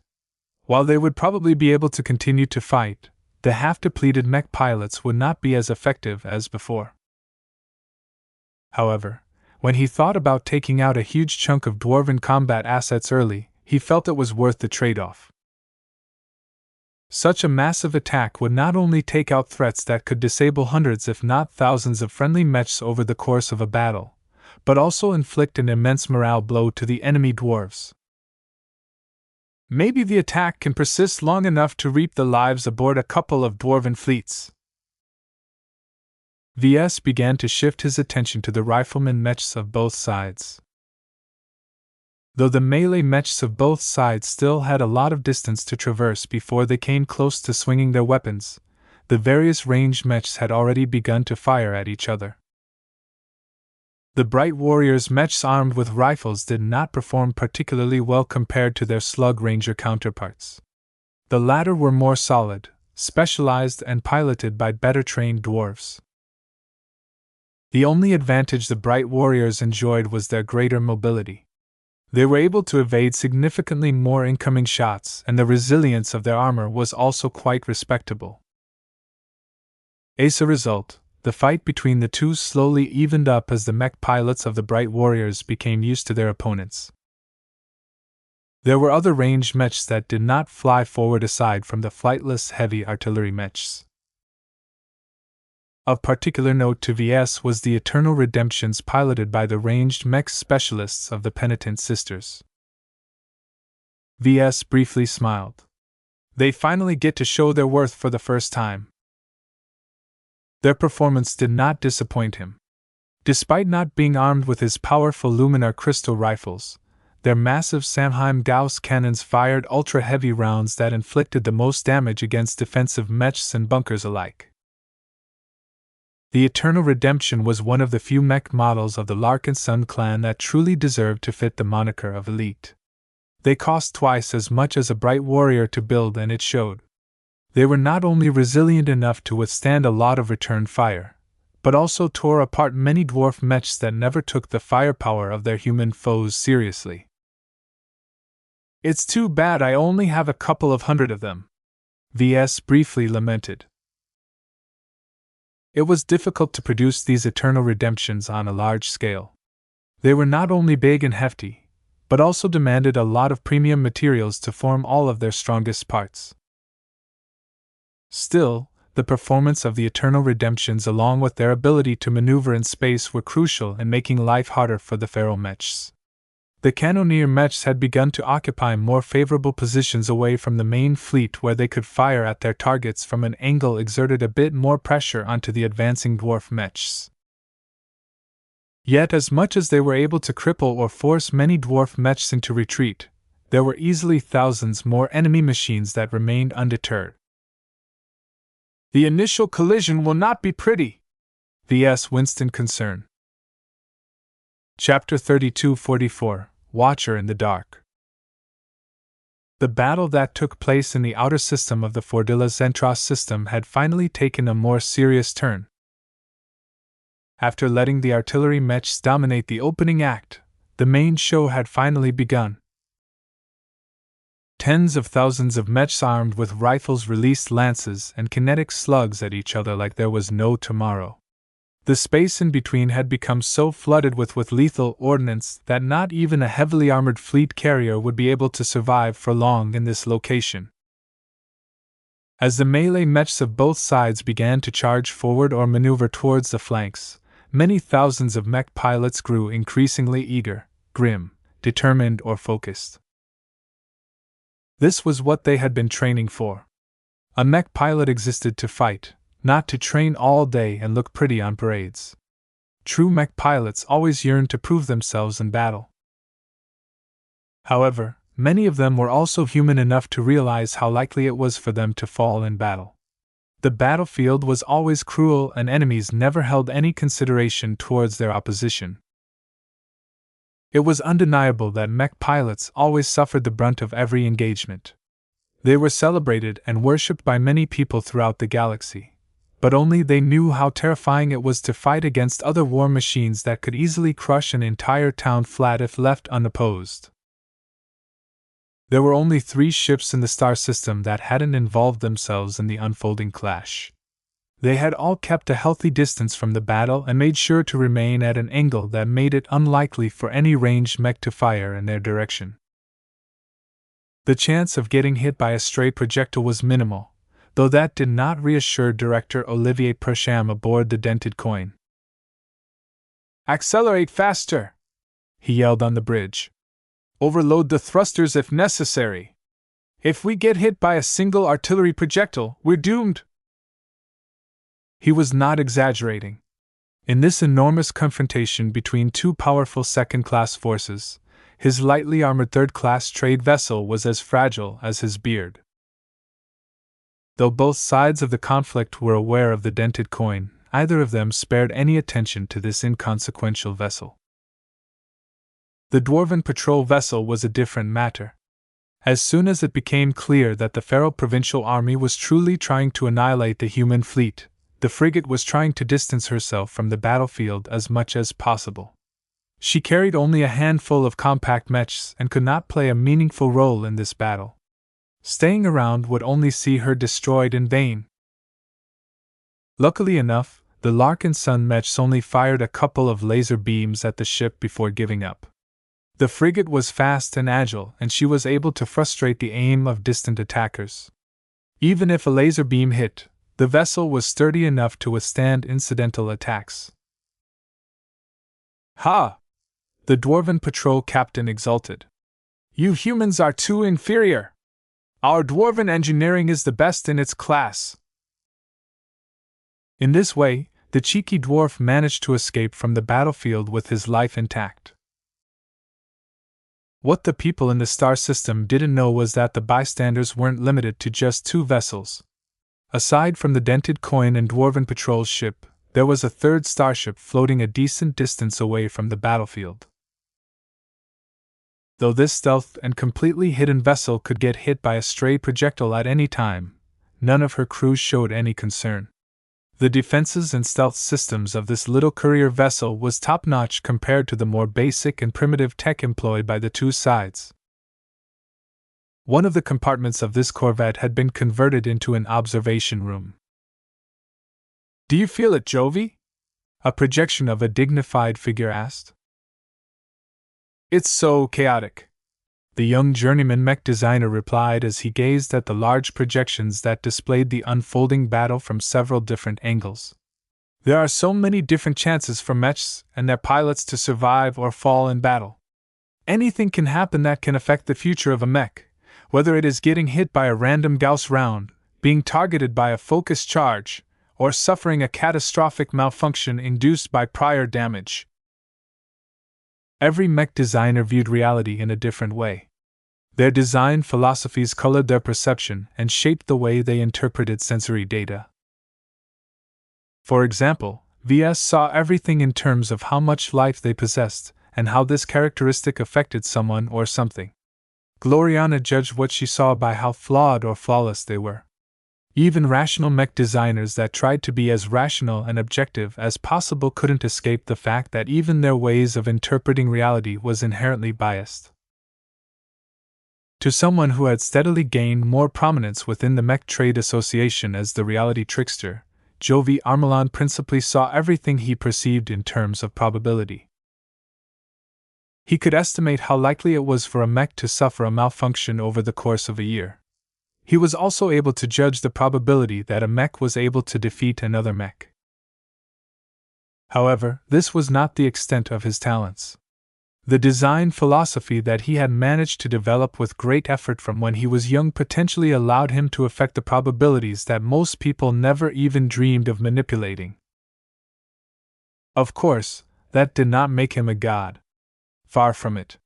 He was just a mech designer, and his talents were mostly limited to affecting mechs in minor and subtle degrees.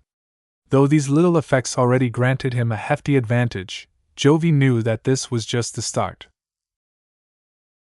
The real power of his unorthodox design philosophy would only bloom when he became a master. If he reached that level of strength, this battle probably would have become a lot more clearer to him. As for now, he became so overwhelmed by the multitude of probabilities flashing through his perception that he simply couldn't see the forest from the trees. Sometimes, too much data was not a good thing. Despite his luxurious suite of implants and genetic modification, the input was too high. "You are pushing yourself too hard," Master Willix's projection said. "Large-scale battles are inherently unpredictable. These are lower-class mechs. I should be able to figure them all out somehow," Jovi complained. "Besides, I don't think the outcome of this engagement is in doubt. I respect Ves and his team of journeymen a lot, but there is a point where gimmicks aren't enough anymore. The dwarves outnumber their opponents by thousands of mechs, none of which are worse in performance." "How certain are you of this conclusion?" Master Willix looked amused. 80%, and this is a conservative estimate. You don't agree?" "Oh, I think this is an accurate enough measure," she replied. "However, don't underestimate this 20%. I think a large part of this battle hinges on how well the Larkinsons utilize the few advantages they possess. If they leverage their surprises well enough, then they may be able to overcome the Vulcanite mechs." Jovi looked suspicious at the master. "Do you know something that I don't? You've worked on the Larkinson clan's expert mechs. Have you learned what VS has in store that might tilt the balance?" Master Willix didn't deign to answer this question. The two may be part of the same organization, but Jovi was not her student. They merely came together at this time because they shared a common interest in VS and the Larkinson clan. The journeyman knew Willix's character and shrugged before turning his attention back to the projections. He silently transmitted an instruction. A second later, a container filled with snacks materialized on his lap. He grabbed a random piece and threw it in his mouth while continuing to observe the battle as if he was enjoying a good show. "How much progress have you made on your latest assignment?" Willix asked. Jovi's joviality abruptly dropped. "Not good. It's difficult to research a major contribution at my stage. I've learned a lot in the last few years and I have managed to develop several promising methods. I have to thank VS for inspiring my work, but that's not enough to achieve a high score." "Innovation is never easy," Master Willix said. "It is difficult to find a fruitful direction of research when you have not yet seen enough of what is possible. At the journeyman stage, you must continue to travel and broaden your horizons. There is no shame in getting inspired by other people's work. As long as you contribute new material to an existing subject, you will further our field. That's why I requested to witness this battle in person. I hope I can gain more inspiration from seeing V's work in action. He is by far the most interesting indigenous mech designer that I have ever met. No one else in his generation is as ingenious and extreme as him. With his talents and capabilities, he should have been a part of our association." Willix shook her head. "He would never thrive in our ranks. His unique life trajectory has pressured him into developing his potential to a completely different direction than what any of our colleagues could ever conceive of. That makes him perplexing and valuable to us at the same time. Some mech designers are untamable. Don't think the mech industry can keep thriving if we attempt to own every talented mech designer in human space. Our association is too orderly and bound by rules for most passionate mech designers to express their full capabilities." Jovi Armelon raised his eyebrow. "That doesn't sound like you, Master Willix." You're willing to let mech designers play dangerous games? We are in a greater game, Jovi, she said. You know the threats we face. In the beginning of the Age of Mechs, we had to reconstruct order from a broken galaxy. That was over 4 centuries ago. By now, we have not only repaired human society, but also taken a couple of steps ahead. The conquest of the Red Ocean is but the first step to accelerate the potential of our civilization. Humanity has grown up, and must learn to wield greater power for the times to come. This was a heavy subject within the association.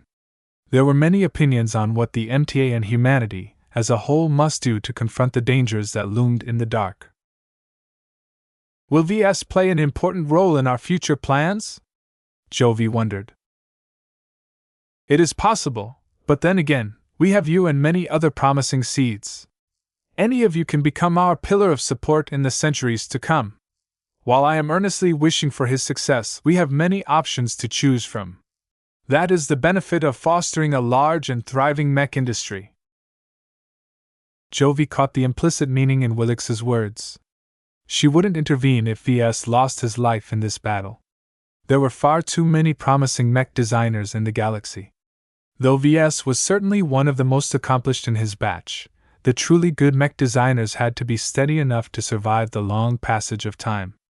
Anyone who gambled with his life had to accept the consequences of a loss. It would be a shame if VS falls in this low-level battle. I'm still interested in collaborating with him.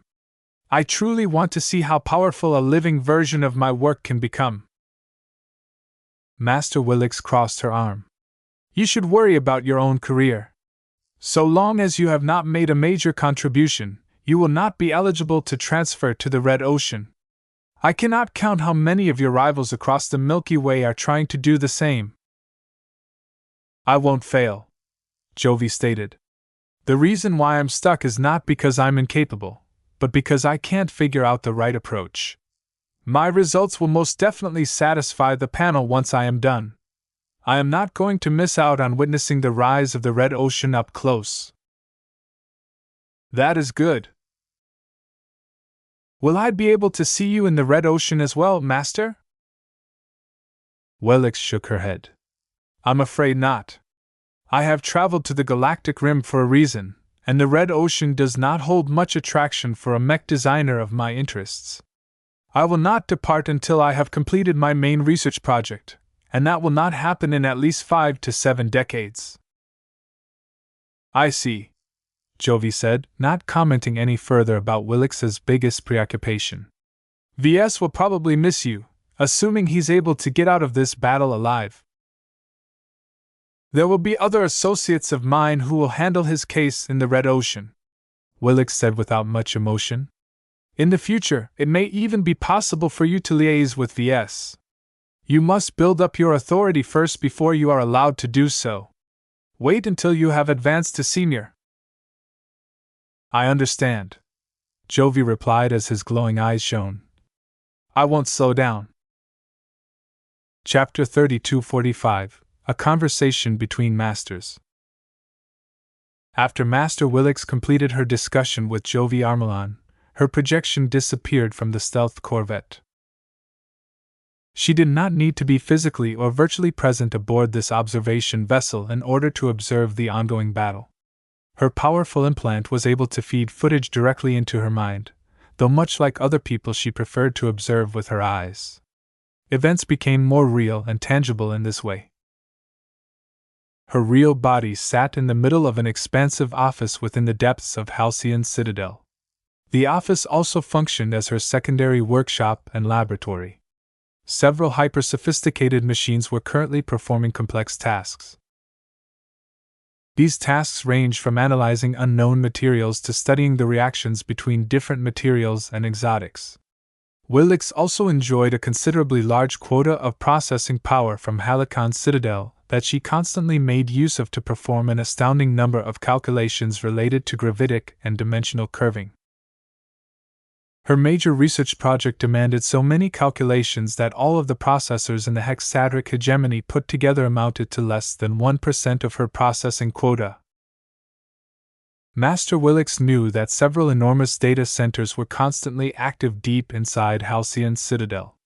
She even toured one of them and became impressed at how the local branch managed to turn the space station into a powerful computing center. Rows and rows of integrated Sandman Admiral cores had been linked up so that they could perform effective calculations with a high degree of algorithmic learning and adaptivity. The CFA wasn't the only organization who recognized the uses of altered Sandman Admiral cores. She glanced at the progress report. Only 1 year and 3 months to go until Halcyon Citadel's processors finished the mathematical modeling tasks that she had requested. This was a long time for normal people, but not that much for an MTA master who was easily able to live for at least half a millennium. In fact, she still had 7 decades to go to complete her major transformational research project. She arrived in the Komodo star sector a long time ago, and gave herself 100 years to complete her ambitious contribution to the mech industry. If she succeeded, she would not only be able to elevate her status within the association to the upper reaches of what a master could achieve, but also open up a chance for her to get closer to becoming a star designer. No master was content with remaining at their current level. Every mech designer who worked hard enough to realize their design philosophies was ambitious and loved their craft to an obsessive degree. Not even rational mech designers were exempt from this, as each of them recognized they needed to retain at least some passion in order to preserve their love and motivation for their field. As Willix studied a complicated diagram that one of her experiments recently yielded, she occasionally glanced at the projections displaying the unfolding battle in the Fordilla Zentra system. Her eyes hardly rested on the dwarven mechs. Though she was mildly impressed at how quickly the Vulcan Empire managed to build up its mech industry from scratch, the dwarven mech designers were too ambivalent towards the MTA. Compared to the plain dwarven mechs, the vivid and unusual Larkinson mechs were much more interesting to her. Though their designs were simple and primitive in her eyes, they contained a unique and unreplicable charm that only a mech designer Ves could impart to his work. Even so, Willix still did not direct much her attention to the various ordinary mechs of the Larkinson clan. She allocated most of her attention to the most special mechs, all of which happened to be prime mechs or expert mechs. She wasn't able to see through the prime mechs. On several occasions, they displayed far greater power than what their parts were capable of exerting. Ves may have explained some of his theories to her, but she could not yet understand the principles of this strange new form of resonance that he managed to invent. What was interesting was that the expert mechs she collaborated on seemed to have inherited the traits of prime mechs. She anticipated that this so-called prime resonance might react or combine with true resonance in unpredictable ways. Though she tried to model and calculate the possible outcomes, she couldn't take any of the results seriously due to lack of understanding and insufficient reliable data. Therefore, the best way for Willix to gain the answers she wanted was to observe the new expert mechs in action. So far, she hadn't witnessed anything remarkable, but none of them aside from the Amaranto had taken action at this point. The remaining 3 expert mechs were not in a hurry to make their moves. Master Willix knew she had to be patient. The relationship between her and the expert mechs of the Larkinson clan was odd. Though Master Willix had unquestionably contributed to their designs, she had tried to keep her intervention as minimal as possible so that she would not make her own mark. That put her in an odd position. She felt very little ownership and responsibility towards the Dark Zephyr, the Amaranto, the Riot, and the First Sword. This was despite the crucial work she performed in integrating the resonating materials to the base designs. Her expression became even more mixed when she beheld the Amaranto. The fact that it turned into a masterwork was shocking to the MTA, but what truly held her interest was how an unknown but extremely capable mech designer improved her work on its design. She still wasn't finished with digesting all of the gains. What V's mysterious patron had done not only showed her more refined methods of integrating resonating materials into expert mechs, but also gave her many minor pointers on tiny flaws and imperfections that she had never even realized she possessed. As long as she was able to understand and figure out the logic behind these micro-adjustments, she would be able to elevate the quality and performance of her designs by a couple of percentage points. At her level, even a 1% improvement in performance could take years of research to accomplish. She partially regretted not contributing a little more of her ingenuity to the Amaranto design. If she implemented her best solutions and applied just a small part of her native design philosophy, she might have been able to reap enough rewards to progress her major research project by at least a decade. Of course, Master Willix wasn't the sort of person to get hung up over missed opportunities. She had lived long enough to know that there were many more opportunities that were ripe for the taking. Whether she was able to grasp them depended on her vision and the choices she made. Even without this particular opportunity, she still had many more plans in the works that might result in a breakthrough in her enormous research project. A small chime sounded in the hollow office. Willix noticed that the time of her next appointment had arrived. She mentally approved the incoming communication request while waving her hand to shut down any sensitive screens that were too sensitive to expose to outsiders. A highly realistic physical projection of another woman appeared in the space. The newcomer did not offer a meaningless greeting to Master Willix because it was pointless to say them in the first place. They were already familiar enough with each other to make ordinary pleasantries redundant. As research-oriented mech designers, they valued efficiency over theatrics. The newcomer stepped closer and sat down on a chair close to Master Willix's desk. The woman was dressed in a fashionable business suit and wore a tight-fitting lab coat over her body. She brushed aside her blonde hair and swept her gaze at the projections of a distant battle. "The Larkinson clan," she spoke. "My work," Willix responded. "How much?" "Minimal." "Why?" "You will see." Answers. Unexplainable. Vs. Confirmed. Stupid. Maybe. Reason? Unknown goal. I see. The two women stayed silent for a time. Whether they were communicating through other, nonverbal means was unknown, but their expressions remained neutral and without emotion. Still, when the Amaranto began to show off more of its capabilities, the spectators became increasingly more interested. Masterwork? Not only. A pity he changed his allegiance. Cooperation. Unlikely. 38.75%. Irrational. Irrational. Touché. They no longer spoke about this topic. They continued to observe the performance of the Amaranto and other notable Larkinson mechs. They paid more and more attention to the data readouts that measured hundreds of different unusual phenomena that most people didn't even know existed. This was also the main reason why the MTA dispatched a stealth corvette all the way to the remote Ves Larkinson system. If Master Willix wasn't interested in gathering more data, then she could have settled for a more convenient way of observing the battle. Progress on your project? Steady. Need assistance?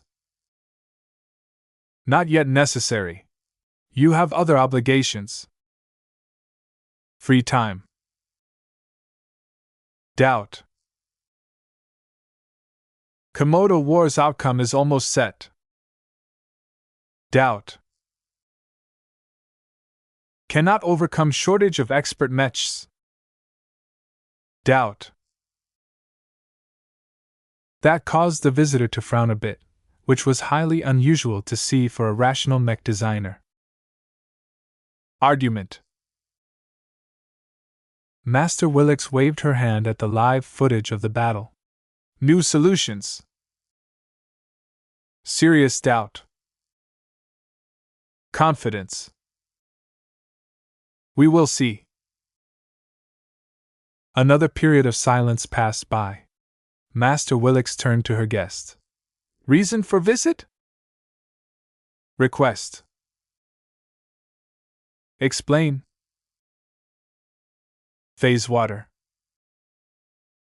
Unfulfillable. Why? Lack of supply. Reason. Reserved. For what? Confidential. Friends. Confidential. Aliens? Confidential. Cultists?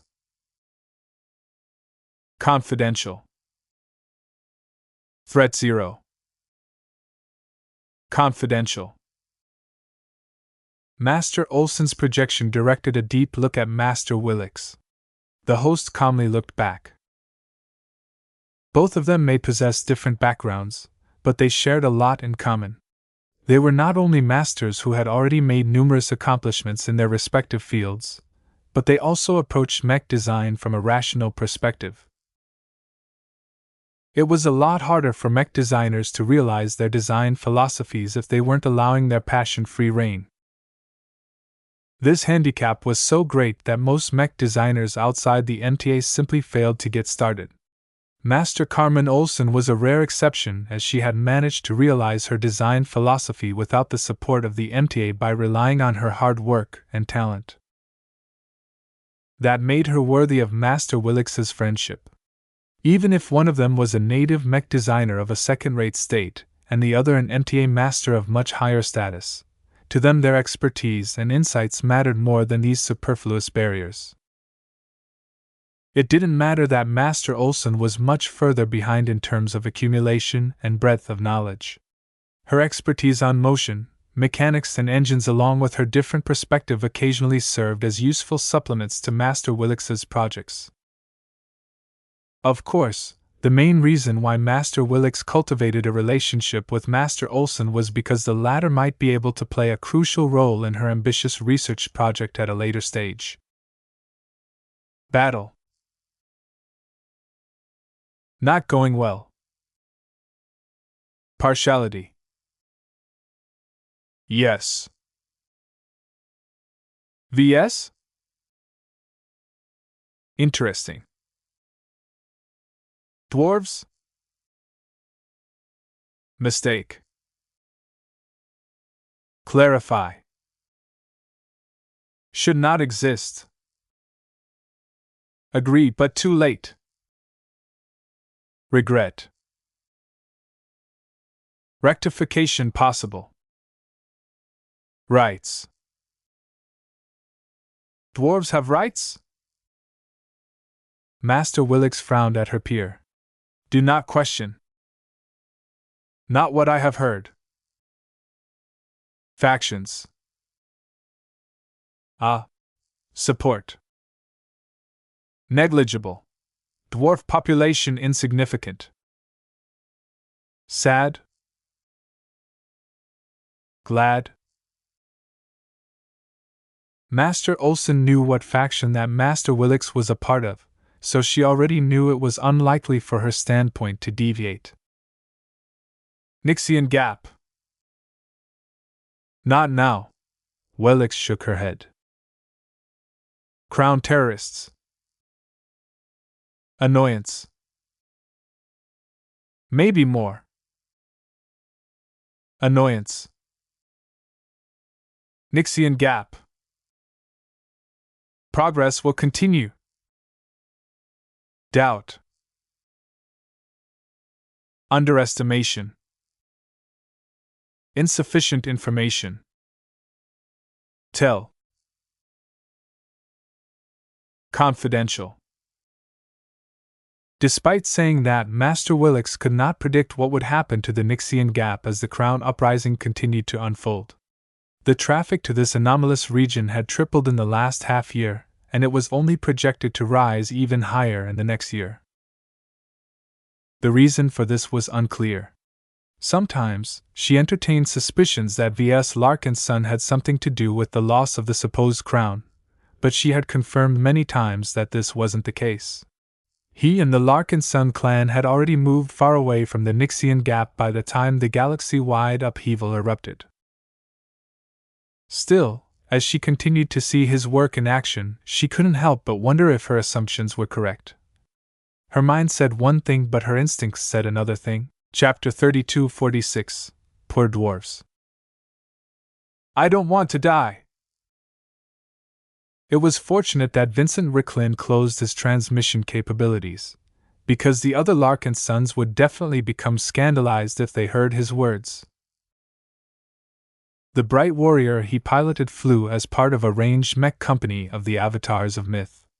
Even though it was piloted by an expert candidate whose skill and capabilities had risen beyond the human norm, Vincent's contribution to the massive battle was not remarkable enough to stand out from the massive crowd. In a major battle that involved over 50,000 mechs, it was impossible for a single expert candidate to attract much attention.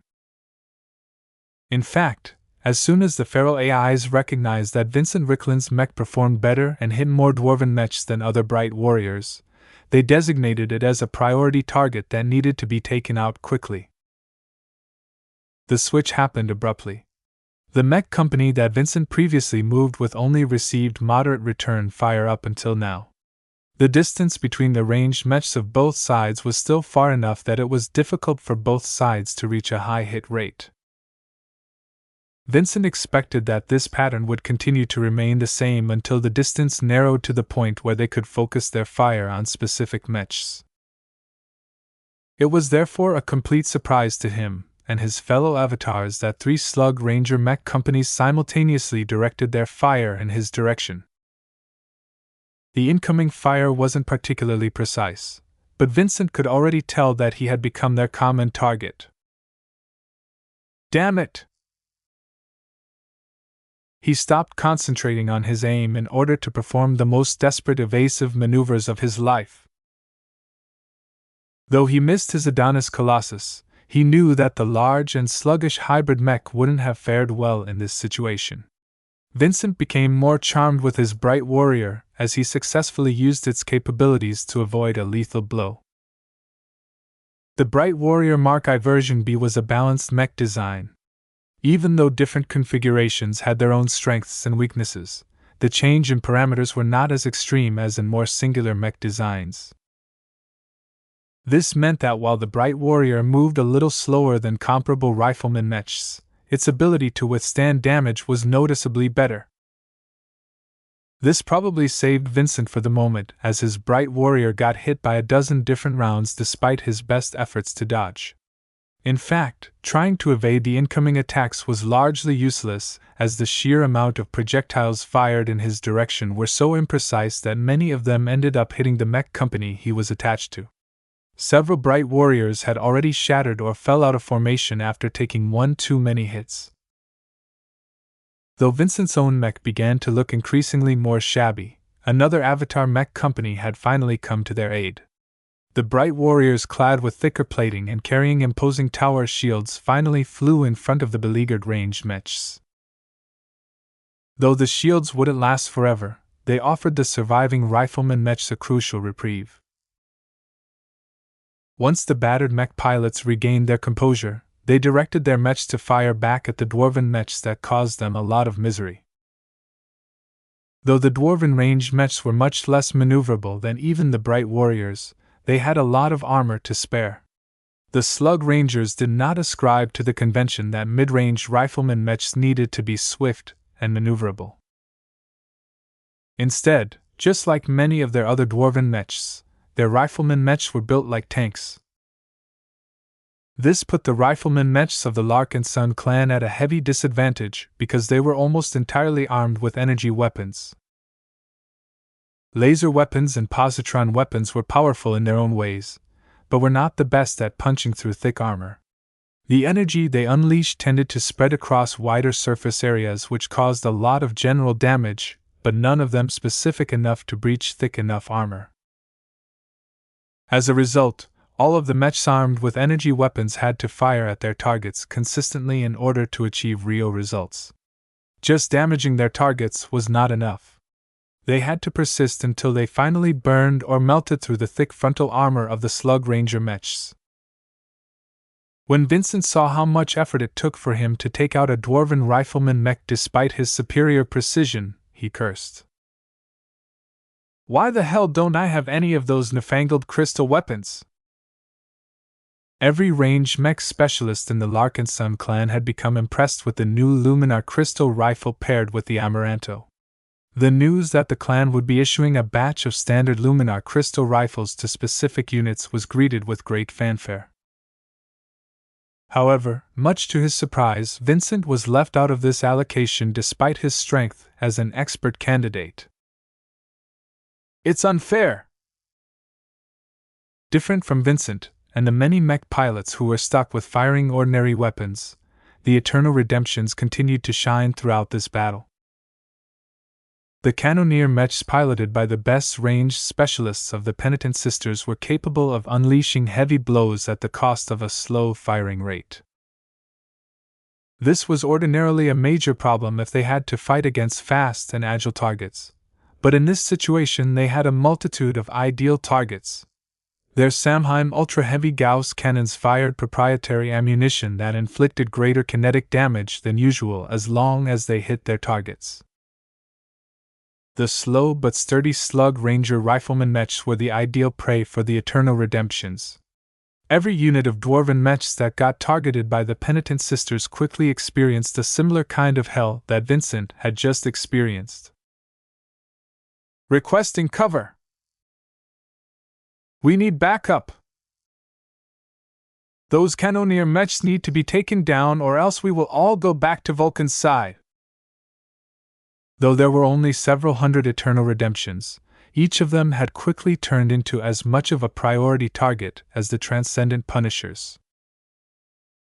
Fortunately, the cannoneer mechs hadn't moved forward with the main wave.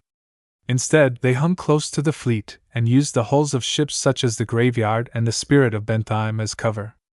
Most of the incoming fire originating from the Slug Riders ineffectively bounced off the sturdy hulls of the starships of the Larkinson clan. "Continue firing, sisters! The Superior Mother watches over us all. Let us slay these wicked dwarves! For the Larkinson clan! For the Superior Mother!" Kinetic rounds flew back and forth, causing huge amounts of valuable alloys and other materials to break and shatter. A trailing debris field had already formed that could earn any salvaging fleet a fortune if they were allowed to pick the most valuable scraps for just a couple hours. Yet neither side cared about the recyclable treasures that were floating further and further away from the active engagement. Not even the rescue parties dared to launch their shuttles out of the ships they were docked at. As soon as any of their vehicles showed up in space, a mech was liable to shoot them. Getting hit just a single time was enough for them to crumple. Not too far away, Venerable Janzi grew annoyed as she stayed with the living sentinels that were also sticking close to the fleet. Her shield of Samar functioned as a beacon of hope and a formidable shield for the Quint, which was calmly firing its rifle at the Slug Rangers.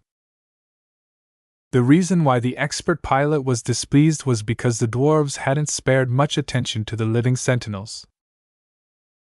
"It makes sense for the dwarves to ignore us," Commander Casella Ingvar noted.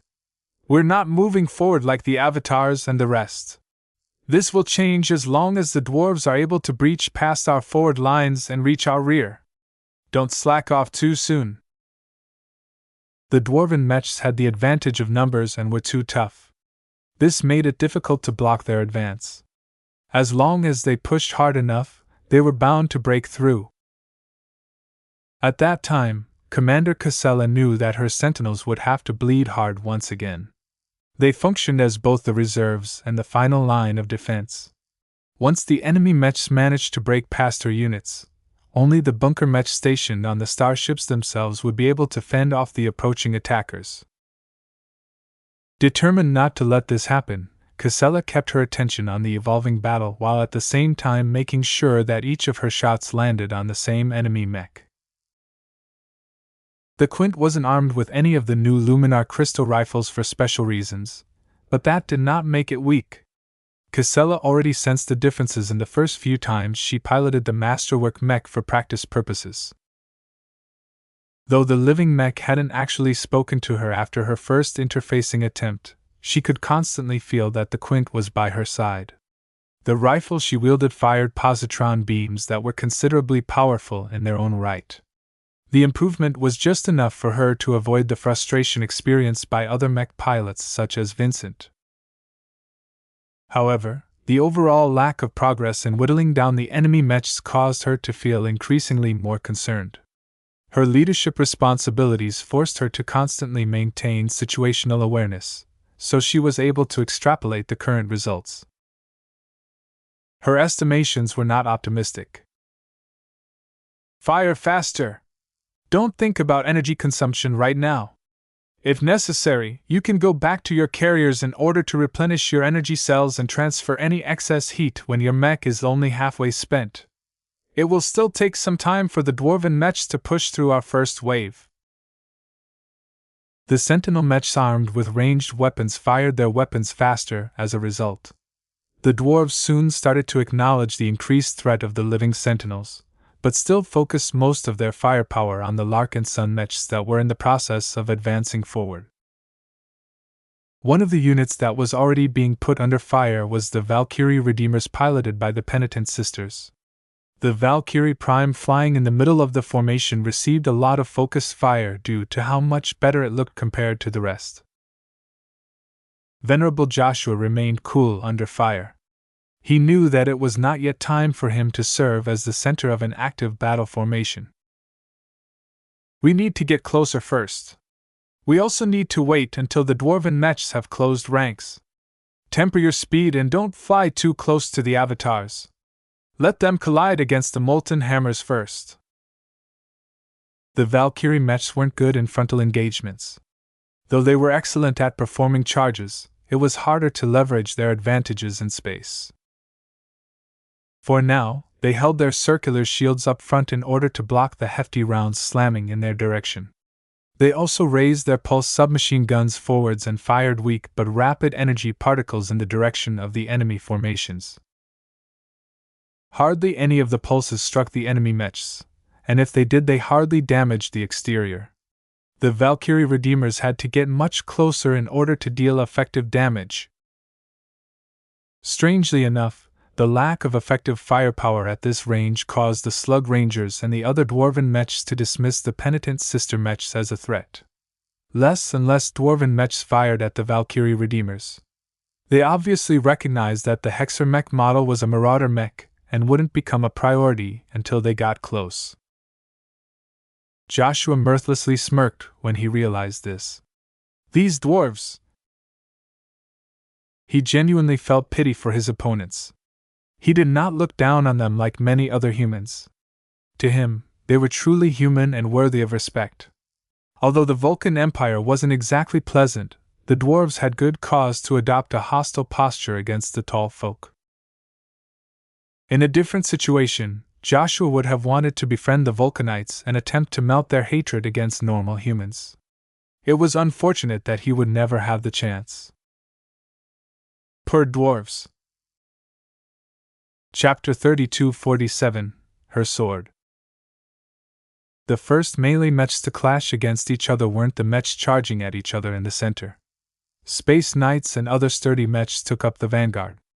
Their heavy shields and their resilient frames allowed them to resist a lot of damage, making them ideal to lead the charge. However, the need to stay behind their limited protective envelope meant that a lot of faster mechs had to limit their speed and acceleration. A unit of mechs only moved as fast as its slowest machine, and Space Knights that piled up lots of armor weren't known for their mobility. Fortunately, it was not that big of a problem for them to accelerate straight forward. Many Space Knights incorporated specialized flight systems that were hardy and not that easy to damage. While they did not have the power to induce a lot of directional forces on the mech, they compensated for that by putting most of their efforts into moving forward. Perhaps the buildup of speed wasn't anything impressive at the start, but as long as the mech continued thrusting forward, it could build up greater and greater momentum that could turn it into an undaunted charger that could not be stopped unless the opposition was willing to pay a price. Still, even with both sides charging at each other, either side wanted to go full out. There was a risk involved with accelerating too hard and building up momentum too quickly. If both the expeditionary forces and the dwarven forces collided against each other with their full might, the chances that the mechs of both sides would suffer catastrophic damage was high. This was not what the combatants wanted to see, so they conscientiously took their time and made sure they controlled their speeds. In any case, the priority of the expeditionary forces at the center was to hold the line and prevent the enemy from opening a breach. While it was fine for scattered units to bypass the front and attempt to reach the interior, they would definitely be surrounded and defeated in an instant as long as they weren't accompanied by a lot of allies. Compared to the center, the two flanks converged at each other with much greater speed. Since these mechs were more maneuverable and able to change their direction more easily, they had less to fear from self-destructive collisions or losing control. Among the most prominent flanking units was the large number of sword-wielding mechs among the Larkinson forces. There were two distinct groups among them that differed from each other in substantial ways. The first were several mech companies that consisted of both veteran sword maidens and recent recruits. They all piloted bright warriors and swordsman mech configuration, though unlike the avatars and other mech legions they swapped their thinner and more flexible blades for giant great swords that were noted for their heft and reach. They were great at crushing thin to moderately armored mechs, but they were also slower and required harsh training to wield proficiently. The Sword Maidens established the harshest and most extreme training programs in the Larkinson clan. Though they had already recruited large batches of hundreds of aspiring female mech pilots each, these younger talents were far from ready to step onto the battlefield as Sword Maidens. There were also other batches of older and more experienced swordsman mech pilots who transferred to the Sword Maidens and began to adapt to their ways. Though these mech pilots integrated well with this mech legion, there was still some distance to those who underwent training since they were teens. However, Commander Sandra didn't care about this difference. Now that she and her sisters were on their way to intercept thousands of mechs of the Hiverorers, she felt that bringing only 40 mechs was not enough to make a difference. The extra mech companies that consisted of recent recruits would definitely come in very handy in this battle, where the amount of mechs involved in the battle exceeded anything that she had ever taken part in before. "We're playing in the big leagues now." As the flanking forces rapidly closed in on each other, every mech pilot began to grow more nervous and eager. No matter whether it was the humans or the dwarves, none of them had ever taken part in such a massive, soul-stirring action. It was both frightening and awe-inspiring. Just looking at the thousands of enemy mechs they had to fight caused them to feel as if their importance had shrunk. Even if they were confident in their skills, it was unlikely for them to overcome too many enemy machines. In a battle of this scale, the influence of individual skill and heroism was severely diminished. What mattered more to the units was their cohesion, coordination, and overall mech performance. On the surface, both sides were roughly even in this regard. The flanking forces of the Larkinson clan and Glory Seekers reached military standards or close to it in many regards. The dwarves were slightly superior in this regard due to being a part of a regular military organization. The morale of the Hiverrorer mech pilots was also high. As the youngest and most recent mech division that took part in this attack, a disproportionate amount of servicemen were fanatical members of the Dwarven god cult. Even now, they were enthusiastically saying their prayers. "O Vulcan, ye supreme Dwarven authority, bless your sons and daughters so that we may smite the human infidels. Great Vulcan, O beautiful and majestic Vulcan, bless our divine mech so that we may collapse the feeble mechs piloted by these tall folk. Let the galaxy know that dwarven mechs and craftsmanship is supreme. Witness me as I smite these tortured slaves. Dwarvenkin shall always reign supreme. Fire and blood! The dwarven mech pilots roared. In opposition to the dwarves, the mech pilots of the Sword Maidens and the Heaven's Word Association quickly quieted down once their greatest authority patched into their communication channel. Back in the main design lab of the Spirit of Bentheim, Kedis had stood up from her chair and unsheathed Bloodsinger from its scabbard. She recalled Sharpa back to her mind, causing her will and presence to grow stronger and more exceptional. A portion of the assistant mech designers working to analyze the enemy dwarven mech models even became distracted by Kedis' glow. They had never experienced the force of will of her as a sword maiden before. Get back to work! Gloriana snapped from the other side of the design lab. We're in the middle of a battle that will decide whether we will live or die. Don't think about anything else aside from performing your assigned job. Kedis took no notice of what was going on in the design lab. She had shifted all of her attention over to the Sword Maiden and the Heavenswarder mech pilots who fought for both the clan and herself. She felt responsible for the Sword School disciples who chose to leave behind their stable environment in the Heaven's Word Association and follow her back to the Larkinson clan. They admired her swordsmanship, idolized her identity as a sword master, and thought that she had boundless prospects. At times, she thought that the Heavenswarders were woefully naive. They dedicated themselves to her because they thought she could lead them to greatness. Were they right? Kedis was not so sure. Though the existence of Sharpa as well as her dual identity as a journeyman and a sword maiden granted her a unique advantage in mastering and developing other sword styles, she never considered herself as their savior or their supreme teacher. Yet that was exactly what the Heavenswarders thought of her. They unquestionably put her up a pedestal and expected that she could help them fulfill their dreams. She did not think she was that amazing, but she couldn't betray their trust in her. For the sake of those who put their lives on the line because of their dedication. This was why she did not hesitate to embrace her full swordmaster persona at this time. Sharpa formed her greatest pillar of support at this time as her willpower grew so strong that it distorted the air around her. Anyone who stepped close to her would increasingly feel as if they were stepping into a forest of needles. Swordsmen and swordswomen. She began to speak, her powerful voice echoing in the cockpits of the various swordsman mechs from the Heaven's Word Association. The sword is a weapon, not a tool. Each of us have devoted our entire lives to master the way of the sword. Now, the time has come to put that practice into play and utilize your skills for its greatest purpose. Kedis pointed her great sword forward, which caused her will and mind to focus onto a distant enemy. As a sword maiden and a sword master, I wish for nothing more than to be at your side and charge towards the enemy mech.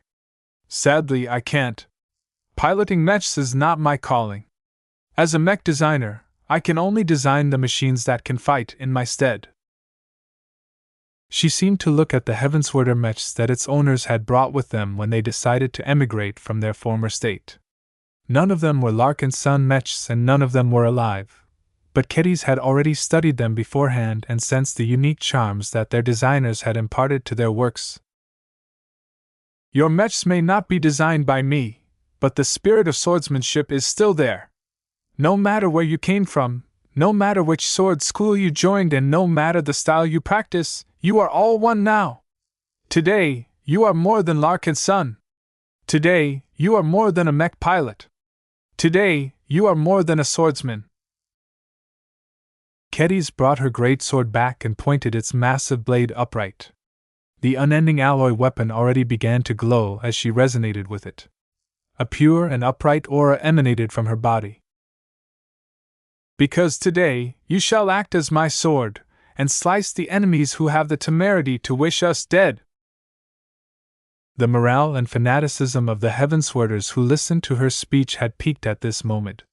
The moods of many of them rose to heights that they had never reached.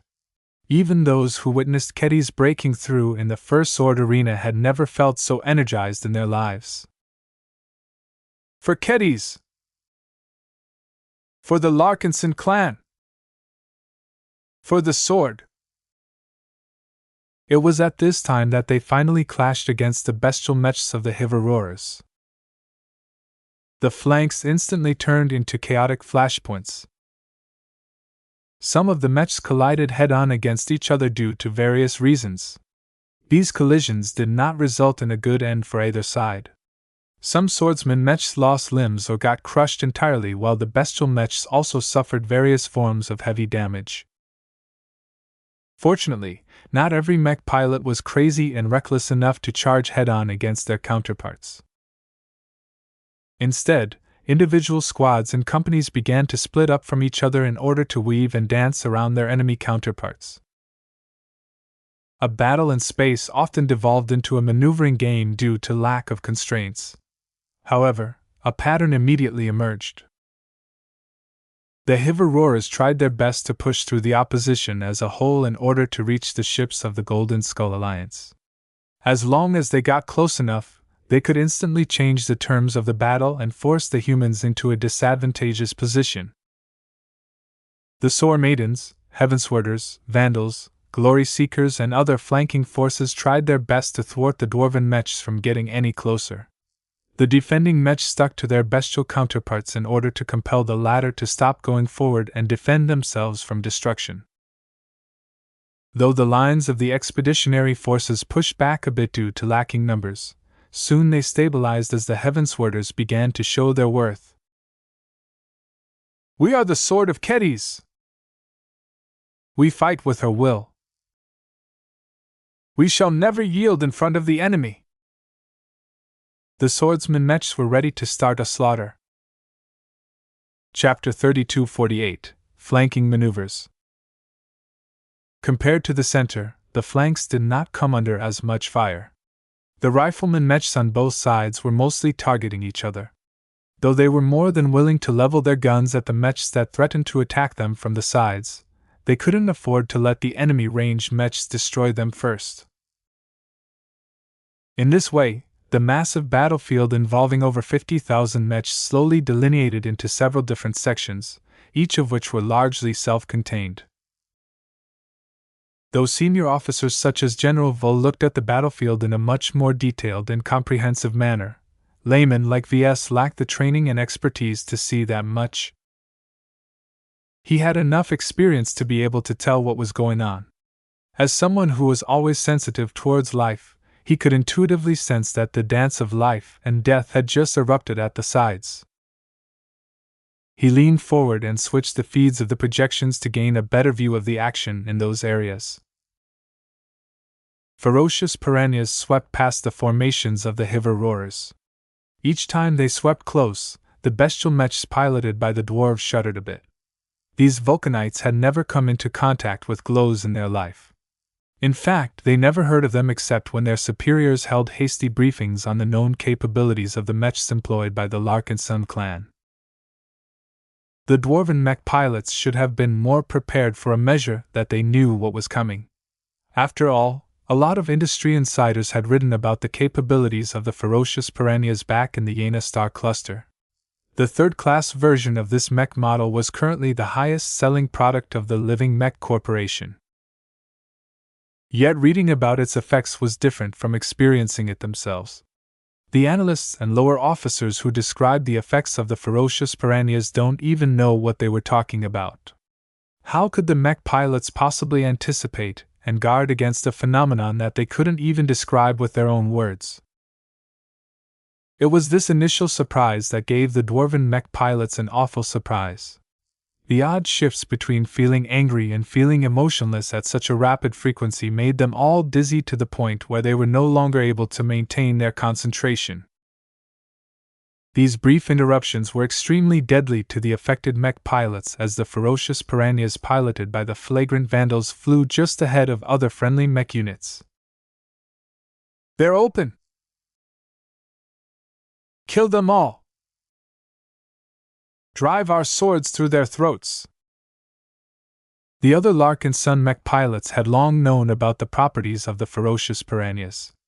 They even trained alongside the flagrant vandals in order to maximize the utility of the light skirmisher's extremely useful glow. Swords cut through metal without encountering any opposition. Blades thrust through weak points with much greater ease than before. Hundreds of vulcanite mechs instantly fell into a disadvantage as they incurred a lot of damage at once. If not for the fact that the bestial mechs were larger and a bit more massive than other mechs, many more would have fallen at the first blow. Even so, the injuries they sustained in the first clash were so significant that their performance could no longer keep up with the heat of the battle. Their lack of power quickly stalled the momentum of the Hiverorers, which the Larkinsons and Glory Seekers did not miss. They've stalled. Keep pushing them back! A Glory Seeker captain roared. The Superior Mother is with us today! The disarray among the dwarves granted the defenders an opportunity to launch a counterattack. The Glory Seekers' mechs that had previously hung back and fired their submachine guns at the enemy units all holstered their guns and brought out their spears. They soon circled above and below the disrupted enemy formations before initiating a deathly charge. The Superior Mother demands your death! The dwarven mech pilots of the Hiverorers weren't rookies.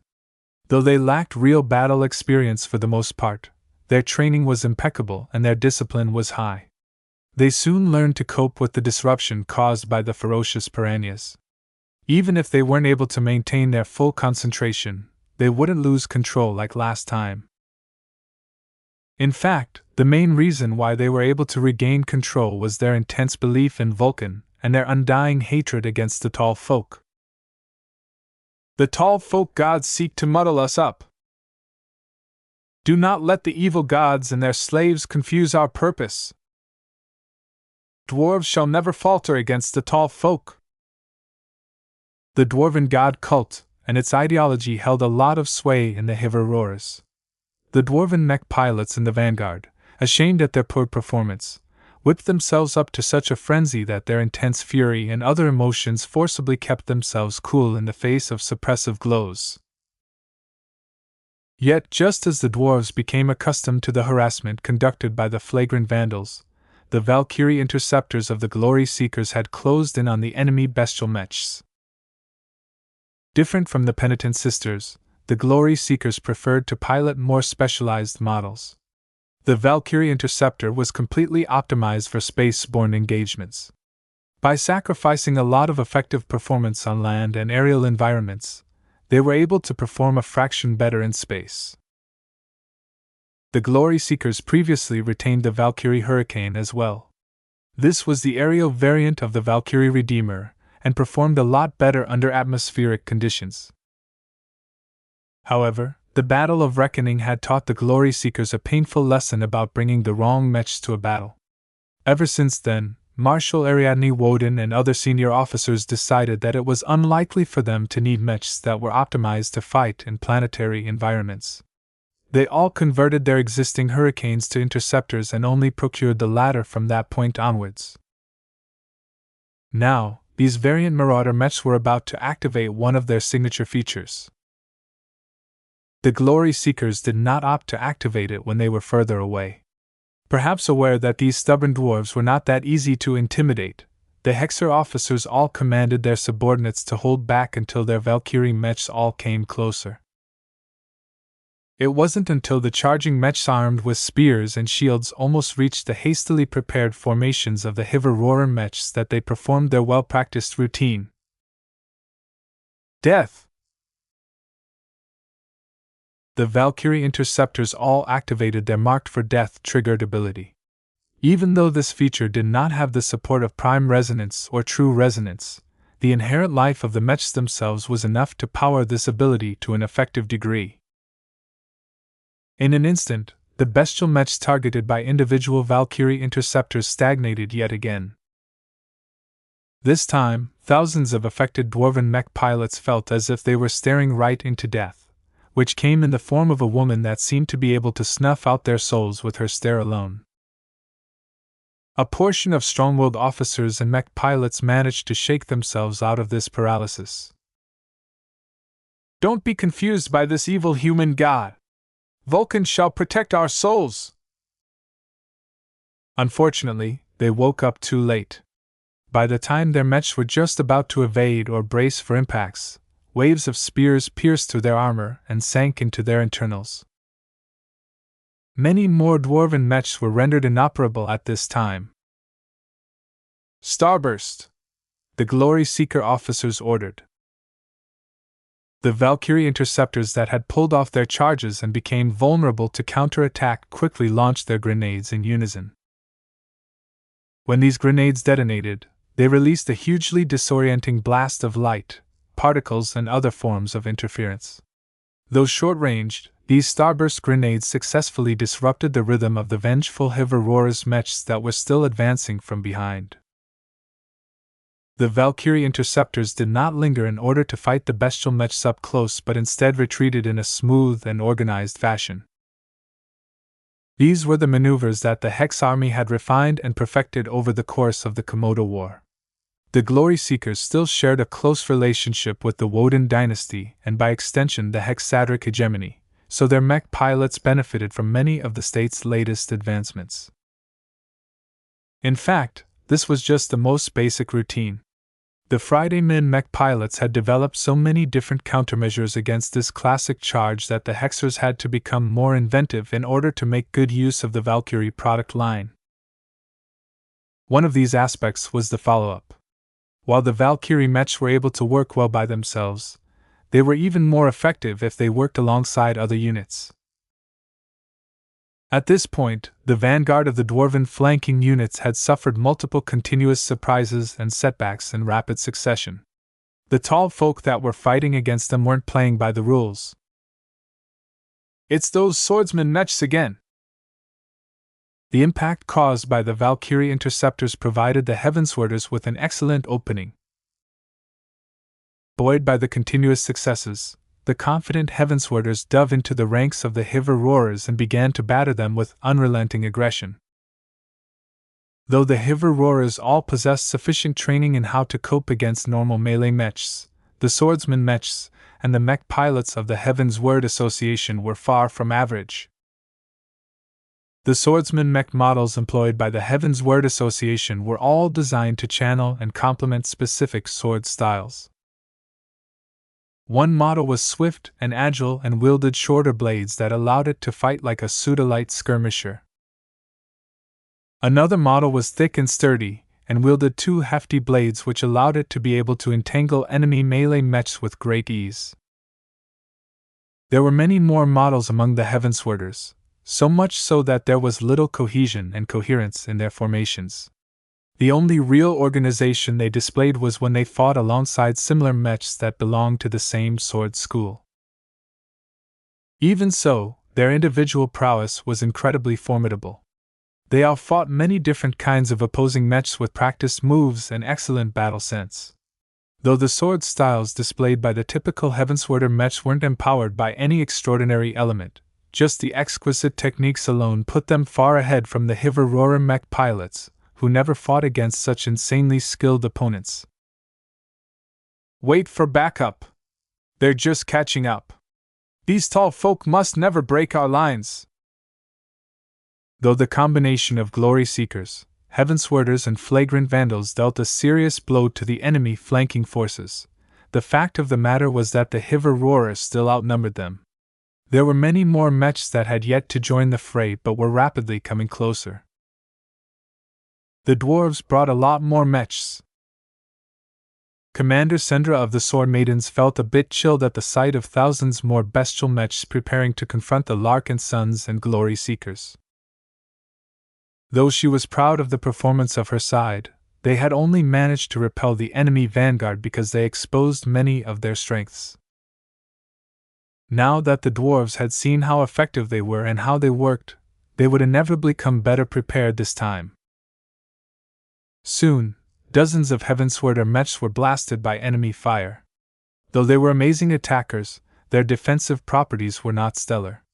Aside from a number of exceptions, most of the swordsman mechs were not able to cope with being targeted by large caliber or intensive firepower.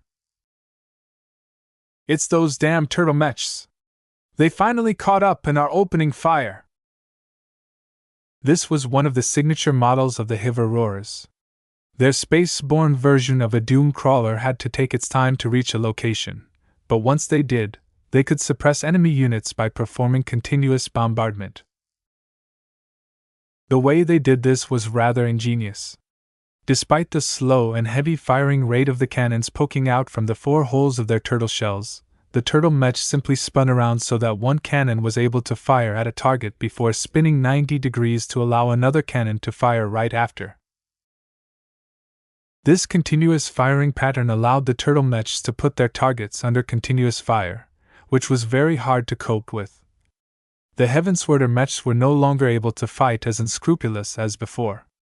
Their momentum visibly faltered. Chapter 3249 Crumble Shells. The struggle at the flanks took a turn from the worst as soon as the odd turtle mechs showed up. Though the Larkinsons had always been on guard against these hardy machines, it was only now that the expeditionary forces truly experienced what this ranged mech was able to accomplish. "Those cannons hit too hard.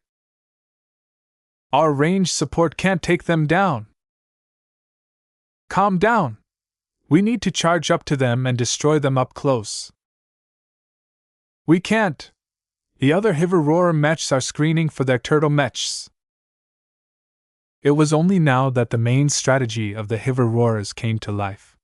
The tiger mechs, avian mechs, and other bestial machines merely served as bodyguards for the turtle mechs at the moment.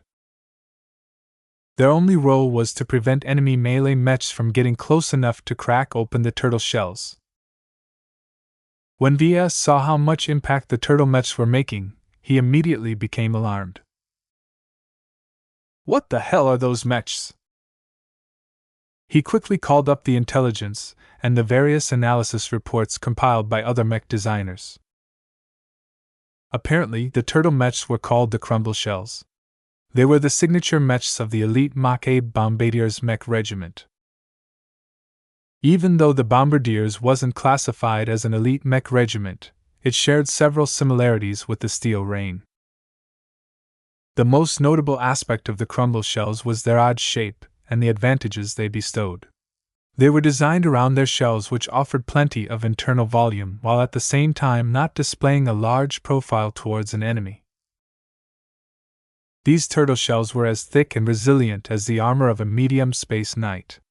They could withstand a lot of attacks head-on, but they were highly noted for their even thicker side armor. By concentrating a lot of armor at the sides which would usually face towards the enemy, they were much harder to damage and disable than humanoid space knights. This armor design is quite ingenious, actually. Aside from the vulnerable gun ports, the turtle mechs did not possess any other exterior weak points. The top, bottom, and sides of the crumble shell design were all thick and well protected, but not to the point that it affected its mobility too much. Defense wasn't the turtle mech's only strong point. Unlike Space Knights, the crumble shells were able to output a moderately high amount of damage at medium range. The Gauss cannons that took the place of the limbs of a normal turtle were all of medium caliber.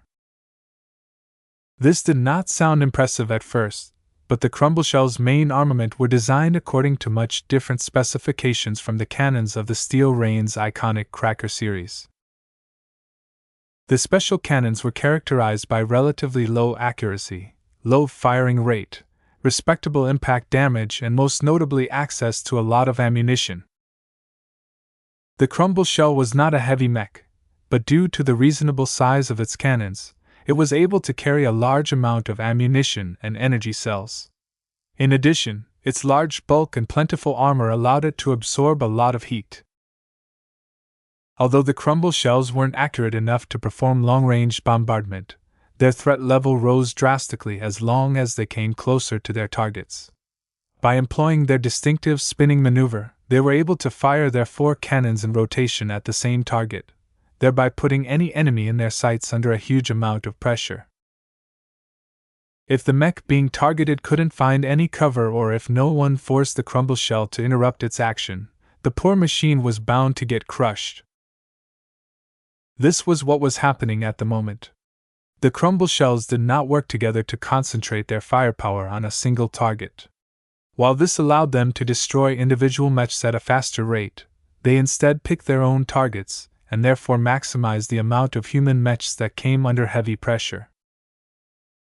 Instantly, the tide had turned. Though the Valkyrie interceptors urgently used their pulse submachine guns to hit back at the crumble shells, the rapid streams of pulsed particles simply bounced off the exterior of the turtle mechs without accomplishing anything except chipping the outermost layer. It was more than obvious that the crumble shells functioned similar to a lighter version of doom crawlers in space. They were practically invincible at medium range. The only way to slaughter them in an efficient manner was to attack them at point-blank range. Anyone could see that while the crumble shells completely sacrificed every form of melee combat capability, they did not even have articulating limbs, which meant they weren't able to employ claws or wield handheld weapons that could help them fend off attackers. In fact, the firing angles of their 4 Gauss cannons were also very awkward. As long as a mech managed to land on the top or bottom of their shells, there was nothing the crumble shells could do to fend off their slayers. Yet no matter whether it was the ferocious piranhas, the bright warriors, or the other swordsman mechs, none of them succeeded in breaking through the ranks of the other Hiver mechs. Though the dwarves were more than happy to go on the attack, they excelled at defense. As long as they had to defend a fixed position or an important unit, they were able to employ numerous tactics that were highly effective at preventing breaches. The hardiness of their mechs also played a good role at this time. The general dwarven design philosophy always put a lot of emphasis on defense. Even the Hiver, which was supposed to be the lightest and most mobile mech division of the Feral Punitive Fleet, did not go too lightly when they formed their mech roster. Now, all of the bestial mech regiments of the Hiver had stopped trying to advance at all costs. Instead, they formed a stubborn defensive envelope that matched its pace with the slow advance of the crumble shells. It was as if the Hiver mechs had combined into a moving fort. No matter which angle the Larkinsons and Glory Seekers tried to attack them from, the fort was able to orient its mechs and guns quickly so that an offensive push would quickly get repelled. Though the mechs of the expeditionary forces managed to down plenty of bestial mechs in these failed pushes, the fact of the matter was that they were losing mechs at a faster rate than the Hiver. What was even worse was that since the crumble shells took action, only a handful of them had been repelled. Occasional support fire from the distant Transcendent Punishers and other ranged mechs managed to overwhelm the defenses of a small amount of turtle mechs, but the cost was too great. The low profile of the crumble shells along with their ability to move meant that it took a disproportionate amount of effort to take them down. A Transcendent Punisher could have destroyed at least 2 Steel Rain heavy artillery mechs with the same effort it took to take down a crumble shell, and that also took into account the difficulty of breaking through bunkers. "Gloriana, those crumble shells are tearing up our wings." Ves contacted his wife from the bridge.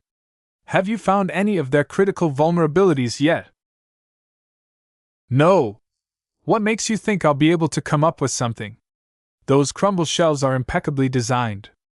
I didn't expect the dwarves to be so good at designing defensive systems. The only way to take them down with ease is to fire into their gun ports while they have exposed their cannons." Ves shook his head. "That's too difficult. Any crumble shell that came under heavy fire could instantly adopt a defensive posture. They were able to retract their short-barreled cannons and close the gap with armor curtains. Though this solution prevented the crumble shells from attacking, it was highly worth it to increase their durability and buy time for other turtle mechs to maintain their own attacks. Ves shifted his eyes to the left and right wings. The situation for both of them wasn't so good now that the Mach 8 bombardiers had shown their might. Still, There was one mech legion on the flanks that had yet to take action.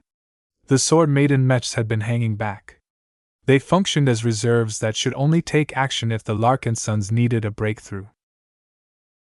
Should the Sword Maidens be put into play at this time? The situation did not look ideal. Usually, the Sword Maidens were extremely effective at attacking enemy units from the flanks or behind. Their lethal offensive capabilities allowed them to mow down a huge amount of mechs in quick succession as long as their enemies weren't prepared. This was not possible right now. The bestial mechs of the Hiver Roarers guarded the crumble shells from every direction. There was no proper front or rear.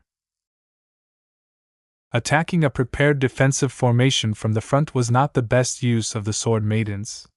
General Vril knew that as well and did not order them to go forward at this time. We still need to find a solution. Ves hummed and rubbed his smooth-shaven chin. There was one solution that he knew would definitely force a breakthrough. His gaze shifted over to the friendly forces on the right wing, which was a little stronger than the forces stationed at the left wing. As long as Venerable Dice and her elite Sword Maidens activated their battle formation, they could instantly slice through a lot of dwarven mechs, especially the crumble shells which had closed up in a tighter formation due to the need to form an effective defensive envelope. They're not tight enough though. VS was reluctant to resort to this option because the Hiver Roarers were still too dispersed for his liking. The thousands of mechs deployed by the enemy meant that they naturally spread out over a wider area. He decided to discuss this matter with General Vril. He activated a private communication channel and shared his ideas. "I've been told that Venerable Dice has not been idle during this time," General Vril said. "She has made rapid progress in developing her own sword style. She has developed numerous new extraordinary sword techniques, many of which can be performed in combination with the First Sword or the Sword Maiden battle network." V's eyes lit up. "Has she developed any wide-area attack techniques?" "She has, but she hasn't performed them under these conditions before. No one can estimate the power and range of her new technique. There's a substantial chance that the broad attack will leave many enemy mechs functional if in a damaged state." The two fell silent for a time. "Should we do it?" VS tentatively asked. "Let us be patient. Their expert mechs have yet to emerge. I have been trying to keep this card in reserve for the enemy's expert mechs. If we put it into play against ordinary mechs, we will lose a powerful option that can immediately wipe an enemy expert mech off the board." This was certainly a critical priority, but VS also saw that the battle at the flanks couldn't continue in this way. His forces were learning how to deal more damage to the Hiver Roarer defensive formations, but the latter were still in a winning posture. He needed to play another card. The question was which one he should use to disrupt this awful situation. He briefly raised his newly made hammer. Was this the right time to perform his charade? He judged that he would be able to achieve a much better effect after he played his other trump cards. After all, it was a lot easier to pretend to be a powerful god if his mechs had all displayed extremely powerful abilities that were far beyond the capabilities of ordinary machines. "Sir, our center units are about to collide against the molten hammers." VS quickly directed his attention to the middle of the battlefield.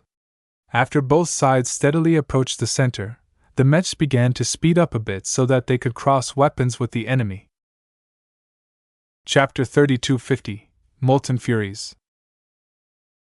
The collision of mechs in the center of the battlefield was slower but much more impactful. Sturdy mechs collided against each other with their shields up front.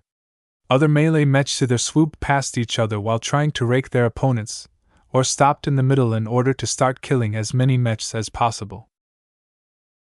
After a long time of waiting and advancing, the mainstay mechs of the two forces had finally clashed. The Molten Hammers were especially eager. The oldest and most storied mech division in the Pharaoh-Punitive fleet had waited for a long time in order to show their prowess once again. Now that they were allowed to fight against human mechs for the first time in decades, the mech pilots did not want to shame their predecessors who managed to defeat the previous rulers of this star sector. Slaughter the tall folk! Our hammers will smash them to pieces! My shield shall never break! The first units to oppose the molten hammers were the avatars of Myth and the Cross clan. The latter tended to field sturdier and more solid mechs than the Glory Seekers. The Crossers also favored mechs with more resilience, endurance, and staying power, which made them suitable to fight in standing battles. Ves had already caught plenty of glimpses of the mechs fielded by the Cross clan. Many of them were designed by Professor Benedict, though the majority were still rather generic. There was nothing wrong with their performance, though. They were solid and performed well in all of the basic parameters that mattered. As for the avatars of Myth, many of their mechs consisted of bright warriors. The rifleman mech configurations were still further in the back and were already locked in an exchange of fire with the Slug Rangers. The Lancer mech configurations had not yet built up a charge. It was too risky for them to dive into the formidable dwarven mech formations. The swordsman mech configurations were already hard at work trying to deal damage without exposing themselves too much to the deadly dwarven mechs. The Space Knight configurations were the main focal point at the moment. They were the only mechs of the Larkinson clan that could stand up to the heavy assault that the Molten Hammers excelled at. The pressure they had to endure was incredible, and it only grew worse as the unique mech models fielded by the dwarves began to show their worth. The most iconic dwarven mech model was the Space Knights fielded by its elite mech regiment. The overstrength Vulcans chosen fielded 3,000 Molten Furies, which was the signature shield-bearing mechs of the Molten Hammers. The low stature of the Molten Furies quickly gave the avatars of Myth and the Cross clan a lot of headaches. None of them had much experience with fighting mechs that were so short but so resilient at the same time. The Vulcanite mech pilots were well aware of the pros and cons of piloting dwarven mechs. They made good use of their lack of height to make it more difficult to land effective attacks on them. At the same time, they also concentrated their attacks on the midsections of their opponents. This often resulted in awkward exchanges where the taller humanoid mechs had to employ neglected moves in order to defend against such low blows. Of course, the Avatar and Crosser mechs tried to lower themselves in order to fight against the Dwarven mechs on an equal basis, but this only prompted the Molten Hammer mechs to do the same. The clash in the center was by no means a static crush between two massive forces.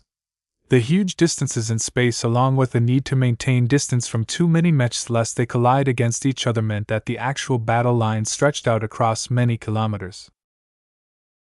Mechs were quite big, after all. With the high degree of effectiveness of ranged mechs in space warfare, melee mechs tended to avoid clumping up too much in order to prevent themselves from becoming easy targets. Stand your ground! Our clan is depending on us. Do not let a single dwarven mech pass! Commander Melker exhorted his men as his mech constantly fired positron beams at suitable targets. In front of him, the melee mechs of his avatars were struggling to contain the dwarven mechs. The bright warriors they piloted all exuded identical glows that provided the avatar mech pilots with both comfort and strength. Yet that was not enough to resist the pushing power of the Molten Hammers. Commander Melker quickly grew grave as he witnessed the performance of the signature mechs of their opposition. The Molten Furies that were the main dwarven mechs responsible for absorbing the blows of their opposition were hardy and difficult to deal with.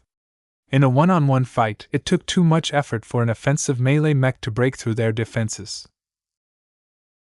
So far, the only way the avatars managed to overpower these hardy machines was to gang up on them and attack them from multiple angles. The Molten Furies and their thick shields were too difficult to overcome from the front. Arg! Careful! Don't stay too close! As the avatars and crossers began to destroy the Molten Furies, they suddenly learned why they were called this way. Anytime a Molten Fury got wrecked or ejected its cockpit, the machine in question blew up with so much force that any mechs in front of it got blasted with such violence that they inevitably incurred damage. This presented a major problem to the mechs up front. Aside from the Space Knights who were still able to bear the explosions, every other melee mech had to make way and make sure they did not face any of the Molten Furies head-on. This constrained their choices and quickly caused their performance to drop. Ha! They're too afraid of our molten surprise! Push them back, laddies! Commander Melcher darkened. Despite the stable performance of the avatars of myth, these final surprises severely caused his mech pilots to become unbalanced. It's just like fighting against the Halvian Grenadiers during the Battle of Reckoning, he muttered. Fortunately, their prior experience in fighting against explosives allowed the Avatar officers to form a suitable response. The Space Knights largely tried to keep the Molten Furies in place while the other melee mechs sought to harass or destroy the Dwarven mechs from above and below. The Molten Furies can't shield as well from multiple angles at a time, Gloriana concluded after she analyzed their design. Don't attack their sides. They can easily pivot their shields to deflect attacks from their left or right. You need to attack them from a vertical angle. Attacking from below will definitely make them flustered. After just a few rounds of fighting, the Larkinsons confirmed Gloriana's analysis. It appeared that typical Dwarven mechs were much less capable of defending themselves against attacks from the top or bottom of orientations. Their shields were thick and they were able to defend well in horizontal directions. However, if an attack came from above, they had to angle their shields to cover their exposed top profile, which inevitably made it easier for enemy mechs to bypass the Dwarven mechs' defenses. The Molten Furies were especially bad at defending against attacks from below. Their arms were short, so the only way to deal with this situation was to rotate their frames so they faced downwards. Of course, the problem with that was that they exposed their upper sections to the enemy mechs that were previously to the front.